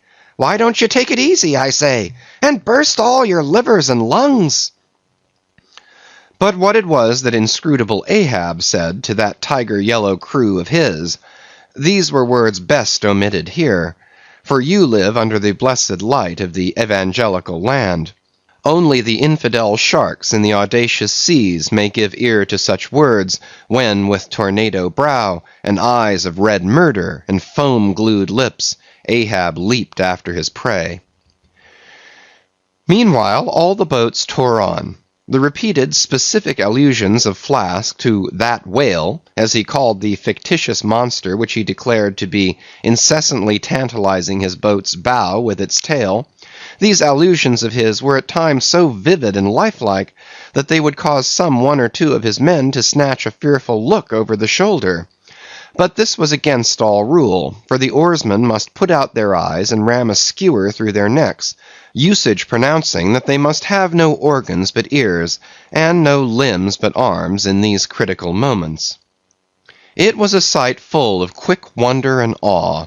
The vast swells of the omnipotent sea, the surging hollow roar they made as they rolled along the 8 gunwales, like gigantic bowls in a boundless bowling green, The brief suspended agony of the boat, as it would tip for an instant on the knife-like edge of the sharper waves, that almost seemed threatening to cut it in two, the sudden profound dip into the watery glens and hollows, the keen spurrings and goadings to gain the top of the opposite hill, the headlong, sled-like slide down its other side, all these, with the cries of the headsmen and harpooneers, and the shuddering gasps of the oarsmen, with the wondrous sight of the ivory Pequod bearing down upon her boats with outstretched sails, like a wild hen after her screaming brood, all this was thrilling. Not the raw recruit, marching from the bosom of his wife into the fever heat of his first battle, not the dead man's ghost encountering the first unknown phantom in the other world.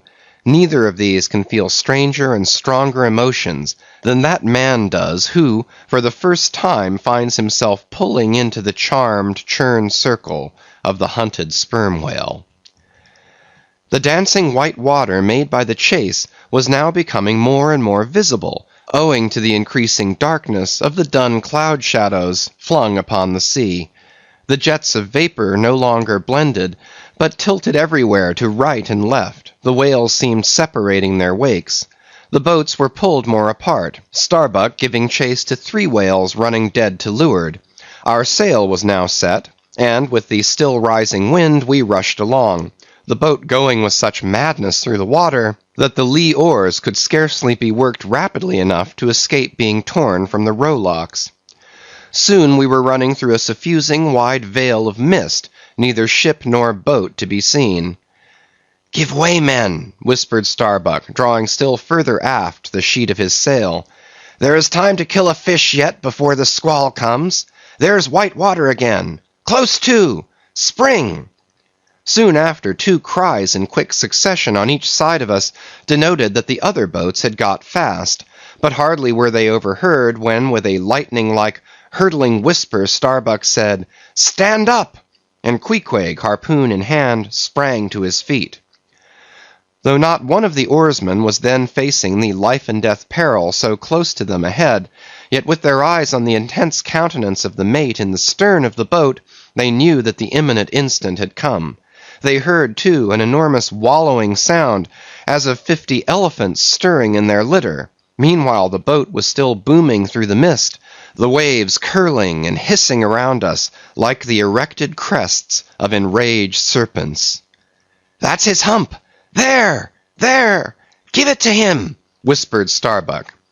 A short rushing sound leaped out of the boat. It was the darted iron of Queequeg. Then, all in one welded commotion, came an invisible push from astern, while forward the boat seemed striking on a ledge. The sail collapsed and exploded. A gush of scalding vapor shot up nearby. Something rolled and tumbled like an earthquake beneath us. The whole crew were half suffocated as they were tossed, helter-skelter, into the white curdling cream of the squall. Squall, whale, and harpoon had all blended together, and the whale, merely grazed by the iron, escaped. Though completely swamped, the boat was nearly unharmed. Swimming round it, we picked up the floating oars, and lashing them across the gunwale, tumbled back to our places. There we sat up to our knees in the sea, the water covering every rib and plank, so that to our downward gazing eyes the suspended craft seemed a coral boat grown up to us from the bottom of the ocean. The wind increased to a howl, the waves dashed their bucklers together, the whole squall roared, forked, and crackled around us like a white fire upon the prairies, in which, unconsumed, we were burning, immortal in these jaws of death. In vain we hailed the other boats. As well roar to the live coals down the chimney of a flaming furnace as hail those boats in that storm. Meanwhile the driving scud, rack, and mist grew darker with the shadows of night. No sign of the ship could be seen. The rising sea forbade all attempts to bail out the boat. The oars were useless as propellers, performing now the office of life-preservers. So, cutting the lashing of the waterproof match keg, after many failures, Starbuck contrived to ignite the lamp in the lantern. Then, stretching it on a waif pole, handed it to Queequeg as the standard-bearer of this forlorn hope. There, then, he sat, holding up that imbecile candle in the heart of that almighty forlornness. There, then, he sat, the sign and symbol of a man without faith, hopelessly holding up hope in the midst of despair. Wet, drenched through, and shivering cold, despairing of ship or boat, we lifted our eyes as the dawn came on. The mist still spread over the sea, the empty lantern lay crushed in the bottom of the boat. Suddenly Queequeg started to his feet, hollowing his hand to his ear. We all heard a faint creaking as of ropes and yards hitherto muffled by the storm. The sound came nearer and nearer. The thick mists were dimly parted by a huge, vague form. Affrighted, we all sprang into the sea, as the ship at last loomed into view, bearing right down upon us within a distance not much more than its length. Floating on the waves, we saw the abandoned boat, as for one instant it tossed and gaped beneath the ship's bows like a chip at the base of a cataract. And then the vast hull rolled over it, and it was seen no more till it came up weltering astern. Again we swam for it, were dashed against it by the seas, and were at last taken up and safely landed on board. Ere the squall came close to, the other boats had cut loose from their fish and returned to the ship in good time. The ship had given us up, but was still cruising, if haply it might light upon some token of our perishing, an oar or a lance pole. Chapter 49. The Hyena. There are certain queer times and occasions in this strange mixed affair we call life, when a man takes this whole universe for a vast practical joke, though the wit thereof he but dimly discerns, and more than suspects that the joke is at nobody's expense but his own. However, nothing dispirits and nothing seems worthwhile disputing.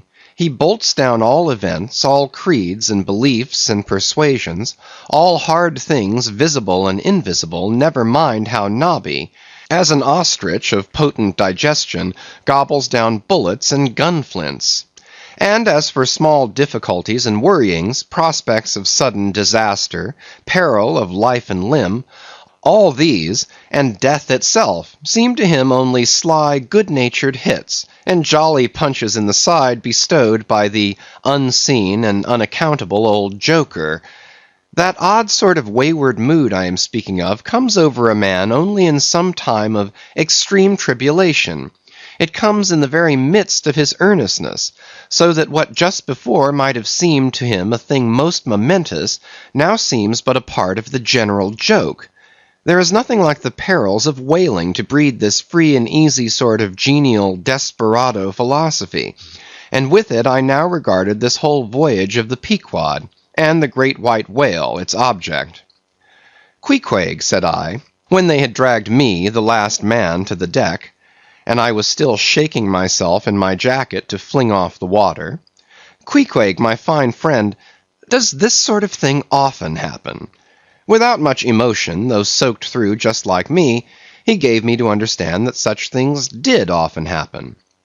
Mr. Stubb, said I, turning to that worthy, who, buttoned up in his oil jacket, was now calmly smoking his pipe in the rain, Mr. Stubb, I think I have heard you say, that of all whalemen you ever met, our chief mate, Mr. Starbuck, is by far the most careful and prudent.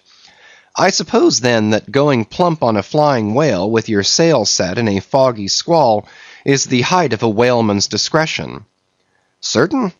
I've lowered for whales from a leaking ship in a gale off Cape Horn.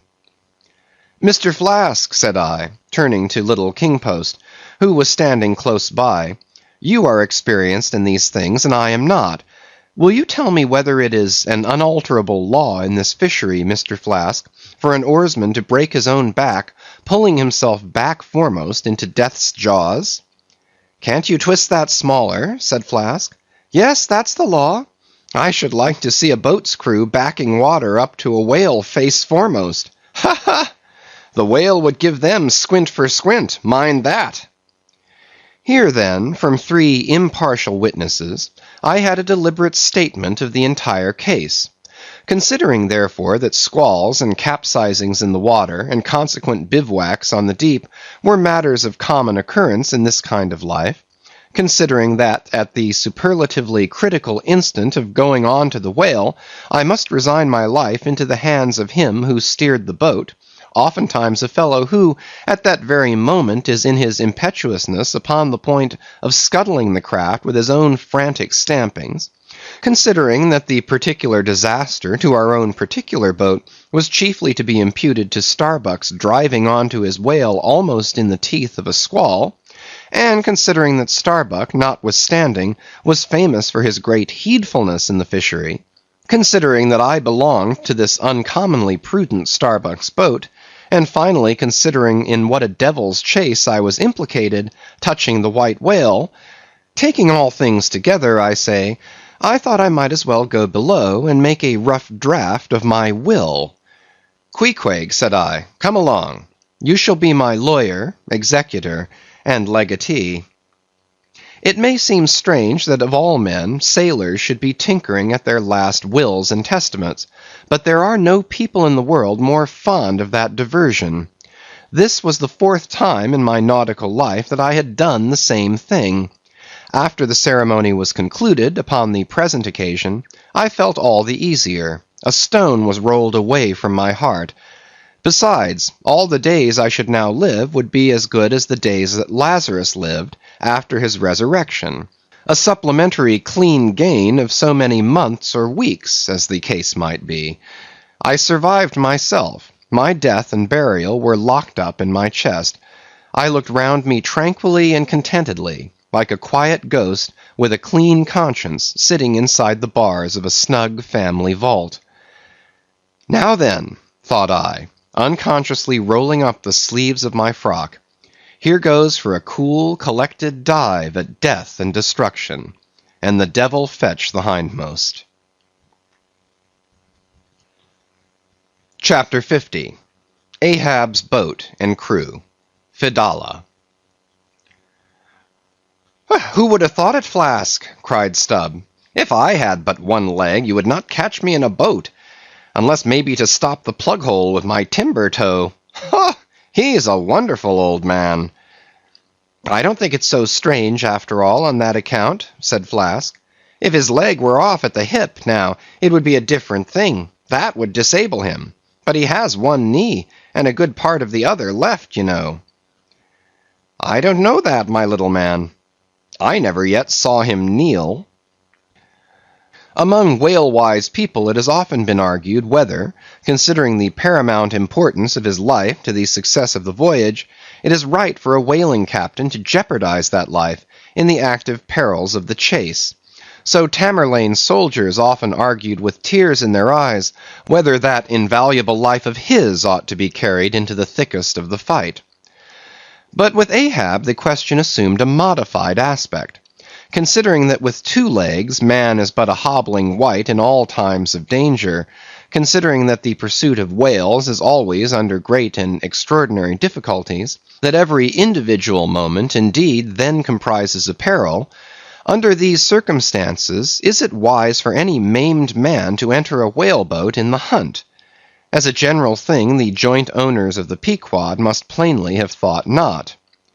Ahab well knew that although his friends at home would think little of his entering a boat in certain comparatively harmless vicissitudes of the chase, for the sake of being near the scene of action and giving his orders in person, yet for Captain Ahab to have a boat actually apportioned to him as a regular headsman in the hunt, above all for Captain Ahab to be supplied with 5 extra men, as that same boat's crew, he well knew that such generous conceits never entered the heads of the owners of the Pequod.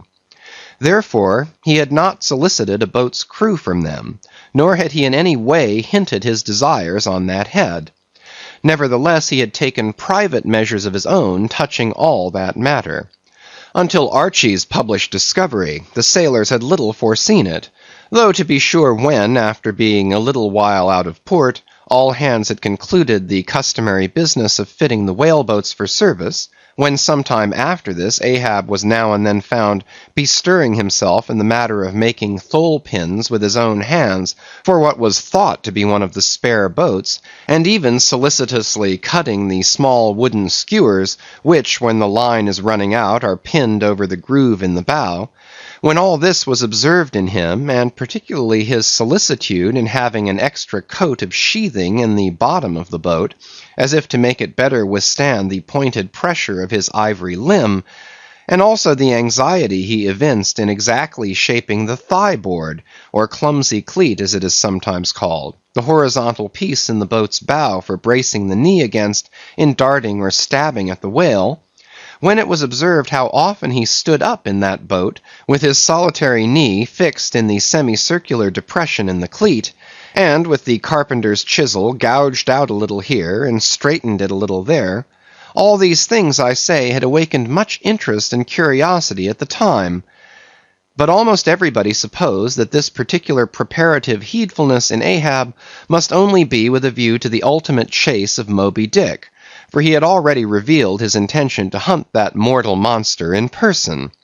But such a supposition did by no means involve the remotest suspicion as to any boat's crew being assigned to that boat. Now, with these subordinate phantoms, what wonder remained soon waned away, for in a whaler wonders soon wane.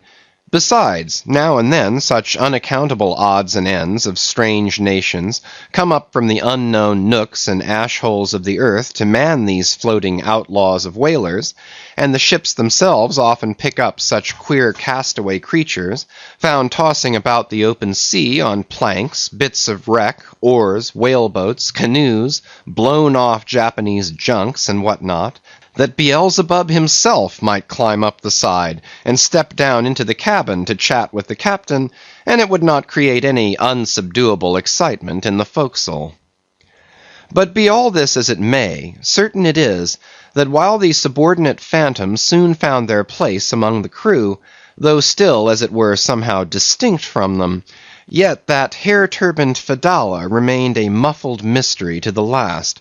Whence he came in a mannerly world like this, by what sort of unaccountable tie he soon evinced himself to be linked with Ahab's peculiar fortunes, nay, so far as to have some sort of half-hinted influence, heaven knows, but it might have been even authority over him, all this none knew, but one cannot sustain an indifferent air concerning Fedallah. He was such a creature as civilized domestic people in the temperate zone only see in their dreams, and that but dimly, but the like of whom now and then glide among the unchanging Asiatic communities, especially the Oriental isles to the east of the continent, those insulated, immemorial, unalterable countries, which even in these modern days still preserve much of the ghostly aboriginalness of the earth's primal generations, when the memory of the first man was a distinct recollection, and all men his descendants, unknowing whence he came, eyed each other as real phantoms, and asked of the sun and the moon why they were created, and to what end. When though, according to Genesis, the angels indeed consorted with the daughters of men, the devils also, add the uncanonical rabbins, indulged in mundane amours. Chapter 51. The Spirit Spout.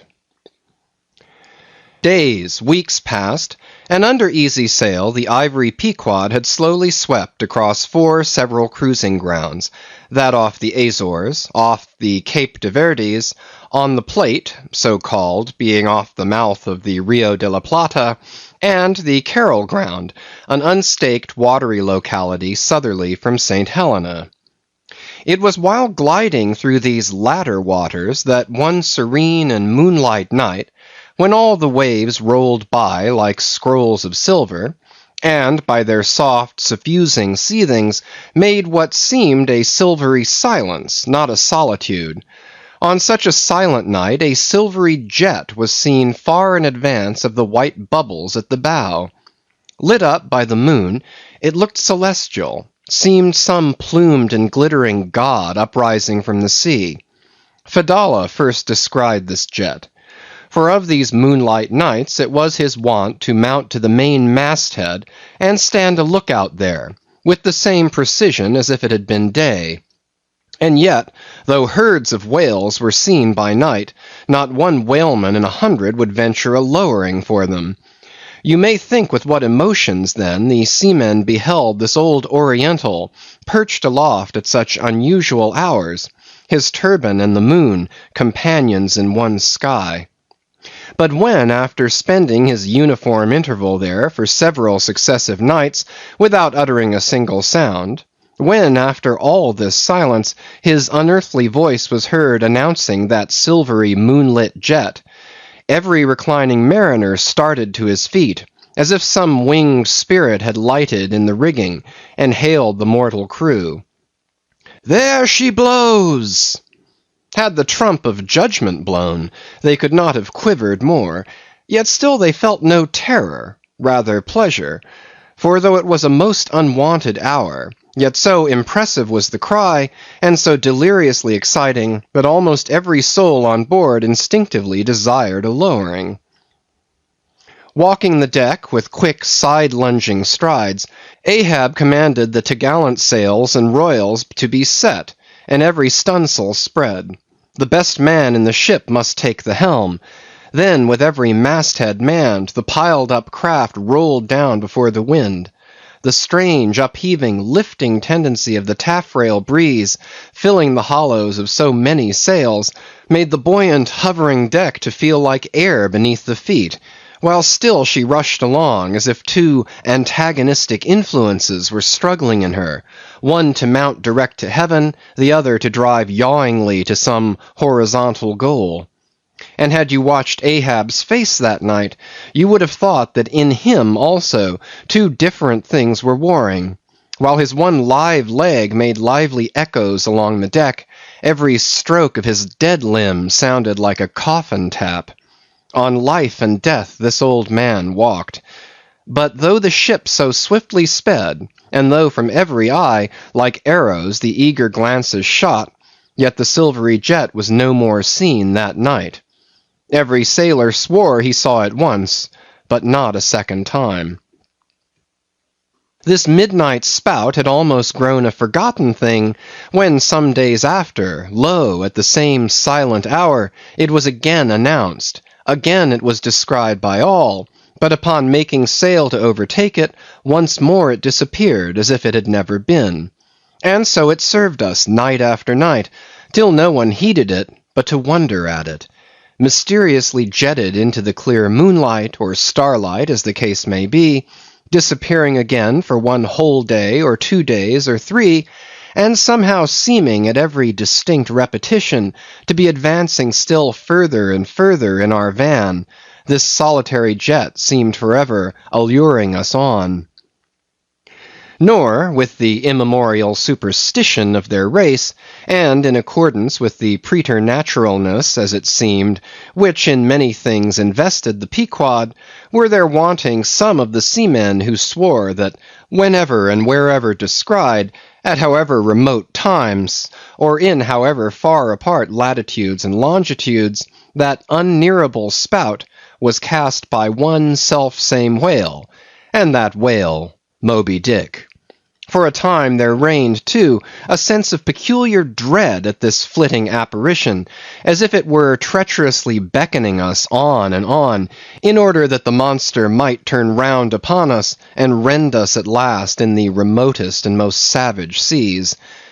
These temporary apprehensions, so vague but so awful, derived a wondrous potency from the contrasting serenity of the weather, in which, beneath all its blue blandness, some thought there lurked a devilish charm, as for days and days we voyaged along, through seas so wearily, lonesomely mild, that all space, in repugnance to our vengeful errand, seemed vacating itself of life before our urn-like prow. But at last, when turning to the eastward, the Cape winds began howling around us, and we rose and fell upon the long troubled seas that are there, when the ivory-tusked Pequod sharply bowed to the blast, and gored the dark waves in her madness, till, like showers of silver chips, the foam flakes flew over her bulwarks, then all this desolate vacuity of life went away, but gave place to sights more dismal than before. Close to our bows, strange forms in the water darted hither and thither before us, while thick in our rear view flew the inscrutable sea-ravens, and every morning, perched on our stays, rows of these birds were seen, and, spite of our hootings, for a long time obstinately clung to the hemp, as though they deemed our ship some drifting, uninhabited craft, a thing appointed to desolation, and therefore fit roosting place for their homeless selves. And heaved, still unrestingly heaved the black sea, as if its vast tides were a conscience, and the great mundane soul were in anguish and remorse for the long sin and suffering it had bred. Cape of Good Hope, do they call you? Rather Cape Tormentoso, as called of yore. For long allured by the perfidious silences that before had attended us, we found ourselves launched into this tormented sea, where guilty beings transformed into those fowls and these fish seem condemned to swim on everlastingly without any haven in store, or beat that black air without any horizon. But calm, snow-white, and unvarying, still directing its fountain of feathers to the sky, still beckoning us on from before, the solitary jet would at times be descried. During all this blackness of the elements, Ahab, though assuming for the time the almost continual command of the drenched and dangerous deck, manifested the gloomiest reserve, and more seldom than ever addressed his mates. In tempestuous times like these, after everything above and aloft has been secured, nothing more can be done but passively to await the issue of the gale. Then captain and crew become practical fatalists. So, with his ivory leg inserted into its accustomed hole, and with one hand firmly grasping a shroud, Ahab for hours and hours would stand gazing dead to windward, while an occasional squall of sleet or snow would all but congeal his very eyelashes together. Meantime the crew, driven from the forward part of the ship by the perilous seas that burstingly broke over its bows, stood in a line along the bulwarks in the waist, and, the better to guard against the leaping waves, each man had slipped himself into a sort of bowline secured to the rail, in which he swung as in a loosened belt. Few or no words were spoken, and the silent ship, as if manned by painted sailors in wax, day after day, tore on through all the swift madness and gladness of the demoniac waves. By night, the same muteness of humanity before the shrieks of the ocean prevailed. Still in silence the men swung from the bowlines. Still wordless Ahab stood up to the blast. Even when wearied nature seemed demanding repose, he would not seek that repose in his hammock. Never could Starbuck forget the old man's aspect, when one night, going down into the cabin to mark how the barometer stood, he saw him with closed eyes sitting straight in his floor-screwed chair, the rain and half-melted sleet of the storm from which he had some time before emerged, still slowly dripping from the unremoved hat and coat. On the table beside him lay unrolled one of those charts of tides and currents which have previously been spoken of. His lantern swung from his tightly clenched hand. Though the body was erect, the head was thrown back, so that the closed eyes were pointed towards the needle of the telltale that swung from a beam in the ceiling. Footnote: the cabin compass is called the telltale, because without going to the compass at the helm, the captain, while below, can inform himself of the course of the ship. End of footnote. Terrible old man, thought Starbuck with a shudder. Sleeping in this gale, still thou steadfastly eyest thy purpose. Chapter 52. The Albatross. Southeastward from the Cape, Off the distant crozettes, a good cruising ground for right whalemen, a sail loomed ahead, the Goney, Albatross by name. As she slowly drew nigh, from my lofty perch at the foremast head, I had a good view of that sight so remarkable to a tyro in the far ocean fisheries, a whaler at sea and long absent from home. As if the waves had been fullers, this craft was bleached like the skeleton of a stranded walrus. All down her sides this spectral appearance was traced with long channels of reddened rust, while all her spars and her rigging were like the thick branches of trees furred over with hoar-frost. Only her lower sails were set. A wild sight it was to see her long-bearded lookouts at those three mastheads. They seemed clad in the skins of beasts, so torn and bepatched the raiment that had survived nearly 4 years of cruising. Standing in iron hoops nailed to the mast, they swayed and swung over a fathomless sea, and though when the ship slowly glided close under our stern, we 6 men in the air came so nigh to each other that we might almost have leaped from the mastheads of one ship to those of the other, yet those forlorn-looking fishermen, mildly eyeing us as they passed, said not one word to our lookouts, while the quarter-deck hail was being heard from below. "Ship ahoy! Have you seen the white whale?" But as the strange captain, leaning over the pallid bulwarks, was in the act of putting his trumpet to his mouth, it somehow fell from his hand into the sea, and the wind now rising amain, he in vain strove to make himself heard without it. Meantime his ship was still increasing the distance between. While in various silent ways the seamen of the Pequod were evincing their observance of this ominous incident at the first mere mention of the white whale's name to another ship, Ahab for a moment paused. It almost seemed as though he would have lowered a boat to board the stranger, had not the threatening wind forbade. But taking advantage of his windward position, he again seized his trumpet, and knowing by her aspect that the stranger vessel was a Nantucketer, and shortly bound home, he loudly hailed, "Ahoy there! This is the Pequod, bound round the world. Tell them to address all future letters to the Pacific Ocean. And this time 3 years, if I am not home, tell them to address them to—" At that moment the two wakes were fairly crossed, and instantly, then, in accordance with their singular ways, shoals of small, harmless fish, that for some days before had been placidly swimming by our side, darted away with what seemed shuddering fins, and ranged themselves fore and aft with the stranger's flanks.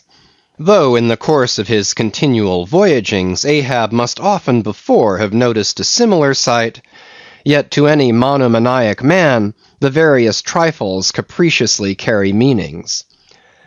"Swim away from me, do ye?" murmured Ahab, gazing over into the water. There seemed but little in the words, but the tone conveyed more of deep helpless sadness than the insane old man had ever before evinced. But turning to the steersman, who thus far had been holding the ship in the wind to diminish her headway, he cried out in his old lion voice, "Up helm! Keep her off round the world!" Round the world. There is much in that sound to inspire proud feelings. But whereto does all that circumnavigation conduct? Only, through numberless perils, to the very point whence we started, where those that we left behind secure were all the time before us.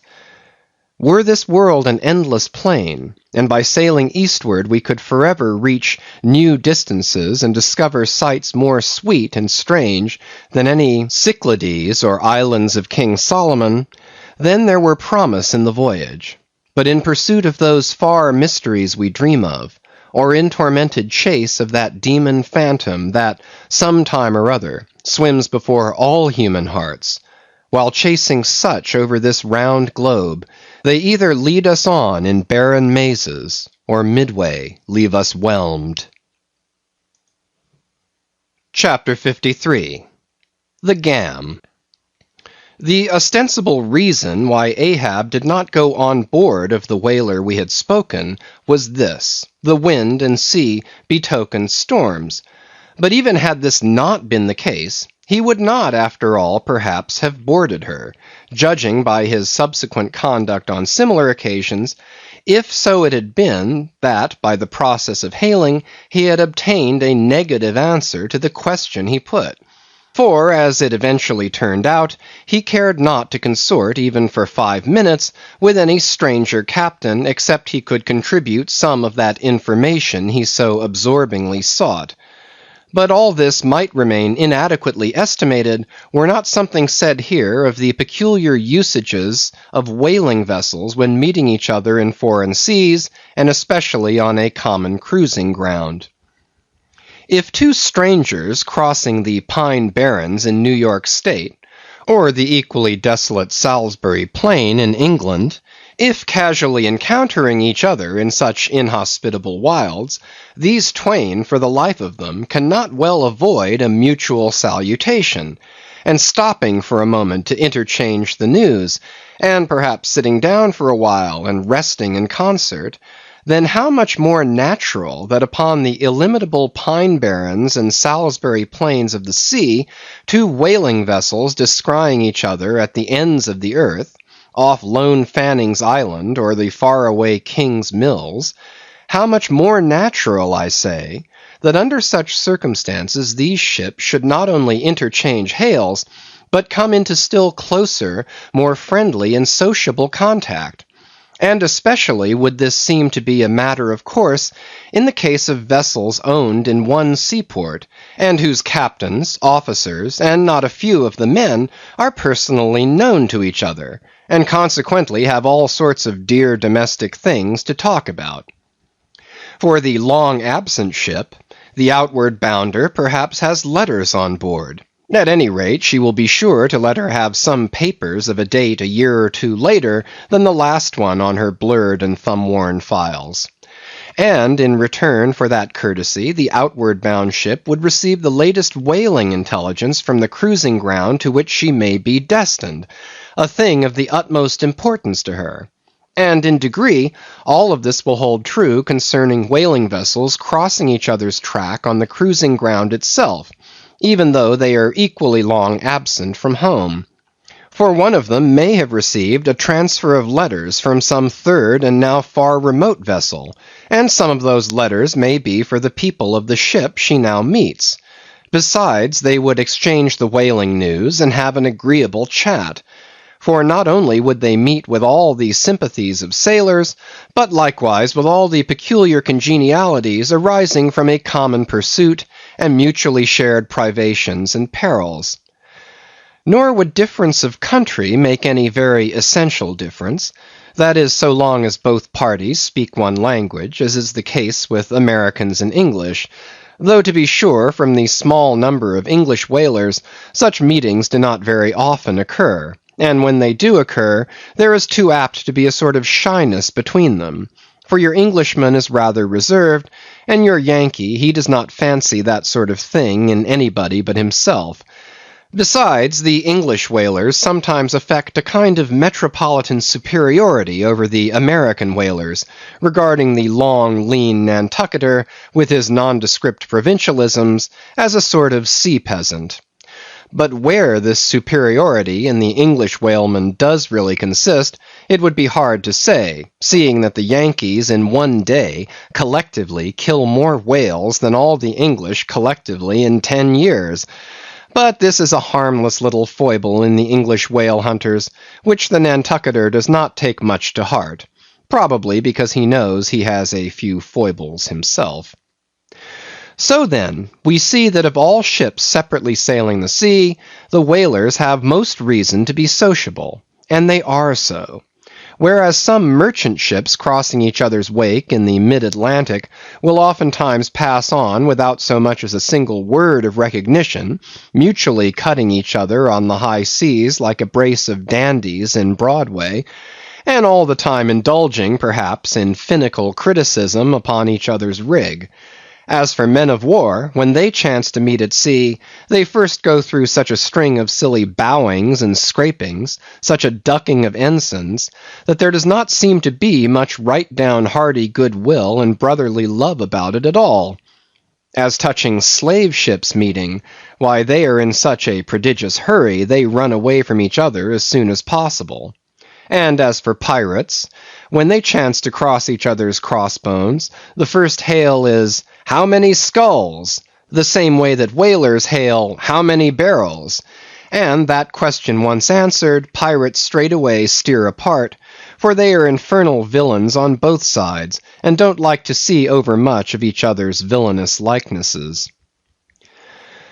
But look at the godly, honest, unostentatious, hospitable, sociable, free and easy whaler. What does the whaler do when she meets another whaler in any sort of decent weather?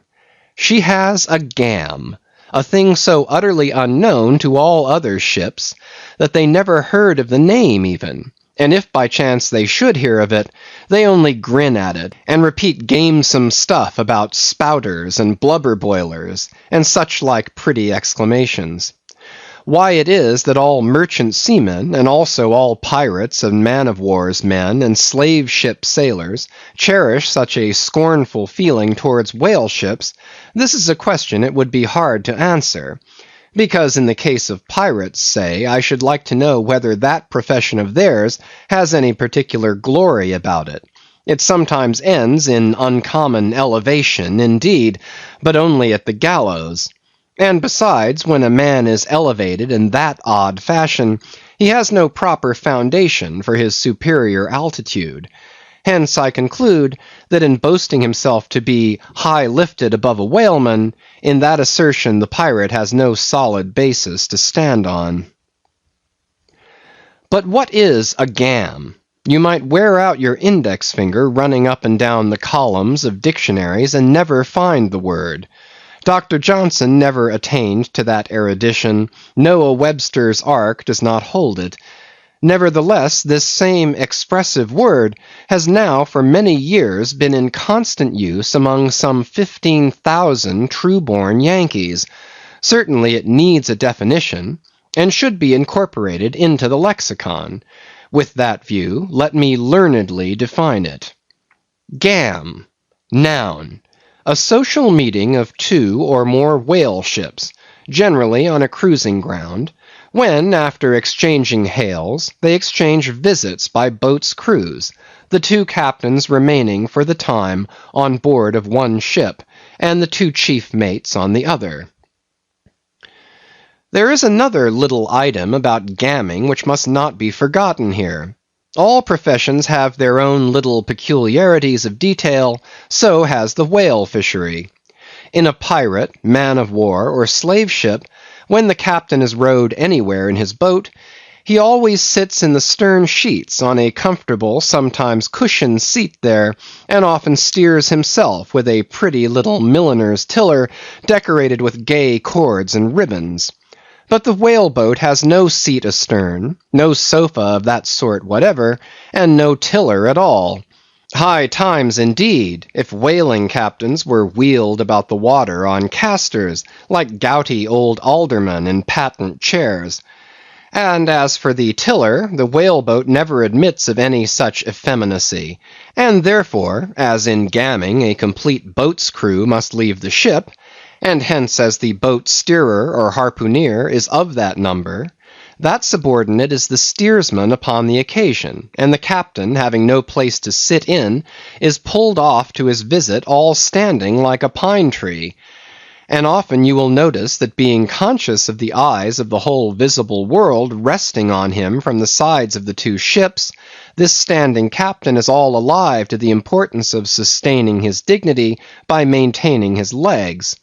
Nor is this any very easy matter, for in his rear is the immense projecting steering oar hitting him now and then in the small of his back, the after oar reciprocating by rapping his knees in front. He is thus completely wedged before and behind, and can only expand himself sideways by settling down on his stretched legs. But a sudden violent pitch of the boat will often go far to topple him, because length of foundation is nothing without corresponding breadth. Merely make a spread angle of two poles, and you cannot stand them up. Then, again, it would never do in plain sight of the world's riveted eyes, it would never do, I say, for this straddling captain to be seen steadying himself the slightest particle by catching hold of anything with his hands. Indeed, as token of his entire, buoyant self-command, he generally carries his hands in his trousers pockets, but perhaps being generally very large, heavy hands, he carries them there for ballast. Nevertheless, there have occurred instances, well authenticated ones too, where the captain has been known for an uncommonly critical moment or two, in a sudden squall, say, to seize hold of the nearest oarsman's hair, and hold on there like grim death. Chapter 54 The Town Hose Story As told at the Golden Inn. The Cape of Good Hope, and all the watery region about there, is much like some noted four corners of a great highway, where you meet more travellers than in any other part. It was not very long after speaking the Goney that another homeward-bound whaleman, the Town Ho, was encountered.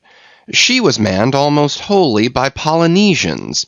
In the short gam that ensued, she gave us strong news of Moby-Dick. To some, the general interest in the white whale was now wildly heightened by a circumstance of the Town Ho's story, which seemed obscurely to involve with the whale a certain wondrous inverted visitation of one of those so-called judgments of God which are at times said to overtake some men. This latter circumstance, with its own particular accompaniments, forming what may be called the secret part of the tragedy about to be narrated, never reached the ears of Captain Ahab or his mates, for that secret part of the story was unknown to the captain of the Town Ho himself. It was the private property of 3 Confederate white seamen of that ship, one of whom, it seems, communicated it to Tashtego with Romish injunctions of secrecy, but the following night Tashtego rambled in his sleep, and revealed so much of it in that way, that when he was wakened he could not well withhold the rest. Nevertheless, so potent an influence did this thing have on those seamen in the Pequod who came to the full knowledge of it, and by such a strange delicacy, to call it so, were they governed in this matter, that they kept the secret among themselves so that it never transpired abaft the Pequod's mainmast. Interweaving in its proper place this darker thread with the story as publicly narrated on the ship, the whole of this strange affair I now proceed to put on lasting record. Footnote: Town Ho, the ancient whale cry upon first sighting a whale from the masthead, still used by whalemen in hunting the famous Galapagos terrapin. End of footnote. For my humour's sake, I shall preserve the style in which I once narrated it at Lima, to a lounging circle of my Spanish friends, one Saint's Eve, smoking upon the thick-gilt, tiled piazza of the Golden Inn. Of those fine cavaliers, the young Dons Pedro and Sebastian were on closer terms with me, and hence the interluding questions they occasionally put, and which are duly answered at the time. Quote, Some 2 years prior to my first learning the events which I am about rehearsing to you, gentlemen, the Town Ho, sperm whaler of Nantucket, was cruising in your Pacific here, not very many days' sail eastward from the eaves of this good Golden Inn. She was somewhere to the northward of the line. One morning, upon handling the pumps, according to daily usage, it was observed that she made more water in her hold than common. They supposed a swordfish had stabbed her, gentlemen. But the captain, having some unusual reason for believing that rare good luck awaited him in those latitudes, and therefore being very averse to quit them, and the leak not being then considered at all dangerous, though indeed they could not find it after searching the hold as low down as was possible in rather heavy weather, the ship still continued her cruisings, the mariners working at the pumps at wide and easy intervals. But no good luck came, more days went by, and not only was the leak yet undiscovered, but it sensibly increased. So much so that, now taking some alarm, the captain, making all sail, stood away for the nearest harbor among the islands, there to have his hull hove out and repaired. Though no small passage was before her, yet if the commonest chance favored, he did not at all fear that his ship would founder by the way, because his pumps were of the best, and being periodically relieved at them, those 36 men of his could easily keep the ship free, never mind if the leak should double on her. In truth, well nigh the whole of this passage being attended by very prosperous breezes, the Town Ho had all but certainly arrived in perfect safety at her port without the occurrence of the least fatality, had it not been for the brutal overbearing of Radney, the mate, a vineyarder, and the bitterly provoked vengeance of Steelkilt, a lakeman and desperado from Buffalo. Lakeman, Buffalo. Pray, what is a lakeman, and where is Buffalo? Said Don Sebastian, rising in his swinging mat of grass. On the eastern shore of our Lake Erie, Don, but I crave your courtesy. May be you shall soon hear further of all that. Now, gentlemen, in square-sail brigs and three-masted ships, well nigh as large and stout as any that ever sailed out of your old Callao to far Manila, this lakeman, in the landlocked heart of our America, had yet been nurtured by all those agrarian freebooting impressions popularly connected with the open ocean.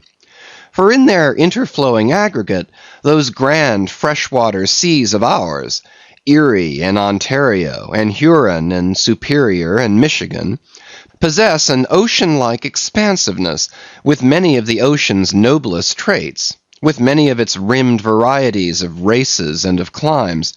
They contain round archipelagos of romantic isles, even as the Polynesian waters do. In large part, are shored by two great contrasting nations as the Atlantic is.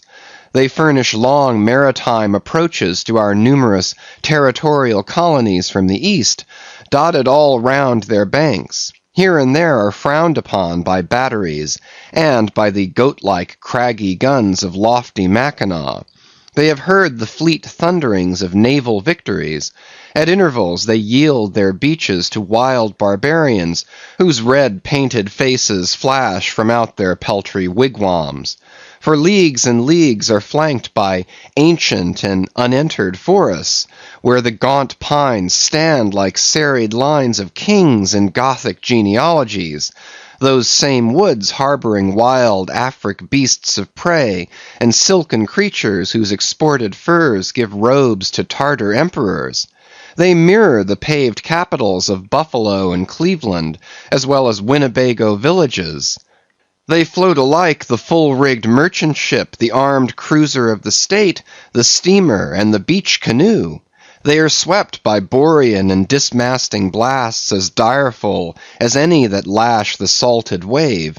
They know what shipwrecks are, for out of sight of land, however inland, they have drowned full many a midnight ship with all its shrieking crew. Thus, gentlemen, though an inlander, Steelkilt was wild ocean born and wild ocean nurtured, as much of an audacious mariner as any. And for Radney, though in his infancy he may have laid him down on the lone Nantucket beach, to nurse at his maternal sea, though in after life he had long followed our austere Atlantic and your contemplative Pacific, yet he was quite as vengeful and full of social quarrel as the backwoods seaman, fresh from the latitudes of buckhorn-handled bowie knives. Yet was this Nantucketer a man with some good-hearted traits, and this lakeman a mariner, who though a sort of devil indeed, might yet by inflexible firmness, only tempered by that common decency of human recognition which is the meanest slave's right. Thus treated, this Steelkilt had long been retained harmless and docile. At all events, he had proved so thus far, but Radney was doomed and made mad, and Steelkilt—but gentlemen, you shall hear. It was not more than a day or two at the furthest after pointing her prow for her island haven that the town-ho's leak seemed again increasing, but only so as to require an hour or more at the pumps every day. You must know that in a settled and civilized ocean like our Atlantic, for example, some skippers think little of pumping their whole way across it, though of a still sleepy night, should the officer of the deck happen to forget his duty in that respect, the probability would be that he and his shipmates would never again remember it, on account of all hands gently subsiding to the bottom. Nor in the solitary and savage seas far from you to the westward, gentlemen, is it altogether unusual for ships to keep clanging at their pump handles in full chorus, even for a voyage of considerable length, that is, if it lie along a tolerably accessible coast, or if any other reasonable retreat is afforded them. It is only when a leaky vessel is in some very out-of-the-way part of those waters, some really landless latitude, that her captain begins to feel a little anxious. Much this way had it been with the town-ho. So when her leak was found gaining once more, there was in truth some small concern manifested by several of her company, especially by Radney, the mate. He commanded the upper sails to be well hoisted, sheeted home anew, and every way expanded to the breeze. Now this Radney, I suppose, was as little of a coward, and as little inclined to any sort of nervous apprehensiveness touching his own person, as any fearless, unthinking creature on land or on sea that you can conveniently imagine, gentlemen. Therefore, when he betrayed this solicitude about the safety of the ship, some of the seamen declared that it was only on account of his being a part owner in her. So, when they were working that evening at the pumps, there was on this head no small gamesomeness slyly going on among them, as they stood with their feet continually overflowed by the rippling clear water, clear as any mountain spring, gentlemen, that, bubbling from the pumps, ran across the deck, and poured itself out in steady spouts at the lee scupper holes. Now, as you well know, it is not seldom the case in this conventional world of ours, watery or otherwise, that when a person placed in command over his fellow men finds one of them to be very significantly his superior in general pride of manhood, straightway against that man he conceives an unconquerable dislike and bitterness.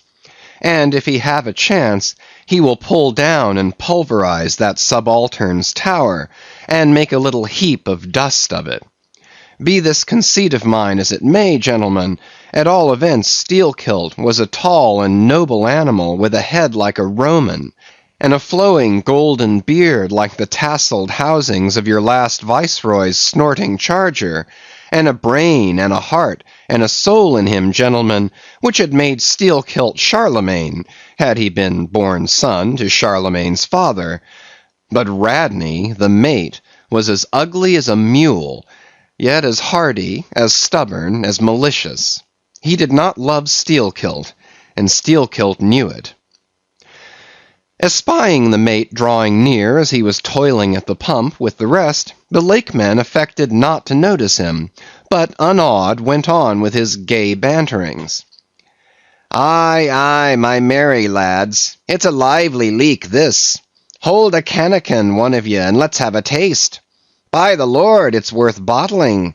I tell ye what, men, old Rad's investment must go for it. He had best cut away his part of the hull and tow it home. The fact is, boys, that swordfish only began the job. He's come back again with a gang of ship carpenters, sawfish, and filefish, and what not, and the whole posse of 'em are now hard at work, cutting and slashing the bottom, making improvements, I suppose. If old Rad were here now, I'd tell him to jump overboard and scatter 'em. They're playing the devil with his estate, I can tell him. But he's a simple old soul, Rad, and a beauty too. Boys, they say the rest of his property is invested in looking-glasses. I wonder if he'd give a poor devil like me the model of his nose." "Damn your eyes! What's that pump stopping for?" roared Radney, pretending not to have heard the sailors talk. "Thunder away at it." Aye, aye, sir, said Steelkilt, merry as a cricket. Lively, boys, lively now. And with that the pump clanged like 50 fire engines. The men tossed their hats off to it, and ere long that peculiar gasping of the lungs was heard, which denotes the fullest tensions of life's utmost energies.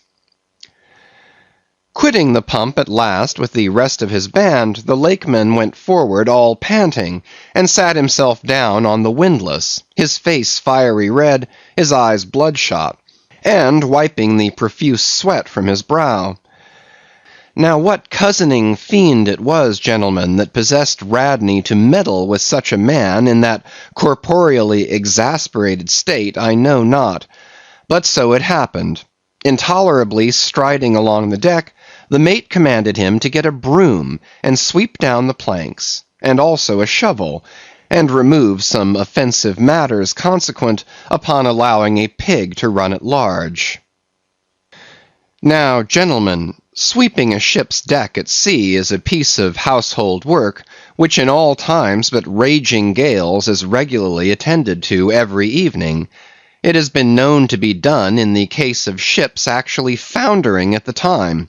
Such, gentlemen, is the inflexibility of sea usages, and the instinctive love of neatness in seamen, some of whom would not willingly drown without first washing their faces. But in all vessels this broom business is the prescriptive province of the boys, if boys there be aboard. Besides, it was the stronger men in the town-ho that had been divided into gangs, taking turns at the pumps. And being the most athletic seaman of them all, Steelkilt had been regularly assigned captain of one of the gangs. Consequently, he should have been freed from any trivial business not connected with truly nautical duties, such being the case with his comrades.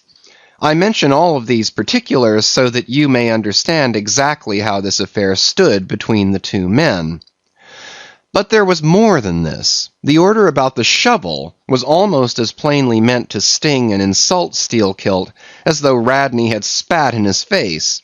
Any man who has gone sailor in a whale ship will understand this, and all this, and doubtless much more, the lakeman fully comprehended when the mate uttered his command.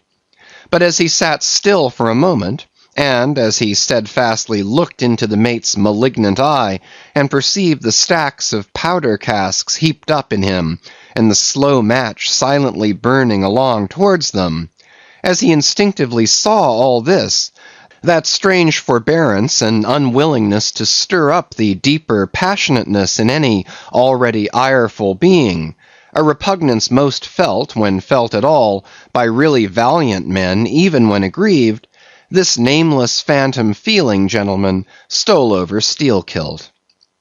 Therefore, in his ordinary tone, only a little broken by the bodily exhaustion he was temporarily in, he answered him, saying that sweeping the deck was not his business, and he would not do it. And then, without at all alluding to the shovel, he pointed to 3 lads as the customary sweepers, who, not being billeted at the pumps, had done little or nothing all day. To this Radney replied with an oath, in a most domineering and outrageous manner, unconditionally reiterating his command, meanwhile advancing upon the still seated lakeman with an uplifted cooper's club hammer, which he had snatched from a cask near by. Heated and irritated as he was by his spasmodic toil at the pumps, for all his first nameless feeling of forbearance, the sweating Steelkilt could but ill brook this bearing in the mate. But somehow, still smothering the conflagration within him, without speaking he remained doggedly rooted to his seat, till at last the incensed Radney shook the hammer within a few inches of his face, furiously commanding him to do his bidding. Steelkilt rose, and slowly retreating round the windlass, steadily followed by the mate with his menacing hammer, deliberately repeated his intention not to obey. Seeing, however, that his forbearance had not the slightest effect, by an awful and unspeakable intimation with his twisted hand, he warned off the foolish and infatuated man. But it was to no purpose. and in this way the two went once slowly round the windlass, when resolved at last no longer to retreat, bethinking him that he had now forborne as much as comported with his humour, the Lakeman paused on the hatches, and thus spoke to the officer. "Mr. Radney, I will not obey you. Take that hammer away, or look to yourself." But the predestinated mate, coming still closer to him, where the Lakeman stood fixed, now shook the heavy hammer within an inch of his teeth, meanwhile repeating a string of insufferable maledictions, retreating not the 1,000th part of an inch, stabbing him in the eye with the unflinching poniard of his glance, Steelkilt, clenching his right hand behind him, and creepingly drawing it back, told his persecutor that if the hammer but grazed his cheek, he, Steelkilt, would murder him. But, gentlemen, the fool had been branded for the slaughter by the gods. Immediately the hammer touched his cheek. The next instant the lower jaw of the mate was stove in his head. He fell on the hatch, spouting blood like a whale. Ere the cry could go aft, Steelkilt was shaking one of the backstays leading far aloft, to where two of his comrades were standing their mastheads. They were both canallers. "Canallers!" cried Don Pedro. "We have seen many whale ships in our harbours, but never heard of your canallers. Pardon, who and what are they?" "Canallers, Don, are the boatmen belonging to our Grand Erie Canal. You must have heard of it." "Nay, Senor. Hereabouts in this dull, warm, most lazy and hereditary land, we know but little of your vigorous north." "Aye? Well then, Don, refill my cup. Your chicha's very fine, and ere proceeding further, I will tell you what our canallers are, for such information may throw sidelight upon my story. For 360 miles, gentlemen, through the entire breadth of the state of New York, through numerous populous cities and most thriving villages, through long, dismal, uninhabited swamps and affluent cultivated fields, unrivaled for fertility, by billiard room and bar room, through the holy of holies of great forests, on Roman arches over Indian rivers, through sun and shade, by happy hearts or broken, through all the wide contrasting scenery of those noble Mohawk counties, and especially by rows of snow-white chapels, whose spires stand almost like milestones, flows one continual stream of Venetianly corrupt and often lawless life. There's your true Ashanti, gentlemen. There howl your pagans, where you ever find them next door to you, under the long-flung shadow and the snug patronizing lee of churches. For by some curious fatality, as it is often noted of your metropolitan freebooters that they ever encamp around the halls of justice, so sinners, gentlemen, most abound in holiest vicinities. "Is that a friar passing?" said Don Pedro, looking downwards into the crowded piazza with humorous concern. "Well, for our northern friend, Dame Isabella's Inquisition wanes in Lima," laughed Don Sebastian. "Proceed, senor." "A moment, pardon," cried another of the company. "In the name of all us Limise, I but desire to express to you, Sir Sailor, that we have by no means overlooked your delicacy in not substituting present Lima for distant Venice in your corrupt comparison. Oh no, do not bow and look surprised. You know the proverb along all this coast, corrupt as Lima.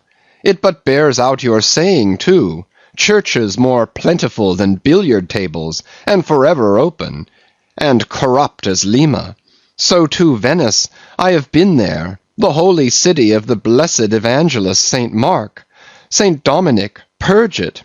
Your cup, thanks, here I refill. Now, you pour out again." Freely depicted in his own vocation, gentlemen, the canaller would make a fine dramatic hero, so abundantly and picturesquely wicked is he. Like Mark Antony, for days and days along his green-turfed flowery Nile, he indolently floats, openly toying with his red-cheeked Cleopatra, ripening his apricot thigh upon the sunny deck. But ashore all this effeminacy is dashed. The brigandish guise which the canaller so proudly sports, his slouched and gaily ribboned hat betoken his grand features. A terror to the smiling innocence of the villages through which he floats, his swart visage and bold swagger are not unshunned in cities.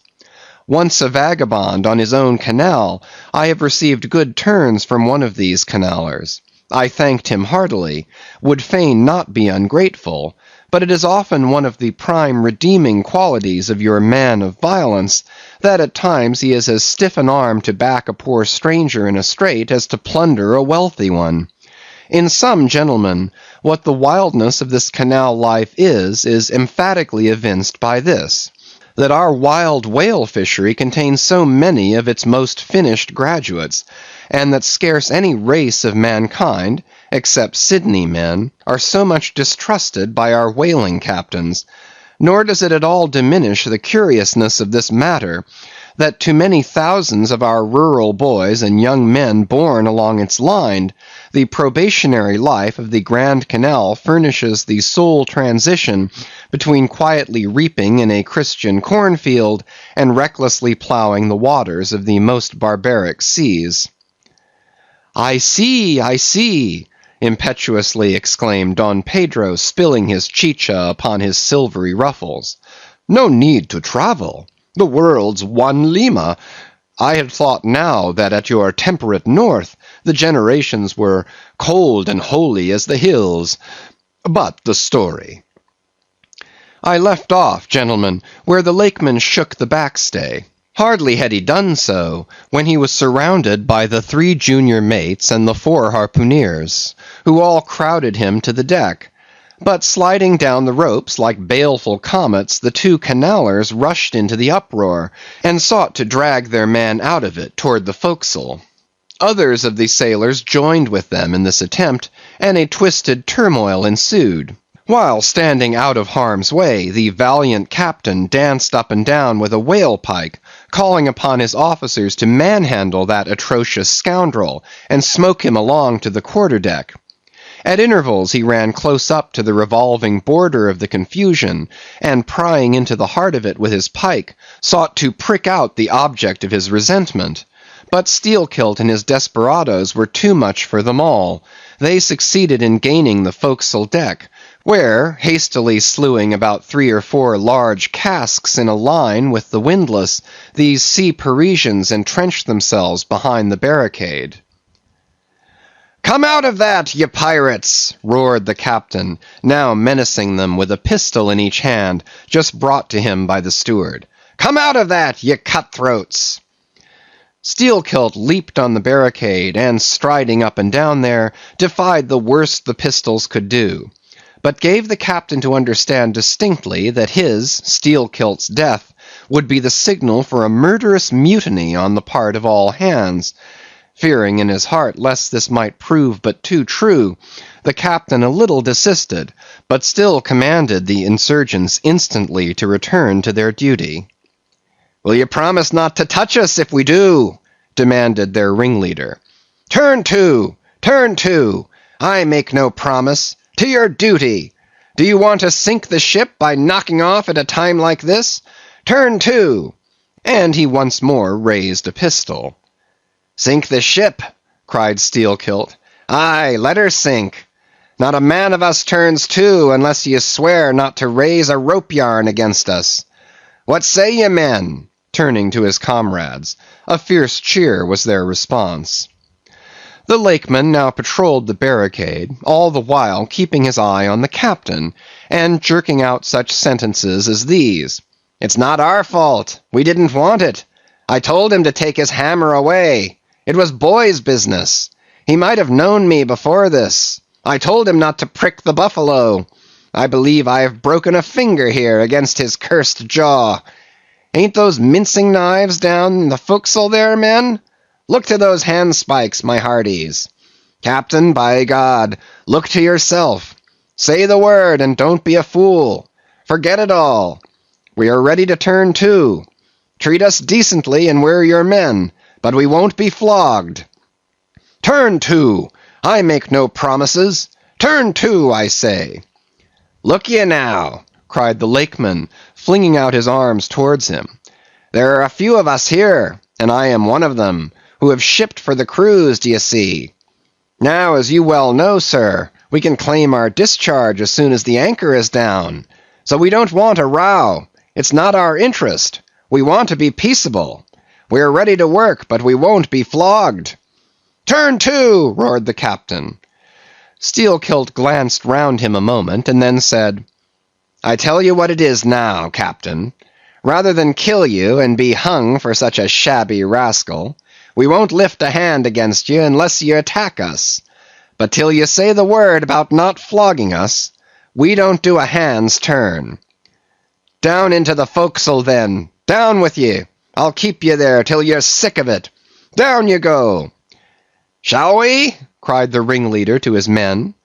Most of them were against it, but at length, in obedience to Steelkilt, they preceded him down into their dark den, growlingly disappearing like bears into a cave.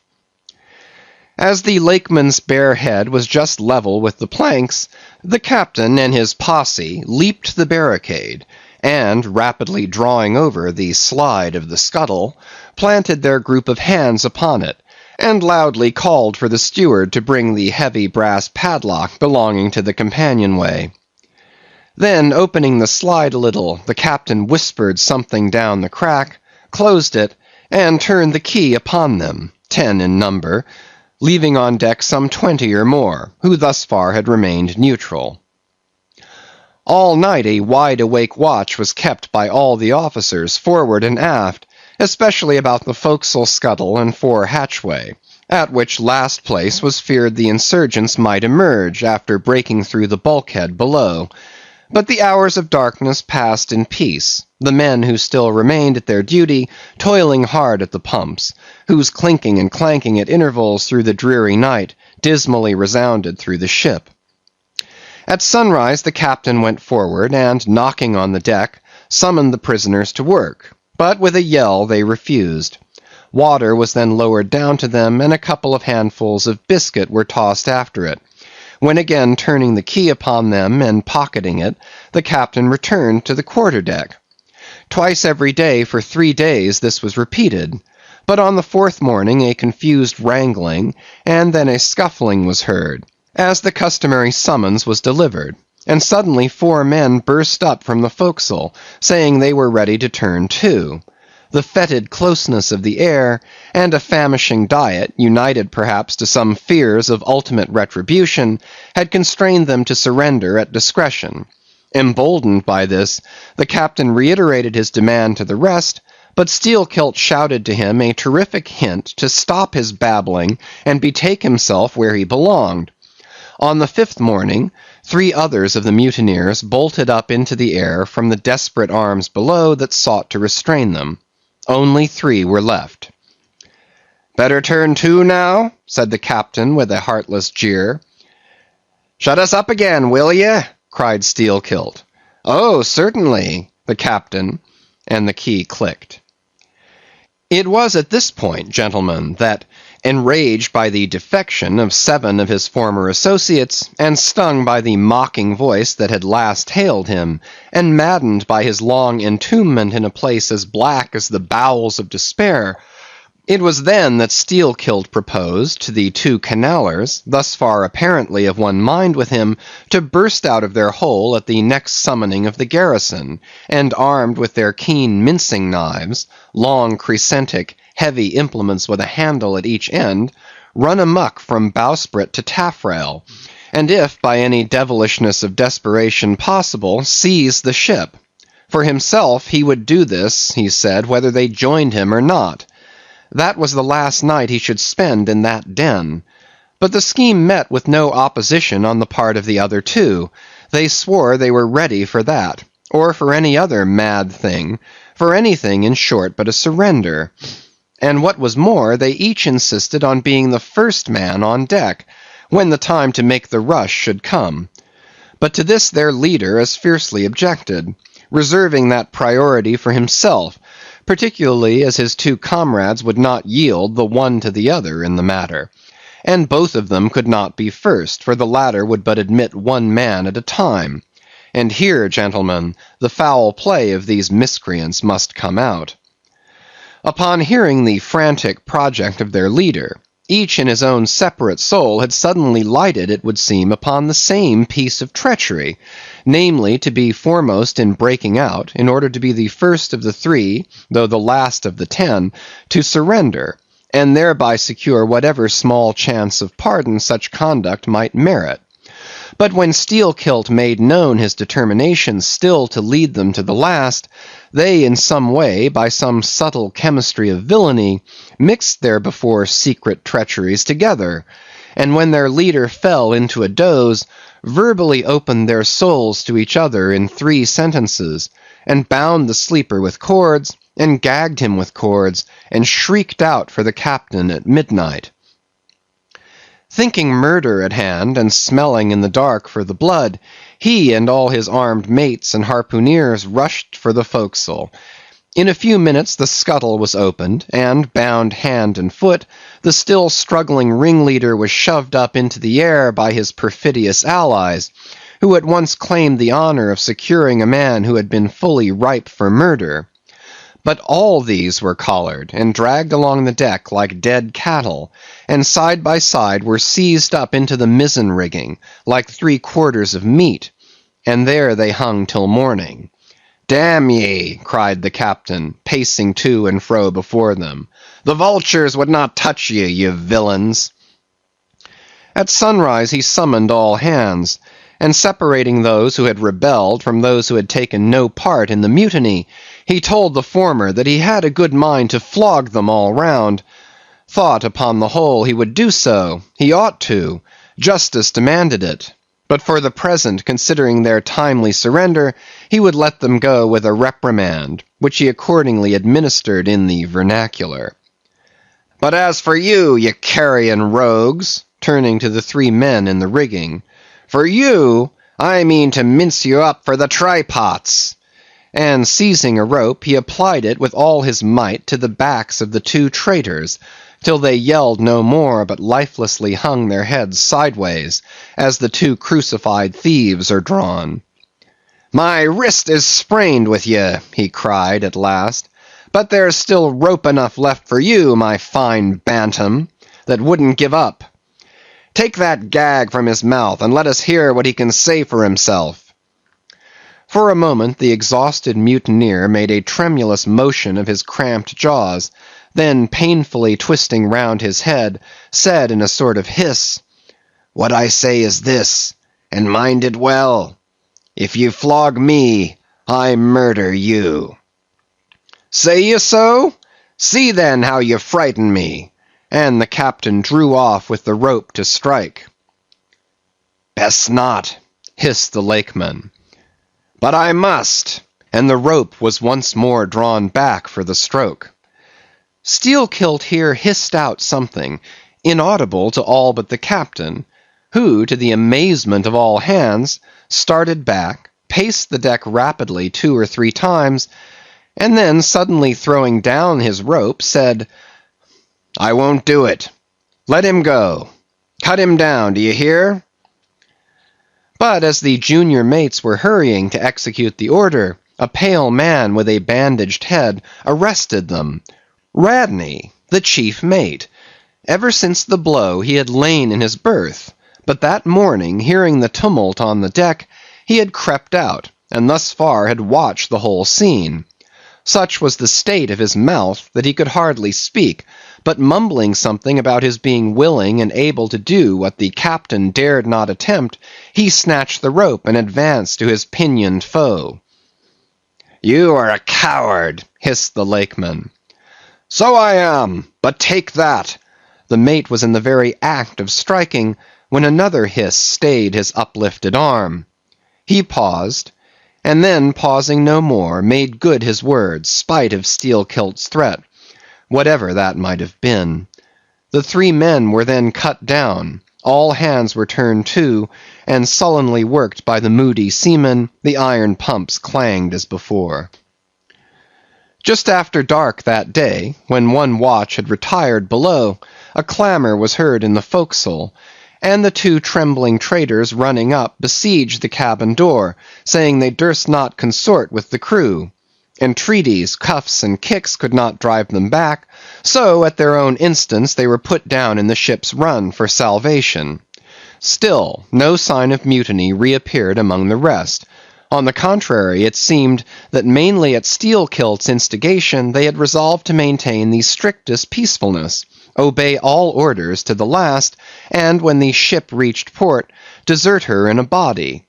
But in order to ensure the speediest end to the voyage, they all agreed to another thing, namely, not to sing out for whales in case any should be discovered.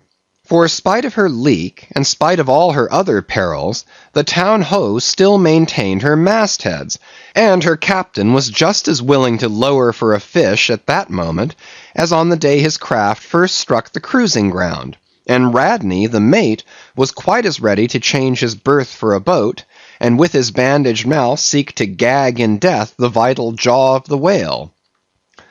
But though the lakeman had induced the seamen to adopt this sort of passiveness in their conduct, he kept his own counsel, at least till all was over, concerning his own proper and private revenge upon the man who had stung him in the ventricles of his heart.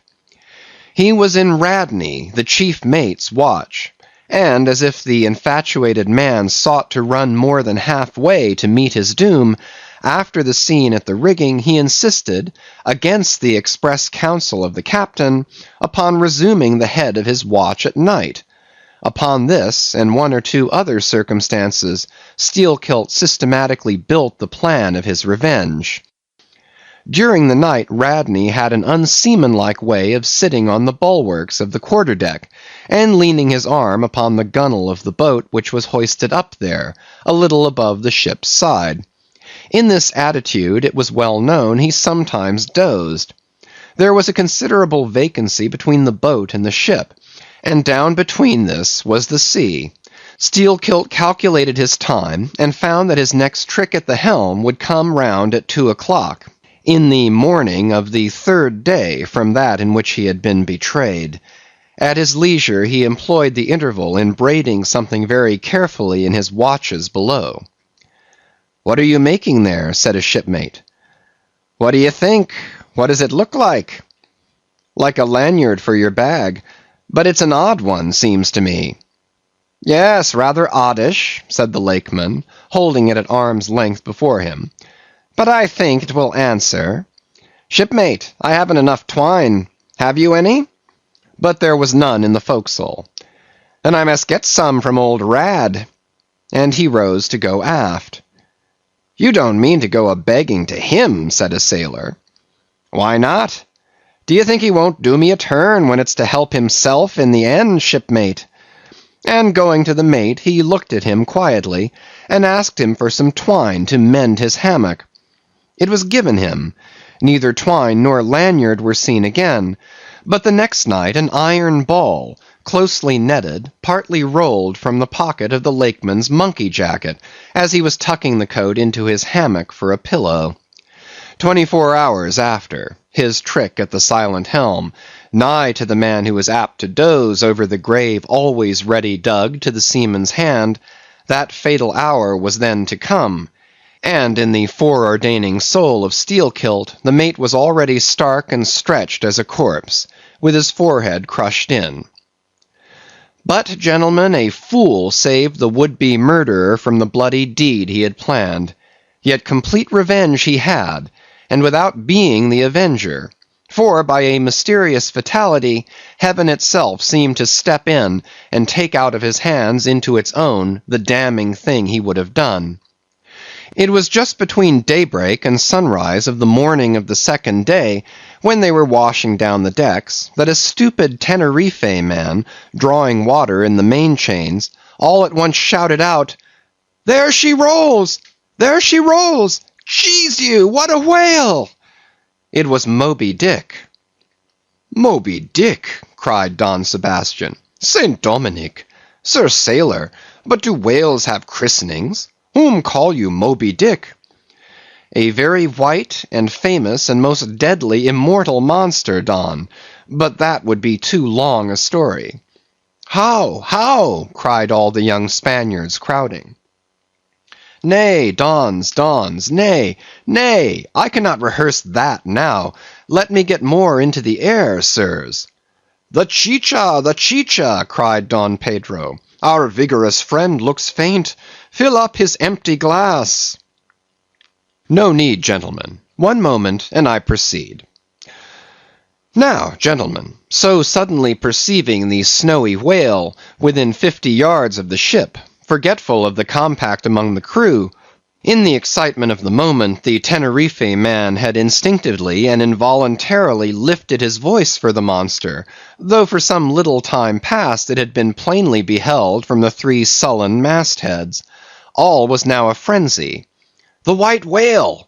The white whale!" was the cry from the captain, mates, and harpooneers, who, undeterred by fearful rumors, were all anxious to capture so famous and precious a fish, while the dogged crew eyed askance, and with curses, the appalling beauty of the vast milky mass that, lit up by a horizontal spangling sun, shifted and glistened like a living opal in the blue morning sea. Gentlemen, a strange fatality pervades the whole career of these events, as if verily mapped out before the world itself was charted. The mutineer was the bowsman of the mate, and when fast to the fish, it was his duty to sit next to him while Radney stood up with his lance in the prow, and haul in or slacken the line at the word of command. Moreover, when the 4 boats were lowered, the mates got the start, and none howled more fiercely with delight than did Steelkilt as he strained at his oar. After a stiff pull, their harpooneer got fast, and spear in hand, Radney sprang to the bow. He was always a furious man, it seems, in a boat, and now his bandaged cry was, to beach him on the whale's topmost back. Nothing loath, his bowsman hauled him up, and through a blinding foam that blent 2 whitenesses together, till of a sudden the boat struck as against a sunken ledge, and keeling over, spilled out the standing mate. That instant, as he fell on the whale's slippery back, the boat righted and was dashed aside by the swell, while Radney was tossed over into the sea, on the other flank of the whale. He struck out through the spray, and for an instant was dimly seen through that veil, wildly seeking to remove himself from the eye of Moby-Dick. But the whale rushed round in a sudden maelstrom, seized the swimmer between his jaws, and rearing high up with him, plunged headlong again and went down. Meantime, at the first tap of the boat's bottom, the lakeman had slackened the line, so as to drop astern from the whirlpool. Calmly looking on, he thought his own thoughts. But a sudden terrific downward jerking of the boat quickly brought his knife to the line. He cut it, and the whale was free. But at some distance Moby-Dick rose again, and with some tatters of Radney's red woolen shirt caught in the teeth that had destroyed him. All 4 boats gave chase again, but the whale eluded them, and finally wholly disappeared. In good time the town-ho reached her port, a savage, solitary place, where no civilized creature resided. There, headed by the lakeman, all but 5 or 6 of the foremastmen deliberately deserted among the palms, and eventually, as it turned out, seizing a large double war canoe of the savages, and setting sail for some other harbor. The ship's company being reduced to but a handful, the captain called upon the islanders to assist him in the laborious business of heaving down the ship to stop the leak. But to such unresting vigilance over their dangerous allies was this small band of whites necessitated, both by day and by night, and so extreme was the hard work they underwent, that upon the vessel being ready again for the sea, they were in such a weakened condition that the captain durst not put off with them in so heavy a vessel. After taking counsel with his officers, he anchored the ship as far offshore as possible, loaded and ran out his 2 cannon from the bows, stacked his muskets on the poop, and warning the islanders not to approach the ship at their peril, took one man with him, and setting the sail of his best whaleboat, steered straight before the wind for Tahiti, 500 miles distant, to procure a reinforcement to his crew. On the 4th day of the sail a large canoe was descried, which seemed to have touched at a low isle of corals. He steered away from it, but the savage craft bore down on him, and soon the voice of Steelkilt hailed him to heave to, or he would run him under water. The captain presented a pistol. With 1 foot on each prow of the yoked war canoes, the lakeman laughed him to scorn, assuring him that if the pistol so much as clicked in the lock, he would bury him in bubbles and foam. "What do you want of me?" cried the captain. "Where are you bound, and for what are you bound?" demanded Steelkilt. "No lies." "I am bound to Tahiti for more men." "Very good. Let me board you a moment. I come in peace." With that he leaped from the canoe, swam to the boat, and climbing the gunwale, stood face to face with the captain. "Cross your arms, sir. Throw back your head. Now repeat after me. As soon as Steelkilt leaves me, I swear to beach this boat on yonder island, and remain there 6 days. If I do not, may lightning strike me." "A pretty scholar," laughed the lakeman. "Adios, senor." And leaping into the sea, he swam back to his comrades. Watching the boat till it was fairly beached, and drawn up to the roots of the cocoanut trees, Steelkilt made sail again, and in due time arrived at Tahiti, his own place of destination. There luck befriended him. 2 ships were about to sail for France, and were providentially in want of precisely that number of men which the sailor headed. They embarked, and so forever got the start of their former captain, had he been at all minded to work them legal retribution. Some 10 days after the French ships sailed, the whaleboat arrived, and the captain was forced to enlist some of the more civilized Tahitians, who had been somewhat used to the sea. Chartering a small native schooner, he returned with them to his vessel, and finding all right there, again resumed his cruisings. Where Steelkilt now is, gentlemen, none know, but upon the island of Nantucket, the widow of Radney still turns to the sea, which refuses to give up its dead, still in dreams sees the awful white whale that destroyed him. "Are you through?" said Don Sebastian quietly. "I am, Don." "Then I entreat you, tell me if to the best of your own convictions, this your story is in substance really true. It is so passing wonderful. Did you get it from an unquestionable source? Bear with me if I seem to press." "Also bear with all of us, Sir Sailor, for we all join in Don Sebastian's suit," cried the company, with exceeding interest. "Is there a copy of the Holy Evangelists at the Golden Inn, gentlemen?"